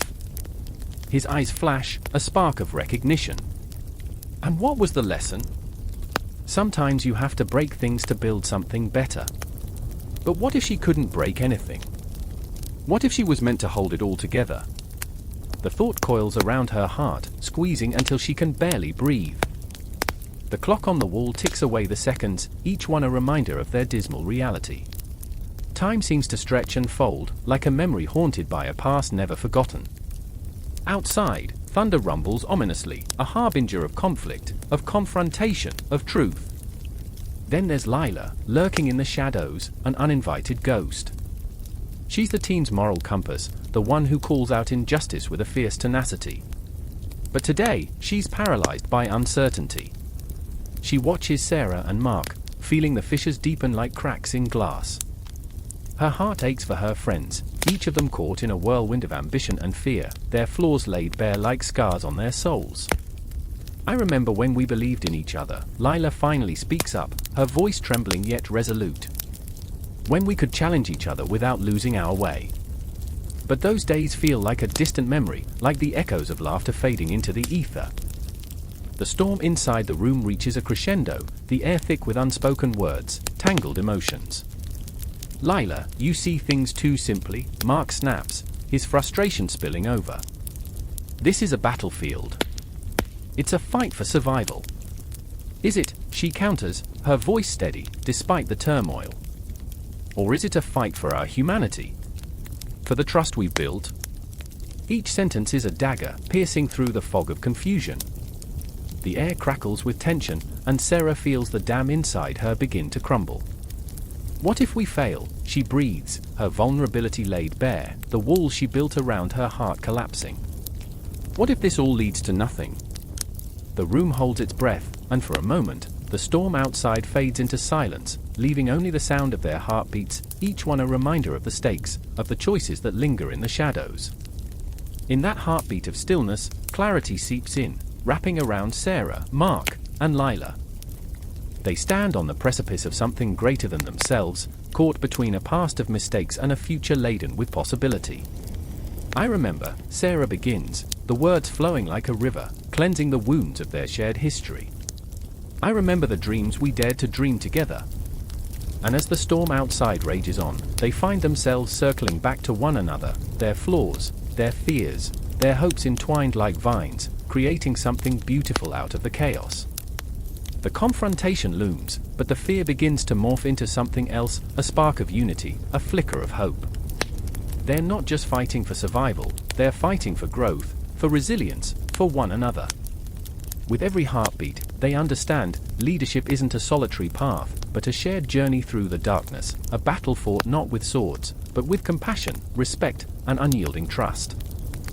The storm outside cracks open, and in that moment, they are reminded that storms do not last forever. Just as dawn follows darkness, hope rises from despair. And as the thunder rolls away into the distance, they choose to face what comes next, not as individuals, but as a collective force, stronger together. And so, the tale continues, a thread woven into the fabric of their lives, echoing through the corridors of time, a reminder that amidst the chaos of leadership, the heart holds the power to transcend, always. The sound of a single gunshot echoed through the marble halls, shattering the fragile silence like a cracked mirror. The air hung thick with tension, the kind that makes the skin crawl and the heart race. I remember the faces, the stark terror in the eyes of those who had once been so obedient, so loyal to a man who had become a ghost of his former self, a tyrant cloaked in the illusion of power. The body lay crumpled on the cold stone floor, a stark reminder of what happens when fear outweighs loyalty. There, in the shadows, stood Anton, his hands trembling, not from cold, but from a deep, gnawing dread. He had once believed in the vision, the grandiose dreams of an empire that would stretch beyond the horizon. Now, the empire felt like a cage, each bar a symbol of his delusions. "What have I done?" he whispered, though the walls held his words hostage, refusing to carry them into the void. The very ground beneath him felt like it might swallow him whole, and all he could see were the faces of those he betrayed. Across the chamber, Aina observed, a lioness among sheep, her posture regal yet uneasy. She had known power, she had tasted its sweet nectar. But now, as she watched Anton's unraveling, the burden of her own choices pressed down like a heavy cloak. Power turns to madness, and madness is a road paved with the bones of the innocent, she thought, yet even her critical mind could not escape the intoxicating allure of authority. The same authority that had turned Anton into a mere shadow of himself, now threatened to consume her too. "Do you understand?" Anton's voice broke through her thoughts, raw and desperate. This was never meant to be this massacre of dreams. Iona's heart raced. She wanted to shake him, to scream that they had been complicit in this. Every whisper, every conspiratorial meeting had led to this moment, a crescendo of chaos. We are the architects of our own doom, Anton. Don't you see? The words hung between them, laden with a bitter truth that stung like a slap. Outside, the streets pulsed with unrest, a living, breathing entity fueled by the grievances of the oppressed. The air was thick with the scent of smoke and fear, a potent reminder of the suffering that churned just beyond the marble walls. They will come for us, Iona said, a chill creeping into her voice. They can smell weakness, like sharks scenting blood in the water. But Anton, lost in the labyrinth of his own mind, could feel the facade crumbling around him. I wanted to build, I wanted to unify, he cried, but the echoes of his past battles fell flat, like a broken tune played on a rusty piano. The victories now felt hollow, each one a nail in the coffin of his sanity. With every heartbeat, reality twisted further, memories fluttered like moths around a flame. He remembered the early morning meetings, the grand speeches that had once ignited a passion among the masses. He remembered faces lit with hope, now twisted in rage. Each memory was a dagger, carving deeper into his psyche, reminding him of a time when he had been revered, not reviled. Iona felt the weight of her own history mingle with his, a cocktail of ambition and regret that burned in her throat. She had once been his confidant, his right hand, and now she stood on the precipice of a chasm filled with doubts. We are not gods, Anton. We are men, and men are fallible. The shadows around them writhed, as if the walls themselves whispered secrets of the past. They spoke of Caligula, of Nero, of tyrants long buried, whose ghosts still roamed the earth, seeking vengeance. Are we not merely echoes of their madness? Iona mused, her voice a soft caress against the storm brewing in Anton's heart. Suddenly, Anton's eyes ignited with a spark of something primal, defiance, desperation, or perhaps a flicker of hope.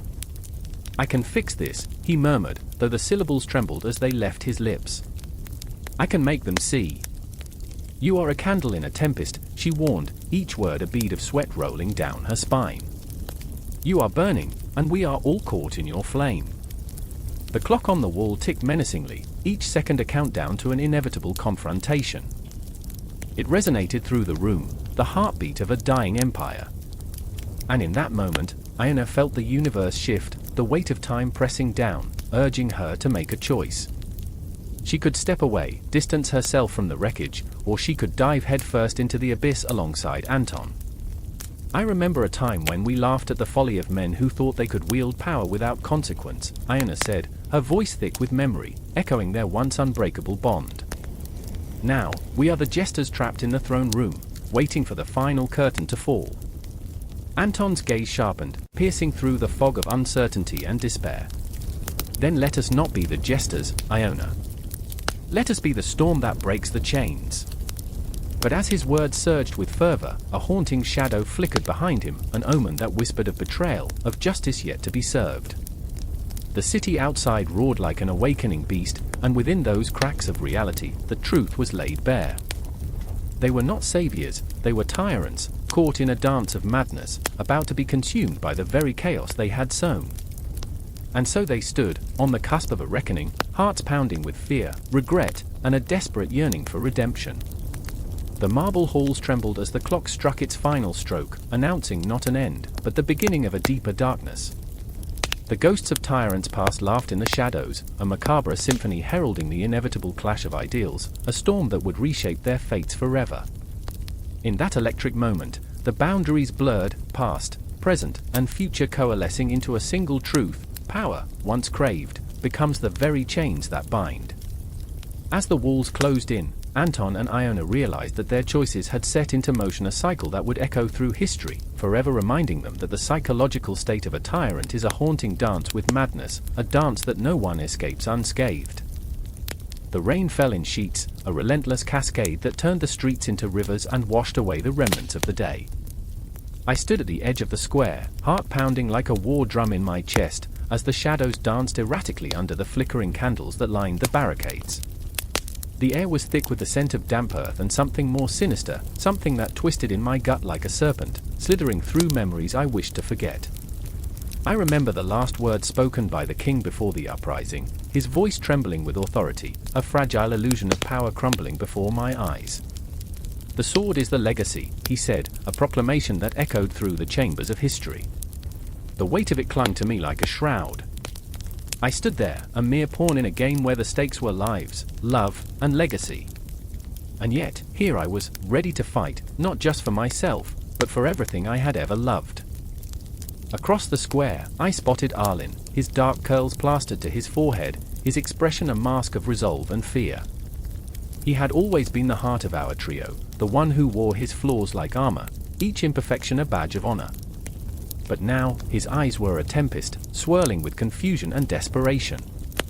"We can't go back," he shouted over the din of the crowd, his voice lost in the chaos, arms raised as if he could silence the storm with sheer will. I remember the way his hand shook as he clutched the hilt of a sword too heavy for him, a relic of our past, a symbol of everything we had fought against. "You think this will solve anything?" I yelled back, the heat of anger rising within me, mingling with the cold dread that seeped into my bones like the rain. "We're not heroes, we're fools." But there was no time for hesitation. The crowd roared, a living, breathing beast, hungry for blood and glory. And at that moment, I saw her, the flicker of crimson fabric beneath the weight of darkness. Ilara! My heart stopped, caught in the web of memory and yearning. She was a flame in the night, a fierce spirit unbroken by the chains of expectation. She had once whispered dreams into my soul, promises of a world beyond the bloodshed. "If we don't fight now," she had said, eyes fierce with unyielding hope, "we will be nothing but ghosts." Now, she stood amidst the throng, her face illuminated by the flickering flames, a warrior awaiting the battle's call. I remember the last time I saw her smile, how the world dimmed when she was gone. "You can't do this alone," I breathed, urgency thrumming through every fiber of my being. But she didn't hear me, lost in the swell of humanity, a tide that threatened to drown us all. The sword's legacy loomed over us like an executioner's blade, an inheritance steeped in blood, forged in the fires of despair. We were bound to it, each of us carrying our weight like a cross, a dark reminder of what had been and what could never be again. The tension coiled tighter as the first clash rang out, a scream, a shout, the harsh metallic ring of steel meeting steel. The ground trembled beneath our feet, shaking loose the dreams we had spun in the quiet of night, dreams of a future free from echoes of tyranny. Would we ever be free? My heart raced, every beat a countdown to chaos. I remember the faces of the crowd, a sea of desperation and fury. Some were my friends, others mere strangers, all united by a shared rage, a thirst for change. I felt unmoored, a ship adrift on a stormy sea, caught between the pull of memory and the sweet promise of rebellion. What kind of freedom comes from violence? I wondered. The ache of doubt gnawed at me, but there was no room for hesitation now. And then there was the flash, the glint of steel slicing through the air, a harbinger of violence that split the night. I saw Ilara rush forward, a blur of motion, her weapon drawn, fierce and unyielding. My breath caught in my throat, heart racing with terror and awe. "No!" I screamed, the word tearing from my lips like a desperate plea sent to the stars. But she was gone, swallowed by the throng, a warrior lost to the shadows of war. The world around me spun, chaos reigning as fists flew and blood spilled like ink on parchment, writing our fate in crimson. I felt the sword weigh heavy in my hands, an extension of my very soul, each swing a whisper of vengeance and despair. Did we fight for justice or for revenge? The line blurred, twisted into a cruel mockery of our intentions. Arlen was beside me, his breath hot with fear. "We can't let them take her," he shouted, voice breaking, the weight of his own ghosts pressing down upon him. I nodded, the urgency flooding through my veins. Our fates were entwined in this dance of death, but what if we lost everything we cherished? What if victory meant nothing but ashes in our mouths?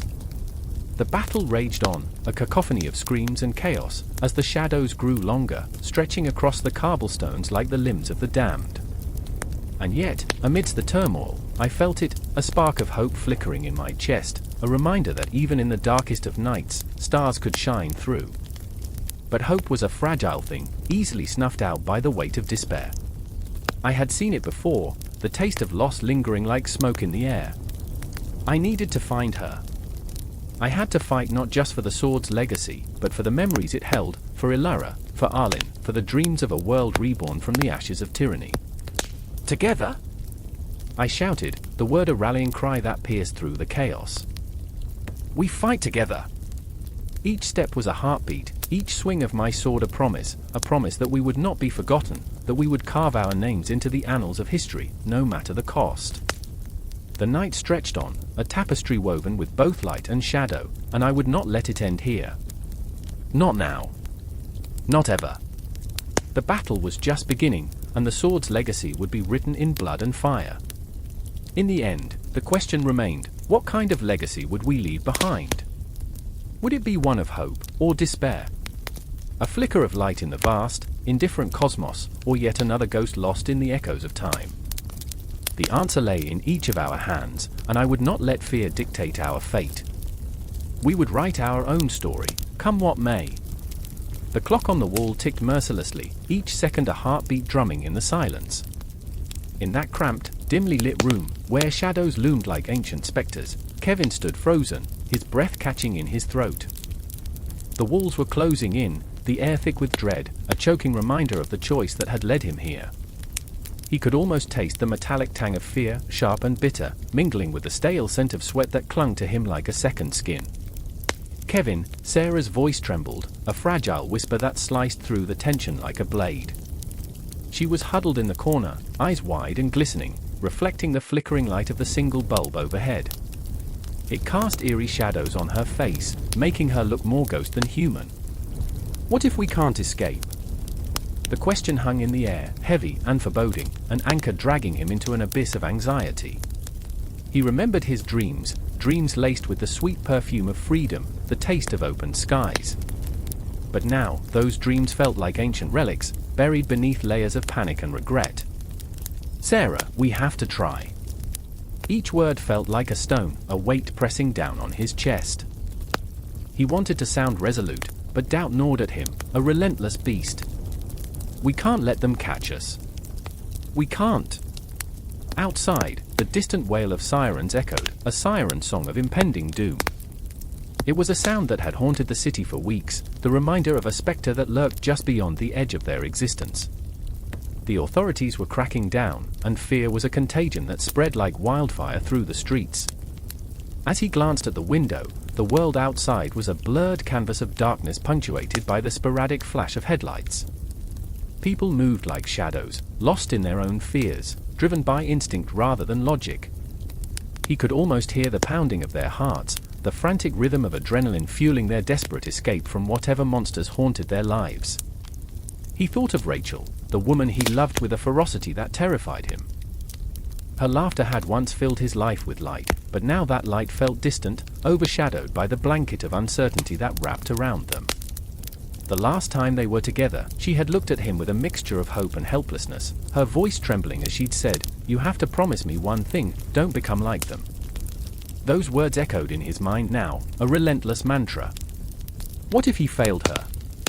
What if he lost himself in the shadows? I remember, he started, his voice barely above a whisper, I remember the first time I saw you. The way the world faded around us, how your smile sparked something inside me that I thought had died. Kevin, Sarah interrupted, her fear a palpable thing, clawing at the edges of his resolve. We don't have time for this. We need to move. But how could he move when every choice felt like a step deeper into a pit of despair? The walls seemed to shake with the weight of his indecision, and he felt a visceral need to break free. Suddenly, the door rattled violently, sending jolts of electricity racing down his spine. His heart raced, pounding like a drum in a haunted symphony. They were here. The figures on the other side were more than just enforcers of the law, they were shadows of his fears made flesh, embodiments of every choice he had ever hesitated to make. Stay quiet, he breathed, urgency mingling with desperation. He glanced toward Sarah, who had pressed herself against the wall, her eyes wide, filled with palpable dread. In that moment, the oppressive silence thickened, wrapping around them like a shroud. Time stretched in agonizing slow motion as Kevin felt the weight of decisions he had yet to make pressing down on him. It was a terrifying realization that fear had the power to reshape the very fabric of his existence, what he wanted, who he wanted to be, all filtered through a prism of dread. "Do you remember the night we talked about our dreams?" he said suddenly, grasping at the fragile thread of their past. "You said you wanted to travel the world. To see it all. What happened to that girl?" "I remember," she replied, her voice shaky, but there was a flicker of something in her eyes, a spark of defiance. "But dreams feel like ghosts now, Kevin. They haunt us, but they're not real." "But they can be," he insisted, feeling the tight coil of fear begin to unwind just slightly. "We can make them real again. But we need to leave this place." The door shook harder, the sound of heavy footsteps thundering against the floor outside. The cold grip of dread squeezed his heart, but something inside him snapped. He wouldn't let fear chains bind them. Not any longer. "Now!" Kevin shouted, adrenaline surging through him like fire. He grabbed Sarah's hand, pulling her toward the window, the jagged glass reflecting their wild desperation. The world outside was a chaotic blur, but freedom shimmered like a mirage. With a final glance back at the door, he leaped, the air rushing past him as they tumbled into the night, the ground meeting them with a jarring thud. The city sprawled out like a labyrinth, each shadow a potential danger, each turn a decision steeped in fear. In that moment, as they sprinted into the abyss, something shifted.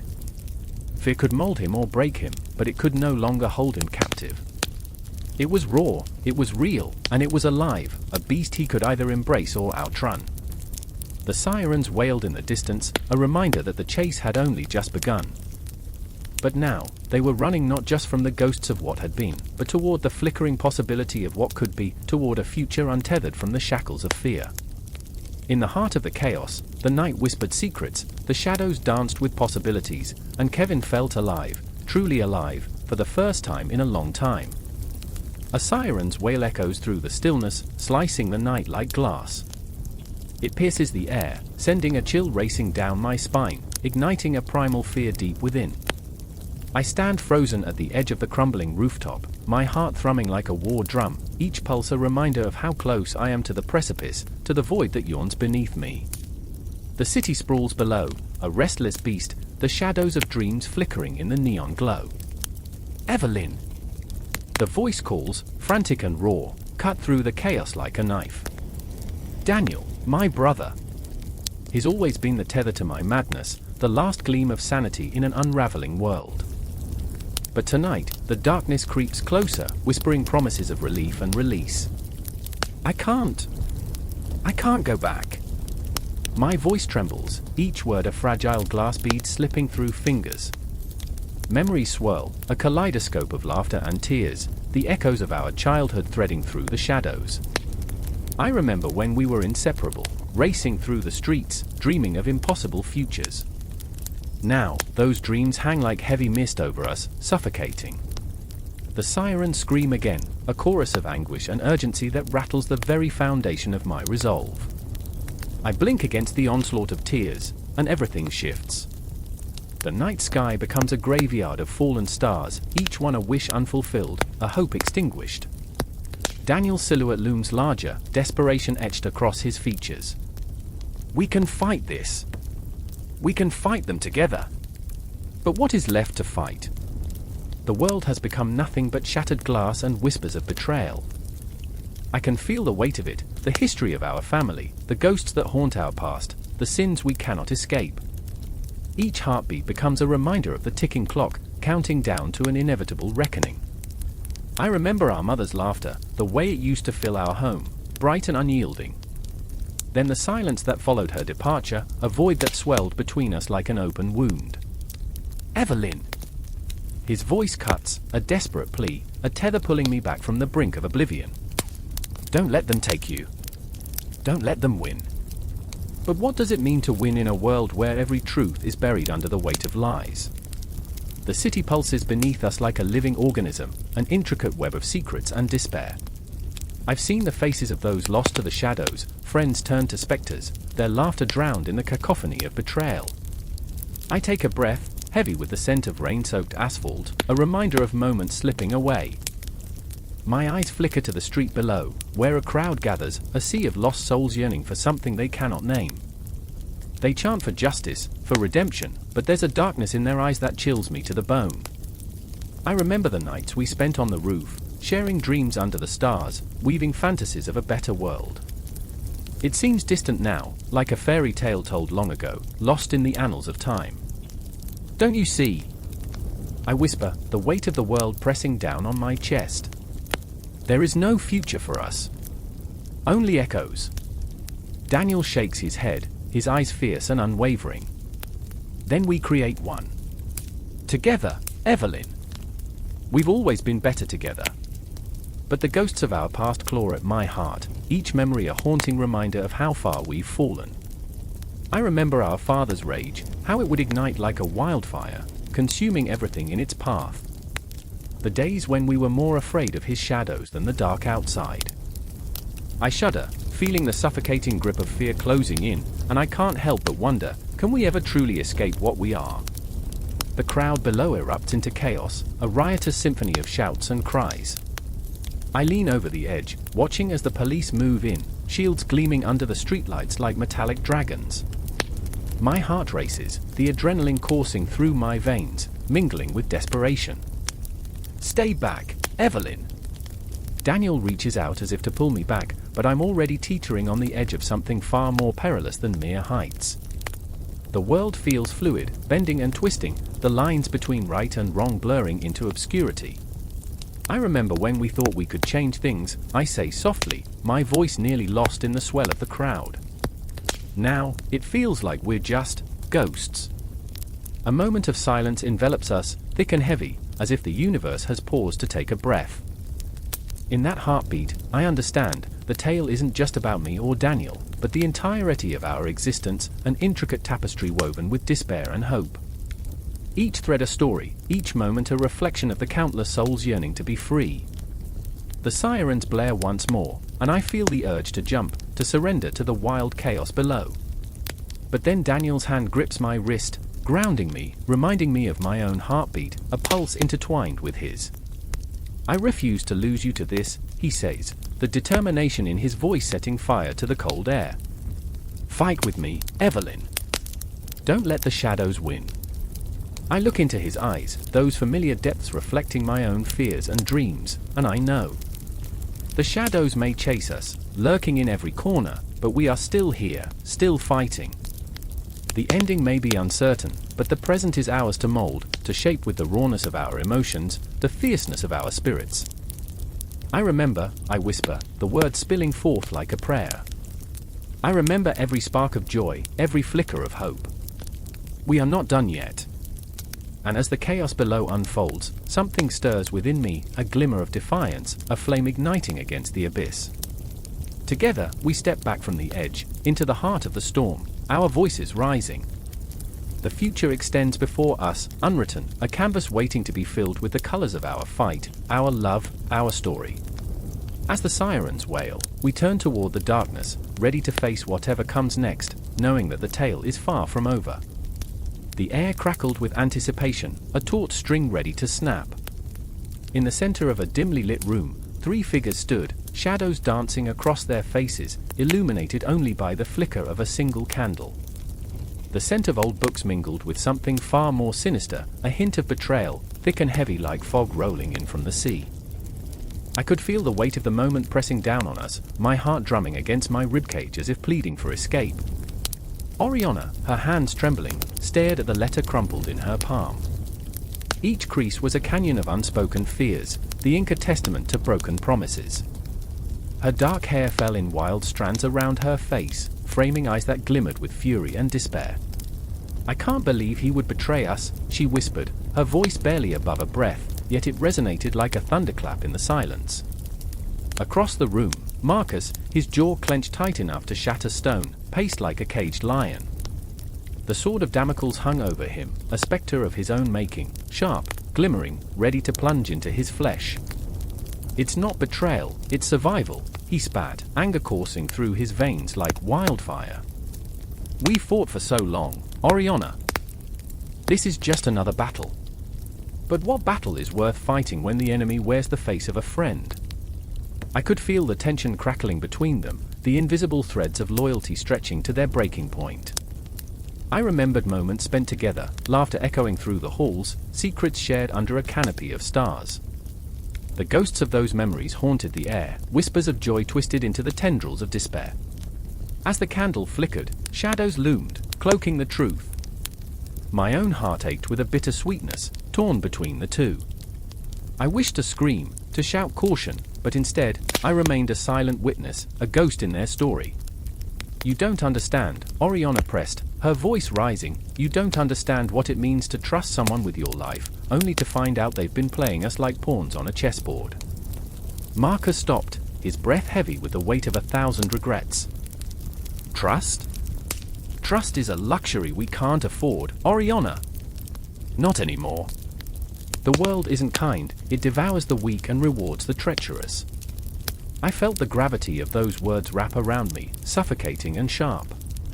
Outside, the night had thickened, the city a dark silhouette against the starless sky. Somewhere, a clock chimed, its sound echoing like a distant warning, a reminder that time was slipping through our fingers, and with it, our chances of escape.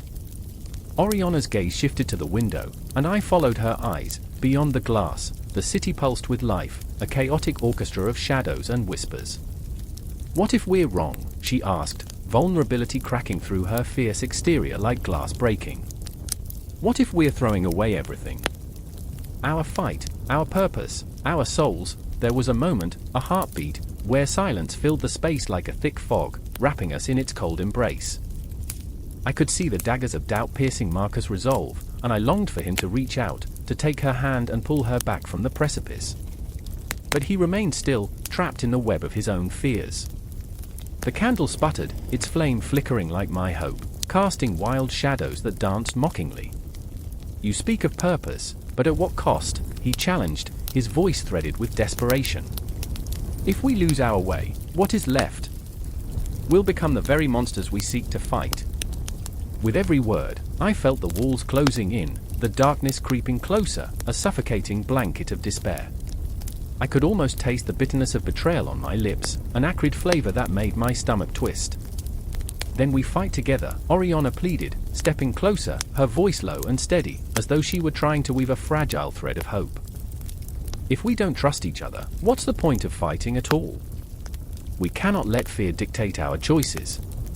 There it was, a flicker of something, maybe it was hope, or perhaps just stubbornness in the face of despair.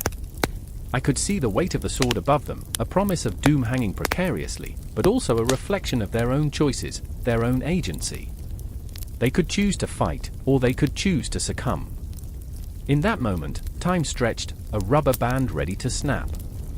I felt the gravity of each second, the enormity of their choices, and I wanted to reach out, to shake them from their paralysis, to scream that life isn't just a series of battles, it's about the connections we forge, the love that binds us. But my voice was lost in the chaos of their emotions, an echo against the walls of their fears. "If we go down this road," Marcus finally said, his voice trembling with uncertainty, "we might not come back." Oriana stepped closer, her breath coming in ragged gasps. "Then we make sure we do come back. Together." And in that exchange, something shifted. The shadows receded just a bit, as if they too were holding their breath, waiting for the inevitable clash of wills. I could feel the air thrum with unspoken promises, the sharp edges of their emotions carving a path forward. The candle flickered once more, a final gasp of light before plunging us into darkness. But I knew then, even in the absence of light, there was a spark, a fire forged in love and loyalty, a glimmering hope against the encroaching shadows. The Sword of Damocles remained suspended above them, yes, but perhaps, in this changing world, they could wield it together, transforming their fate with every courageous heartbeat.